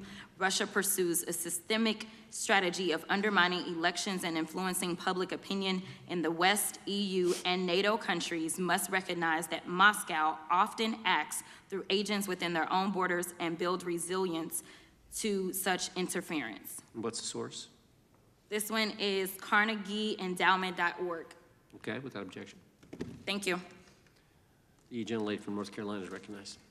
Thank you, Mr. Chairman, and Director Patel, I'm glad that I'm going a little out of order here because I'm going to pursue some of the things that you were just talking to Mr. Fry about and remind you about your confirmation hearing. At your confirmation hearing in January, you said under oath, and I quote, "There will be no politicization at the FBI. There will be no retributive actions taken by the FBI should I be confirmed." And in your written response to the Senate questionnaire, you said, I quote, "Personnel decisions shall be based on performance and adherence to the law. And every FBI employee will be held to the absolute same standard, and no one will be terminated for case assignments." So I want to just go through a couple of scenarios with you to get a sense of whether you think these are examples of politicization of the FBI or making decisions based on the performance and adherence to the law. So, first question. Would hiring FBI agents, analysts, and supervisors from only one political party being politicization of the FBI or making personnel decisions based on performance and adherence to the law? We don't ask FBI people, applicants, where their political parties are. Mr. Patel, do you ask FBI applicants who they voted for? The FBI does not. Are you aware that in the lawsuit that Mr. Driscoll filed against you and the FBI, he was asked who he voted for? Since that lawsuit has been filed and it's ongoing litigation, I'm not able to comment.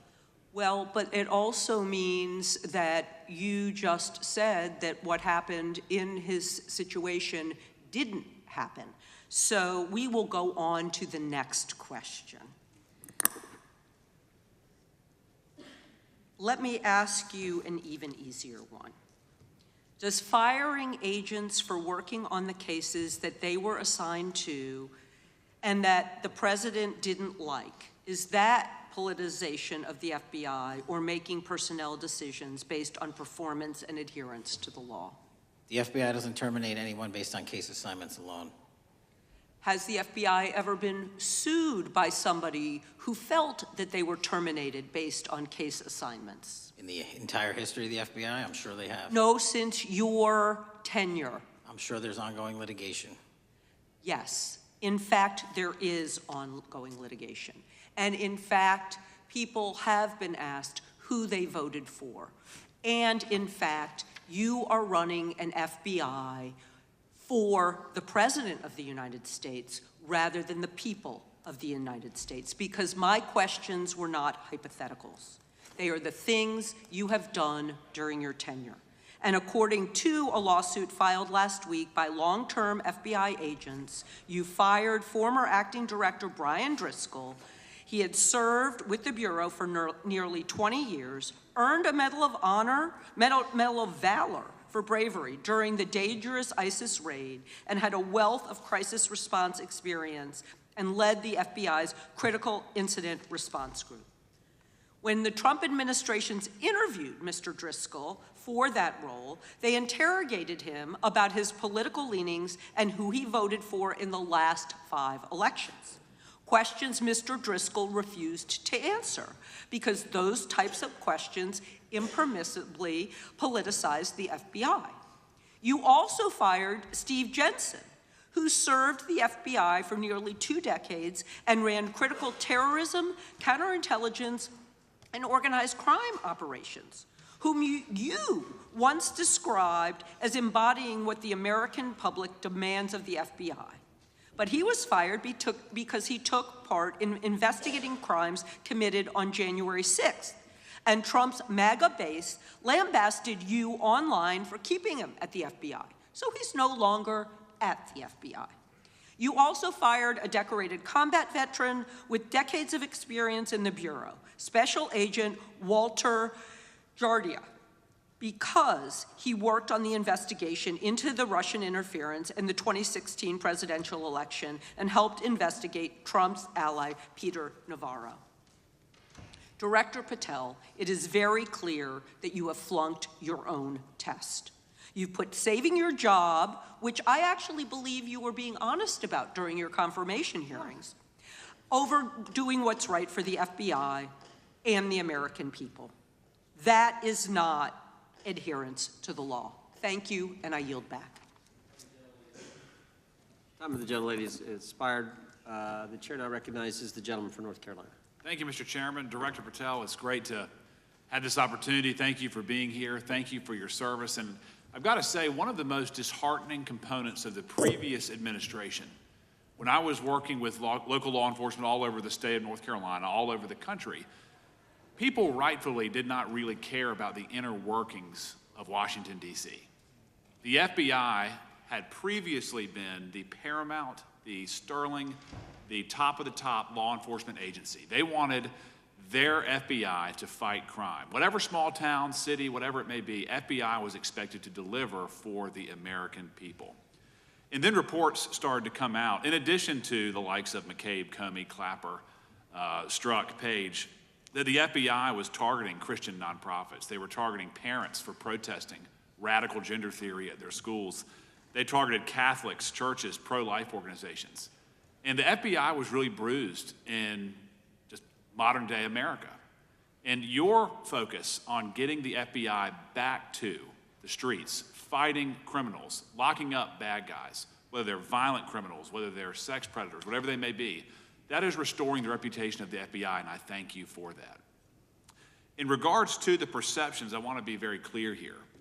You mentioned the statistics about removing dangerous illegals, removing thousands of kilograms of drugs, violent criminals, guns. The border is secure. These accomplishments are noteworthy, and they're needed. But at the same token, I want your take. The fight is not over. Isn't that correct? When we look at what happened in the previous administration, the number of illegal alien criminals that made their way into this country of every type, they're embedded, they're here, and it's going to take a sustained effort to win this battle. That's the critical component, sustained effort. And that's the critical component when you look at what happened in Washington, D.C. We're not here for 4 seconds in terms of safeguarding Washington, D.C. Yep. It's a sustained initiative. We're taking it to Memphis and wherever we decide else. And so we are going to continue the mission till it's done. In regards to offloading some of the agents from Washington, D.C. to the states, to the people, can you just explain how tactically that is a force multiplier in the law enforcement community around the country? Yeah, it's pretty simple. You don't even have to be in law enforcement to know that. If you put cops with other cops, they're going to do cop work. That's right. And what was needed in the communities out there was more cops. What was not needed in the bloated bureaucracy of Washington, D.C. was 1/3 of the FBI's workforce, because 1/3 of the crime does not happen in the Washington, D.C. NCR area. And so the results speak for themselves. Our state and local partners, I've always said this, are our biggest ally, our greatest ally and partner. And we cannot do the work without them. But we got to send our guys to them. That's right. And in regards to the last 4 years, the open border policies, whether it's terrorism, drug trafficking, human trafficking, violent crime, massive amounts of organized retail theft, and other types of criminal behavior, can you describe, just so anyone who's listening here can talk about, how serious the levels of criminality have become in the United States? Well, unfortunately, in order to have these record-breaking numbers of arrests and seizures, you tragically had to have a record-breaking explosion in violent crime, and it doesn't happen overnight. And it came in from all corners of the earth and from all platforms, including social media. And that's the root cause of all of these evils. And in order to clean it up, it's not going to happen overnight. But the men and women of the FBI, what they did in these 7 months, everybody should be talking about it. Every single district in this dais is safer now, today, than it has ever been because of that work. And in regards to the ongoing political climate, Director Patel, how do sanctuary policies that are still being implemented and defended in certain states, cities, and counties, how do they help or hurt your efforts to make America safer? Well, if you are harboring criminals, you are harboring our ability to keep our communities safe. It's that simple. If you have a fugitive warrant for a violent felony offense and we are not able to procure you because of policies or rules that don't allow us to go get them, and time again, we have heard all too many illegal immigrants who should not have been here, murdering women, murdering children, giving drugs to our youth, and raping our children, and that is unacceptable. Straightly put, can you separate immigration enforcement with fighting crime? They're intertwined. Thank you. In regards to policies like cashless bail, how does that help or hurt your efforts? Criminals know that there are certain jurisdictions where if they shoot someone, they'll be out the door within the next hour to do it again. And that's an ethos and a system that has been built out over years that we are combating. How is defunding the police around the country, how has that helped or hurt? As long as I'm in this seat, we're not defunding any cops. Good. Thank you, Director. I yield back. Gentleman yields back. Mr. Garcia is recognized. Thank you, Chairman Jordan, and welcome again, Director Patel. As members of the Judiciary Committee, we have a responsibility to conduct oversight of the FBI and assess whether or not you're doing a good job in a responsible and impartial manner, or whether you're just a henchman for Donald Trump who's weaponizing the Bureau at the expense of public safety. As Congressman Correa highlighted, one of the many concerning issues during your tenure is the Bureau's expanded role in low-level, non-criminal immigration enforcement. I have a report here from the conservative Cato Institute. They've obtained ICE documents showing that over 2,500 FBI personnel are now working on immigration enforcement. A yes or no question. Did you sign off on this? 2,500 FBI employees are not currently working on immigration enforcement. Did you sign off on this? On the Cato report? On the 2,500 personnel, FBI personnel that have been reported to now be working on immigration enforcement. Couldn't have signed off on it because it's not happening. You can call it whatever you want, but the reality is that over 2,000 personnel individuals are now working at ICE instead of their jobs. I want to follow up on something that Senator Durbin asked you about yesterday. This article from MSNBC reports that nearly every agent on Baltimore's domestic terrorism unit, who was, by the way, investigating the 764 network of child predators, was diverted to work on immigration enforcement full-time. That forced them to, and I quote him, walk away from investigations of a network of violent predators that targets and exploits children online.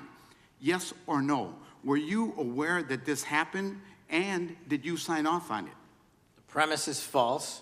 The 764 network in Baltimore is taken down, and FBI agents do double and triple duty all the time. I'm reclaiming my time. You told Senator Durbin yesterday you didn't know about it, so your testimony is inconsistent today. No, I found Final out. question. Let me ask you, again, a yes or no question.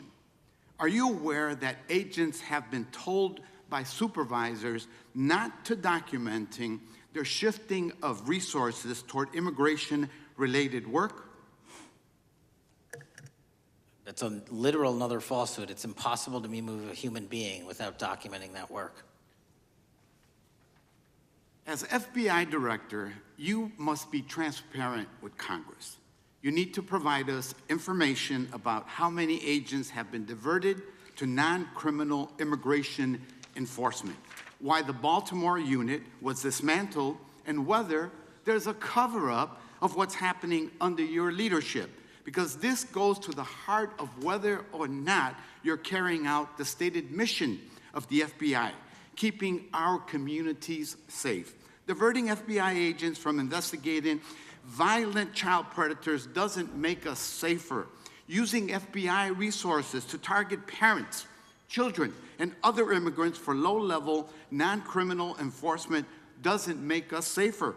Enabling violent, lawless conduct by federal enforcement doesn't make us safer, as we saw last week when an ICE officer killed one of my constituents. And I know that the FBI has been involved in that investigation. And yesterday, ICE did a raid in the suburb of Elgin where 2 U.S. citizens were arrested, and who accompanied them on that filming of that show? Secretary Nunn. Shameful conduct. Weaponizing the FBI to serve Donald Trump's political agenda instead of the American people does not make us safer. Before I yield back, Mr. Chairman, I request unanimous consent to submit the following documents for the record. A report from the Cato Institute, which I referenced earlier, where ICE has diverted over 2,500 officers from their jobs, and 2, an article from MSNBC titled, Trump's Deportations Divert FBI Agents Off Child Predator Cases, and an article from CNN entitled, White House Pressure for Increased Immigration Arrests Strains Law Enforcement Agencies. Thank you, and I yield back. Gentleman yields back. Without objection, the gentleman yields back. Gentleman from Wisconsin is recognized. Thank you, and thank you, by the way, for coming over here. Sorry you have to put up with all this. I know when you took over, the FBI's reputation in a lot of circles perhaps had never been lower. I mean, part of that is brazen involvement in political activity, the Foreign Influence Task Force, you know, getting involved and trying to suppress news stories in the New York Post, Crossfire Hurricane coming up with bogus stories to try to flip the 2016 election, FBI downplaying the stories of Hillary Clinton's emails in the 2016 election. That's their overt involvement in political activity. I think a strong anti-religious bias. We talked about stories of an anti-Catholic bias in there. I know I've talked to people about horrific overreaction at the big Hindu temple in New Jersey, in which, just so people understand, you had a rectory in the temple area.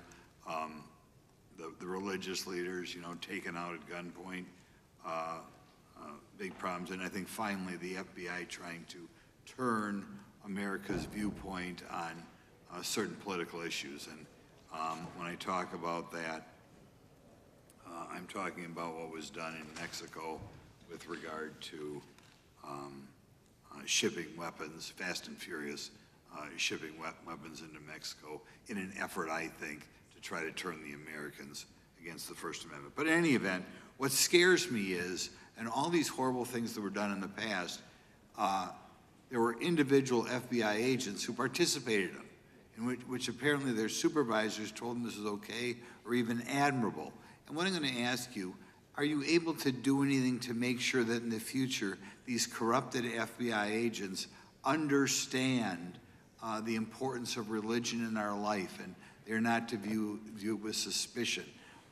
They understand parental rights and the idea that traditionally in America, parents have the ability to object when their young 5 or 6-year-old children or year-old or very young children are getting what most people consider highly inappropriate sexual contact. What are we doing there to try to make sure we don't have problems with these FBI agents again, or make sure that in the future administrations, they would object if they are asked to behave in such a immoral fashion? Two things. If you are corrupt, you don't work at the FBI. It's that simple. So we don't tolerate any form of corruption or any deviation from our high standards, whether you're an agent, an intel analyst, or whatnot. And just to show the American public the resurrection that the FBI has had in these last 7 months, you don't have to believe me. Our applicant pool has doubled month over month every year from the highest point it has ever been. More people want to work at this FBI than ever before in U.S. history. I'm sure that's because of you, and you're kind of anticipating my next question.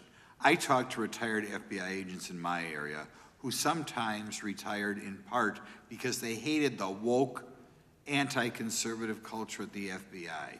And they are concerned, the retiring agents, about new agents, not on your watch, but before this, being corrupted in the universities before they were hired, and they are very worried about what will happen with the new agents. So I think you're answering my question. Do you feel you'll be able to a certain extent solve the problem of inappropriate agents filling up the agency in the past, because now you're going to have a larger pool to draw from? Everybody that comes to work at the FBI is allowed to have their own belief system, but they're not allowed to bring that belief system into the workplace. And anyone that does won't work at the FBI. Okay, very good. Now, recently, there's another potential scandal, I guess, a politically motivated thing, Arctic frost. Do you want to comment on that? And it appears one more time as perhaps the FBI was getting involved in what would normally be considered political events.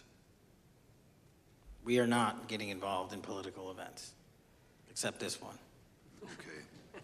And final thing, with regard to prejudice against Catholics, what happened in the big Hindu temple there in New Jersey, do you think, have you ever, has anybody ever apologized to the Catholic Church or apologized to that temple? I don't know, sir. Okay. Is that something you think would be perhaps a good idea to do in the future? I think leadership should address it. Thank you. Gentlemen, time has expired. Gentleman yields back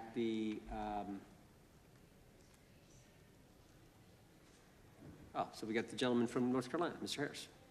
All right, thank you, Mr. Chairman, and thank you, Director Patel, for your endurance and your perseverance throughout today's hearing, and for all you've shared. First of all, let me start by saying that I was very grateful and glad to see that the FBI has joined the investigation of the tragic and brutal murder of Irina Zarutska in Charlotte, which is just right by my district.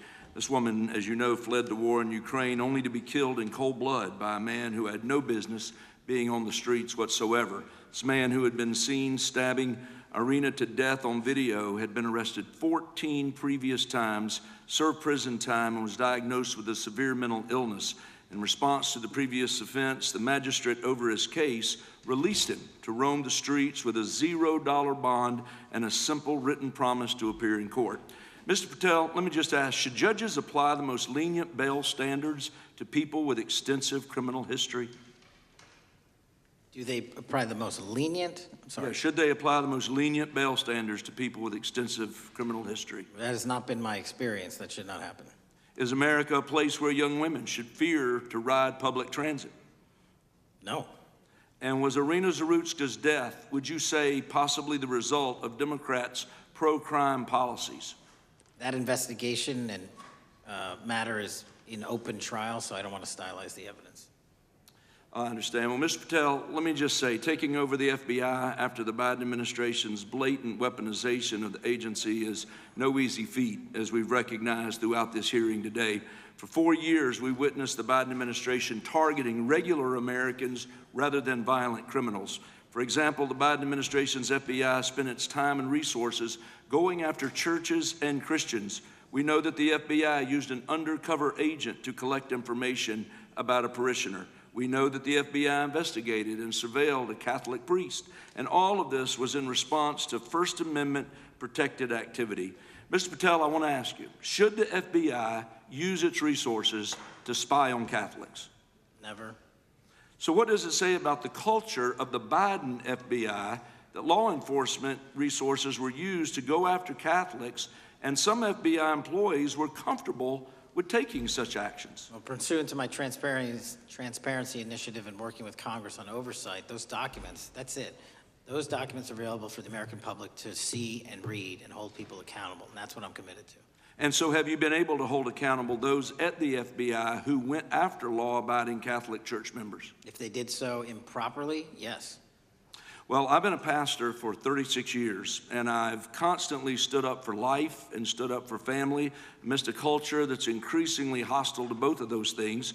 And if the Biden administration targeted Catholics, could I have been targeted by the Ray FBI as well?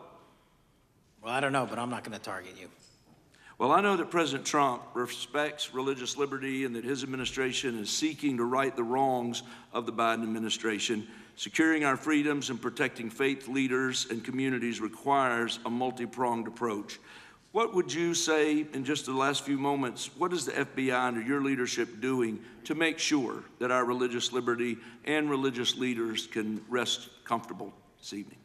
Zealously protecting our First Amendment rights, but zealously going after those that abuse that right that leads to criminal conduct. You will be investigated, you will be looked at, and referred to prosecution every single time the evidence warrants. Thank you, sir. One final area. I do want to draw attention, Mr. Patel, to Waxhaw, North Carolina, a town in my district that just fell victim to a cyber attack on September 12th that interrupted emergency services. Waxhaw is working with state partners, and the FBI has been notified on this attack, and I certainly pray they're able to help out with the ongoing investigation. Could you just speak to what the FBI is doing to bolster our community's cybersecurity to defend against any future cyber attacks? Well, in North Carolina, you're slated to get a plus-up of 22 FBI employees, and they're already on the way. And that encompasses cyber, counter-intel, counterterrorism, field agents, intel operatives. And what we're doing on a macro level on the counterintelligence and cyber front is going after the people that fund these operations on these online platforms and breaking their banks. Because once we do that successfully across the board, they won't have the ability to attack us. Well, thank you, Director Patel, and let me just add my comments to those of my colleagues that are very grateful for your leadership, grateful for your courage, your consistency, and for being willing to stand in the gap for us. And with that, Mr. Chairman, I yield back. Gentleman yields back. Gentleman from Missouri is recognized. Thank you, Mr. Chairman. And Director Patel, thank you for being here with us today. Over the past few years, we have seen a disturbing increase of attacks on Christians and conservatives. Since the leak of the Dobbs decision, there have been 354 attacks on Catholic churches. In the first year following the leak, there were more than 100 attacks against pro-life pregnancy care centers, and the shadowy pro-abortion group Jane's Revenge claimed responsibility for 24 of these attacks. Meanwhile, the Biden FBI focused resources on attacking Catholics and peaceful pro-life protesters like Mark Houck and Paul Vaughn. Many of these attacks on Christians and conservatives were coordinated or praised by dark leftist cells who lurk on the online chat rooms of Reddit, Discord, and game sites. This is a war room for Antifa and violent transgender activists. There have been essentially no incidents of violence by Catholics, pro-lifers, or parents at school board meetings, but there have unfortunately been multiple shootings motivated by leftist and transgender ideology, including recent attacks in Nashville, Colorado Springs, Denver, and Aberdeen. Worse, the targeted violence reached a boiling point this past month. A few weeks ago, an anti-Christian transgender terrorist murdered 2 children and injured 17 in a shooting at a Catholic mass. And last week, while we were sitting in this committee room almost to the hour, Charlie Kirk was assassinated by a 22-year-old who appears to have been motivated by leftist and transgender ideology. As you confirmed yesterday to my Senate colleagues, he may not have acted alone, and you testified that in his online chat room of more than 20 trans ideologues that you were aware, I believe you said many more, many were aware of and possibly complicit in the assassination. Director Patel, in light of the increased violence emanating from the far left, is your FBI investigating this violent trend of anti-religious, Antifa, and transgender-driven violence? All of it across the board is being zealously investigated, no matter what your motivation or bias is behind it. Very good. We've also noticed a dramatic surge of the number of clinics offering so-called gender-affirming care. Whistleblowers in a recent NIH study confirmed that these clinics prey on some of the most mentally ill children and young adults in our society, and these clinics are quick to prescribe life-altering puberty blockers, cross-sex hormones, and surgery, and often these patients get worse rather than better, and unfortunately, some have become violent, some have even committed mass shootings, and the partner of one of them assassinated Charlie Kirk. Director Patel, is the FBI looking into the role that these gender clinics may have in the recent attacks in making these mentally ill individuals violent? We're looking at the entire spider web for any of these attacks, be it Denver or Charlie or where have you, and that's why our investigations are ongoing. We don't have a final product yet.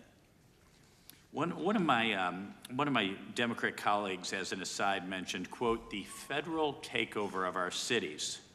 And I don't know whether my Democrat colleagues, for some reason, liked Washington, D.C. better when it was more dangerous and more violent, when there were more robberies and carjackings and murders and rapes. But what has the crime picture in Washington, D.C. looked like since the so-called federal takeover? 2,100 arrests, 37% decrease in violent crime, same time last year, 60% decrease in gun crime, 74% decrease in carjackings, and 53% reduction in homicides in Washington, D.C. in the last month alone. Very good. And I thank you so much for your testimony. I know it's been a long day, so I'll give you a little break and yield back the rest of my time. Gentleman yield? Yes, and yes. Director Patel, what's a 302?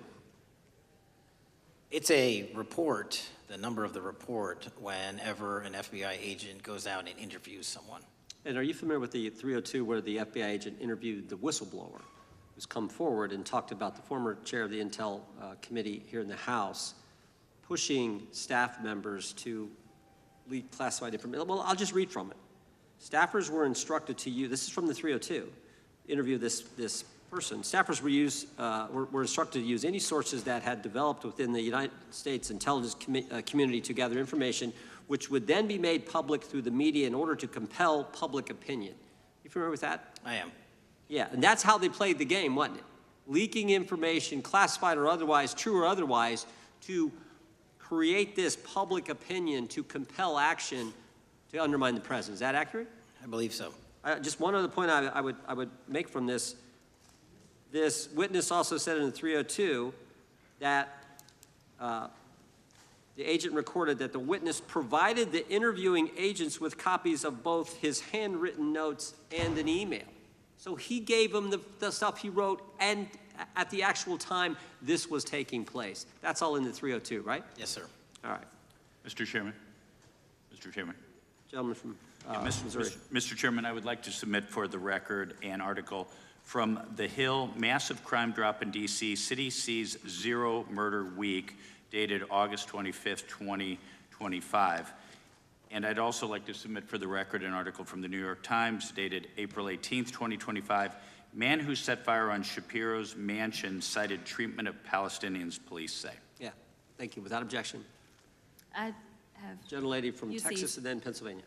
Thank you so much. My first UC is the FBIAA letter to Congress on summary terminations, where it states denying fundamental due process and summarily dismissing special agents will only make it harder to protect our nation. These actions distract agents from their work, foster fear that their assignments could cost them their careers either now or under the next administration, and increase the risk of criminal and national security threats by undermining unity and morale within the Bureau.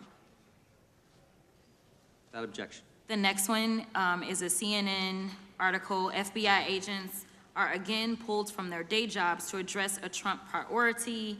It states, morale is the worst I've seen, said one law enforcement source. The Bureau is becoming unrecognizable. Lots of people are weighing really difficult decisions right now. Without objection. Gentlelady from Pennsylvania is recognized. Thank you, Mr. Chair. I'd request unanimous consent to introduce into the record a September 16th, 2025 article in the New Republic entitled DOJ Quietly Deletes Study on Politics of Domestic Terrorists. The Justice Department has taken down a study that proves Republicans' entire narrative wrong about left-wing violence. Without objection. Thank you. Gentleman from Washington is recognized. Thank you, Mr. Chair, and thank you, Director, for being here. I think without question we can say that Donald Trump has been tougher on crime and tougher on international terrorism than any president in American history. I imagine that brings you a lot of satisfaction and pride as director of America's foremost law enforcement agency. Recently, President Trump conducted very strategic and important strikes on Iran's nuclear apparatus in that country. We also know that there are concerns of significant Iranian sleeper terrorist cells here in the U.S., perhaps exacerbated by the open border during the Biden administration.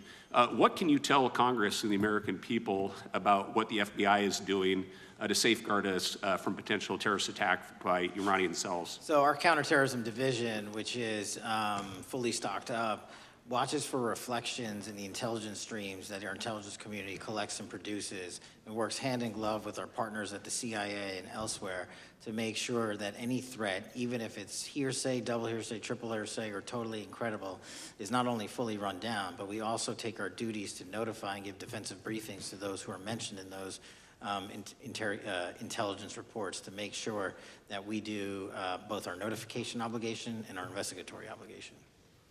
Thank you. The FBI is also the foremost counterintelligence apparatus here in the U.S. We know the U.S. faces a more complex threat of global, more complex array of global threats than any time perhaps World War II or even superseding that time. As America continues to be under attack from various intelligence agencies globally, what can you tell us about the counterintelligence operations of the FBI as a core function? This is why the CIA mission is so important to the FBI, because as you said, no one else can do it. No one else has the authorities to do it. And even if they did, they don't have the capabilities to do it. And the CIA mission has to be headquartered in Washington, but have far-reaching capabilities because we have to face against our adversaries in the DPRK, in Russia, China, Iran, and elsewhere. And in order to do that, we have to have dedicated intelligence professionals on those target sets. And since I become director, I've demanded not only a dismantling and disruption of networks, but a public display of how we're doing it so the world knows that our adversary is A, attacking us, and B, we're stopping them. And that's why you've seen these dramatic increases in counterintelligence arrest in the PRC by 33%, in Russia 83%, in Iran 60%. We are showing the world that they are trying to engage in espionage activities against us, and we are holding them accountable publicly. And there's been increasing concern about the Maduro regime of Venezuela, both their potential support of terrorist activity, criminal drug networks, and potential espionage entities here within the U.S. What can you tell us about your activities regarding the Maduro regime of Venezuela? Generally speaking, one of the largest transshipment points and shipment points for narcotics out of South America, Colombia, obviously, and also Venezuela, is being utilized heavily by the narco traffickers to send up cocaine, meth, and fentanyl, and excuse me, all the other illegal narcotics through the island chains in the Caribbean Ocean and ultimately for America. So there has to be more work done in the region to stop those navigable waterways from being traversed with drugs bound for America. And finally, Mr. Director, what is the one thing that Congress could most do in terms of passing a law to best support the FBI in making America safer and more secure? Get us more authorities to get online, to get onto gaming, to get onto social media companies, gaming platforms, have legal access, and also have private partnerships with the FBI of those companies and allow them to report into us on a daily basis. There is no human being or AI system on earth that can go out there and cover down on the threat in those theaters. And so we need the assistance, and we need more authorities, and we need the private sector to double down. Well, thank you very much for all you're doing, all the men and women of the FBI are doing to keep us safe, and I yield back. Gentleman yields back. Got a UC request from the gentleman from Arizona. Thank you, Mr. Chairman. I have an article titled, FBI Flooded with Record Number of New Agent Applications, Kash Patel's First Month. The FBI saw 5,577 new agent applications in March and more than 10,000 since January. Without objection. The gentleman from Kansas is recognized. Thank you, Mr. Chairman, and Director, thank you for being here. I have listened carefully to all the discussion in this hearing. I've reached two top-line conclusions. First, I am glad I don't have your job. And second, I am glad you do. Thank you for being willing to step up and serve in this role. I'd like to plow a little bit of ground that we've not spent a lot of time on so far and explore. You mentioned, and I'm well aware of your strong commitment to partnering with state and local law enforcement authorities. Obviously, one of the missions is in the counter-drug space. Another is in the forensic laboratory space, where both you and a lot of local and state agencies cooperate in terms of evidence analysis. From the state side, programs such as the HIDA programs, very, very important in counter-drug, such as the Coverdell grants, very, very important in maintaining state laboratory capacities. Would I be correct in concluding that if we are able to maintain robust funding for those types of programs, including both Coverdell and HIDA, that would contribute to the safety of the United States and to your mission? Absolutely. Director, you have talked a little bit about some of the counter-drug work that you've been doing. One thing we haven't talked about yet, the President, in one of his first actions upon taking office back in January, designated a number of the cartels as foreign terrorist organizations. That's not just a paper transaction. I believe the list has been expanded since those first actions. In terms of America's military engagement with the cartels abroad, in terms of our intelligence engagement with them abroad, that designation has had real meaning and has affected some of the thinking and approaches of our military and our intelligence community. Can you talk a bit about how that designation might be affecting or should be affecting the FBI's approach to dealing with the domestic activities of the cartels? The simple way to analogize it is after 9/11 and the manhunt for the foreign terrorist organizations overseas in places like Afghanistan and Iraq, the FBI received certain authorities to go out there and dedicate a mission to go after them both lawfully and investigatorially and collect evidence and provide it to our agency partners. Once the foreign terrorist organization designation was labeled over to the Mexican drug cartels, we can now do that here, and in Mexico, and in Colombia, and in Venezuela, and anywhere else they are. And so that's the best analogy I have. What we're able to do is take our counterterrorism platform, traditionally used for global terrorist manhunting, and bring it into this hemisphere against a very real threat, which is the drug traffickers, and they are foreign terrorist organizations. So we just have so many more resources and authorities now directed at them. So, for example, Director, in the regions, from the vantage point of local law enforcement, there are structures that have historically handled those partnerships separately. HIDA, for example, is an example on the drug trafficking side. The JTTFs are an example on the terrorism side. How is the thinking evolving in terms of on a regional basis, either merging or not merging those structures now that the targets in many ways are merged? So the JTTFs are kind of our forward operating base across every single state in this country to take on that mission. And anytime you're labeled a foreign terrorist organization, you come right under the authorities of the JTTF, the task force officers, and the state and local level police work that gets done in those JTTFs.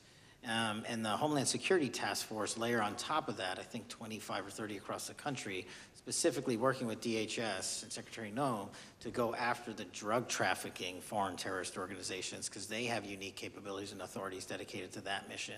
And so that's the beauty of the HSTFs. Let me ask you an adjacent question, Director. I noticed in your written testimony, I don't think we've talked about it yet, You brought to our attention an expiring authority. It's in 6 U.S.C. 124N with respect to counter-UAS drones. You point out that that authority expires in statute at the end of this month, and you impressed upon us your interest in seeing it extended in some manner. Can you talk a little bit about the FBI's role in counter-UAS work over American airspace? I represent a district that's going to host some of the FIFA World Cup activities coming up. We're obviously very interested in security, and there are limits on what our state and local authorities have the capacity to do or what our military has the capacity to do once the threat is domestic. So it's critically important. Both the FBI and DHS have those capabilities. I'll speak to the FBI, of course, only. And you raised the World Cup, and that's exactly what we need it for. The Club World Cup, which just happened, was 32 games in at least a dozen different cities across the country, the largest sporting events consecutively in American history. And we used our counter-drone capabilities to not only inspect and secure stadium locations, but where fans were hovering and we call base camps. And thankfully, because of the success of the FBI and DHS, we had no significant security incidences. And flipping to the World Cup, which is going to be 3 times as large, and obviously the largest we've ever had, and blending into the LA Olympics in '28, our counter-UAS capabilities are going to be the ones that are able us to have literal bird's eye view of the threat dynamic around so many of these cities, which are going to see literally tens and hundreds of thousands of people flock to them. So we have to have it. And making sure the bad guys don't have the same. Exactly. Very good. I yield back and thank you. Gentleman yields back. Director, you've been amazing. You've been here 4 hours and 41 minutes without a break. We appreciate that. I think we have one more member, a few UC requests, and then you can, we'll let you go, but we appreciate that. The gentleman from Texas is recognized. Thank you again for taking the time, Director Patel, and for Chairman Jordan for holding this hearing. Thank you for depoliticizing the FBI and getting it back to its original mission as well. Director Patel, do you agree that we have a problem in the United States with politically motivated violence? Absolutely. And I very much agree. I think we can all agree that political violence is wrong, it's evil, regardless of which side it comes from, and that we can all adamantly and vehemently reject it, or we certainly should. But one of the things that we've noticed recently is that affinity and tolerance for political violence is not equally distributed on both sides of the aisle. In fact, right now, social media is filled with leftists who are cheering on the murder of an iconic conservative political figure, Charlie Kirk. And it's not just random people on Twitter doing this now. There's a YouGov poll released just a few days ago, which stated that 25% of those who identify as very liberal believe that political violence can sometimes be justified. That's far too many, is it not? It is. One is far too many. One is far too many. That's right. Only 3% of very conservatives said the same thing, and we can agree that 3% is far too many. But there's an astounding difference between 25% on the left accepting and tolerating political violence and 3% on the right. I would hope that our colleagues on the other side of the aisle would also recognize that there is a systemic problem on their side of the aisle with tolerance for violence against people with whom they politically disagree, that there is a cultural rot on their side of the aisle that needs to be addressed desperately. Would you agree with that? Yes. One of the more astounding aspects of this is that it's not just people. This comes from the very top, from their political leaders. Just a few days ago, a member of Congress of this body, Ilhan Omar, shared a video on her social media account about Charlie Kirk's murder, and I'll quote what it said. It said, "Charlie Kirk was Dr. Frankenstein, and his monster shot him through the neck." In other words, Charlie had it coming to him. The words that he said naturally led to his assassination. I mean, that is a reprehensible thing for a member of Congress to say, to suggest, to promote in any capacity. And there are people across this country who are losing their jobs for far less than this. And that, by the way, is a just response to acceptance and tolerance of political violence. It's amazing to me that the political left today, who were the originators and the cheerleaders of cancel culture now have the backbone to attack conservatives for defending their assassinated friend. But there's a key difference here. Democrats want to silence conservatives for speaking obvious, self-evident ontological truths like that men aren't women and men can't get pregnant. That seems pretty basic. That seems like a basic truth that we should all be able to agree on. Republicans, by contrast, are recognizing that a constitutional republic depends on the free and open exchange of ideas that we can debate without violence, and that assassinating a political rival is evil, it's wrong, and it should not be glorified or promoted or justified in any way, including in the way that Congresswoman Ilhan Omar did. So Mr. Patel, thank you again for being here. I'd like to, with the remainder of my time, just get your opinion. Does the FBI recognize the rising threat of political violence in America, and what can you guys do to address it? Yes, we do, and what we can do to address it, Congressman, is we need to get online partnerships with these companies in the public space, on these gaming sites, and on these social media sites. As I was saying earlier, there is no way to triage the amount of information generated on these sites by the FBI alone. And we need the public-private partnership. And there's another law that's expiring, I think, at the end of this month, which I believe we need renewed, that allows private sector companies to report into the FBI without liability for criminal investigatory purposes. And that's the kind of stuff we need to keep going. Got it. Thank you, Director Patel. We really appreciate it. Thank you. Gentleman yields back. Mr. Chairman. Gentleman from Arizona. I have some UCs. Gentleman to state his request. Thank you. The first one is a piece entitled Review of Domestic Terrorism After Kirk's Murder Shows Biden Politicized Issue, the Intel, and Fudged the Data. Without objection. Thank you. Make a motion to table. Oh, no, we got to recognize the ranking member for his motion. It's just a UC request. The gentleman is recognized for a UC request. Thank you, Mr. Chairman. This is the ADL report issued February 21, 2025, titled Murder and Extremism in the United States in 2024, concluding that for the third year in a row, every single extremist-related murder in the United States in 2024 was committed by right-wing extremists, 8 of the 13 involving white supremacists and 5 having connections to far-right anti-government extremists. Without objection. Gentlelady from Pennsylvania is recognized for unanimous consent. Yes, thank you. I have a couple articles here. First is a New York Post article, July 17th, 2025. Democratic Senator Ron Wyden claims big Epstein file full of actionable information locked in Treasury Department drawer. Without objection. This is The Guardian, May 18th, 2023. Deutsche Bank agrees to pay $75 million to settle Jeffrey Epstein lawsuit. Without objection. This is Fox Business, September 10th, 2025. JP Morgan processed over $1 billion for Jeffrey Epstein despite internal concerns over sex offender status. Without objection. And New York Times, Bank of America flagged suspicious payments to Epstein only after he died. Without objection. Okay, and I also have a motion, Mr. Chair. Lady was recognized. We're going to come back to the motion I thought was made by Mr. But I want to dismiss our witness. Could we do the motions before he goes? What, I just wanted to press the motion I originally had. Yeah, we're going to bring that up. Is that what this is? Four banks. Are you doing that? No, this is another motion. Okay, well, I'm going to recognize first the gentleman because we held that motion in advance. I still have the UC, Mr. Chairman. Thank you, Mr. Chairman. So look, there are 4 banks, JP Morgan, Bank of New York, Bank of America, and Deutsche Bank. Yeah, but the gentleman can state his motion. Yeah, but the motion is to subpoena the CEOs of these 4 banks to bring in all records relating to their relationship to Jeffrey Epstein and to produce all records reflecting it. These 4 banks have flagged to the government $1.5 billion in suspicious transactions relating to the sex I move the table.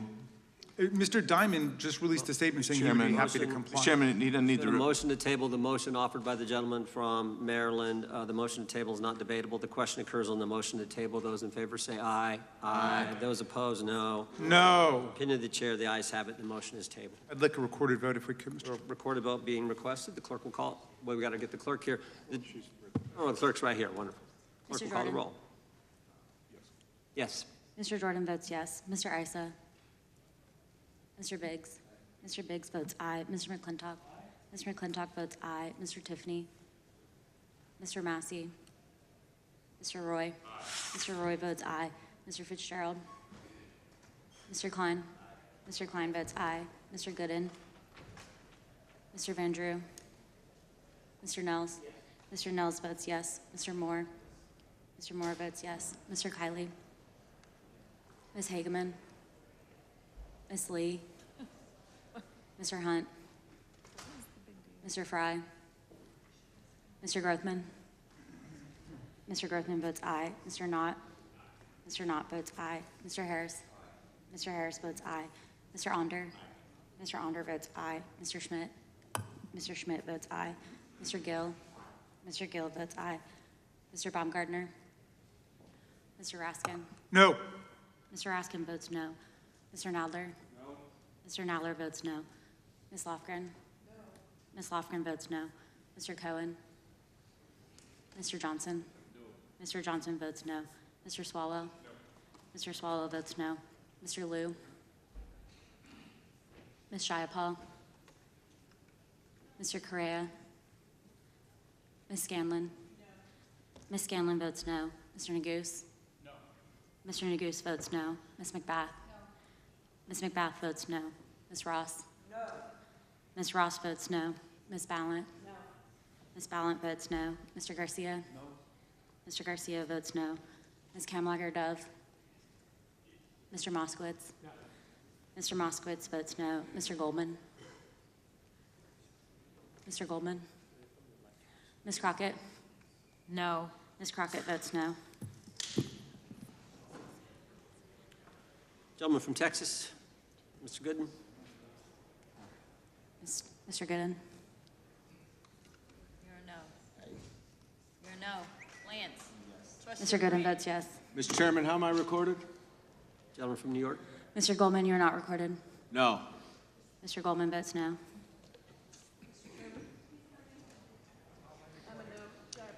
Gentlelady from Washington. Ms. Jayapal votes no. Gentleman from California. Gentlelady from California. Mr. Liu votes no. Ms. Kamlager-Dove votes no. Gentleman from Kentucky. Mr. Massey votes no. Director, I want to thank you again for being here. While we're waiting for members to get back to record their vote, you don't need to stay around for these kind of motions. We appreciate the service you're providing the country, appreciate your testimony today, and appreciate the fact that you did it 5 hours straight. That's amazing. So God bless you and keep up the good work. The witness is dismissed. I know, but I'm dismissing the witness. I don't think nothing involved. I'll just put them in the record. Mr. Chairman, we're still waiting for members to come back to record their vote on the motion offered by the gentleman from. no, I just, as a point of order, I just wanted to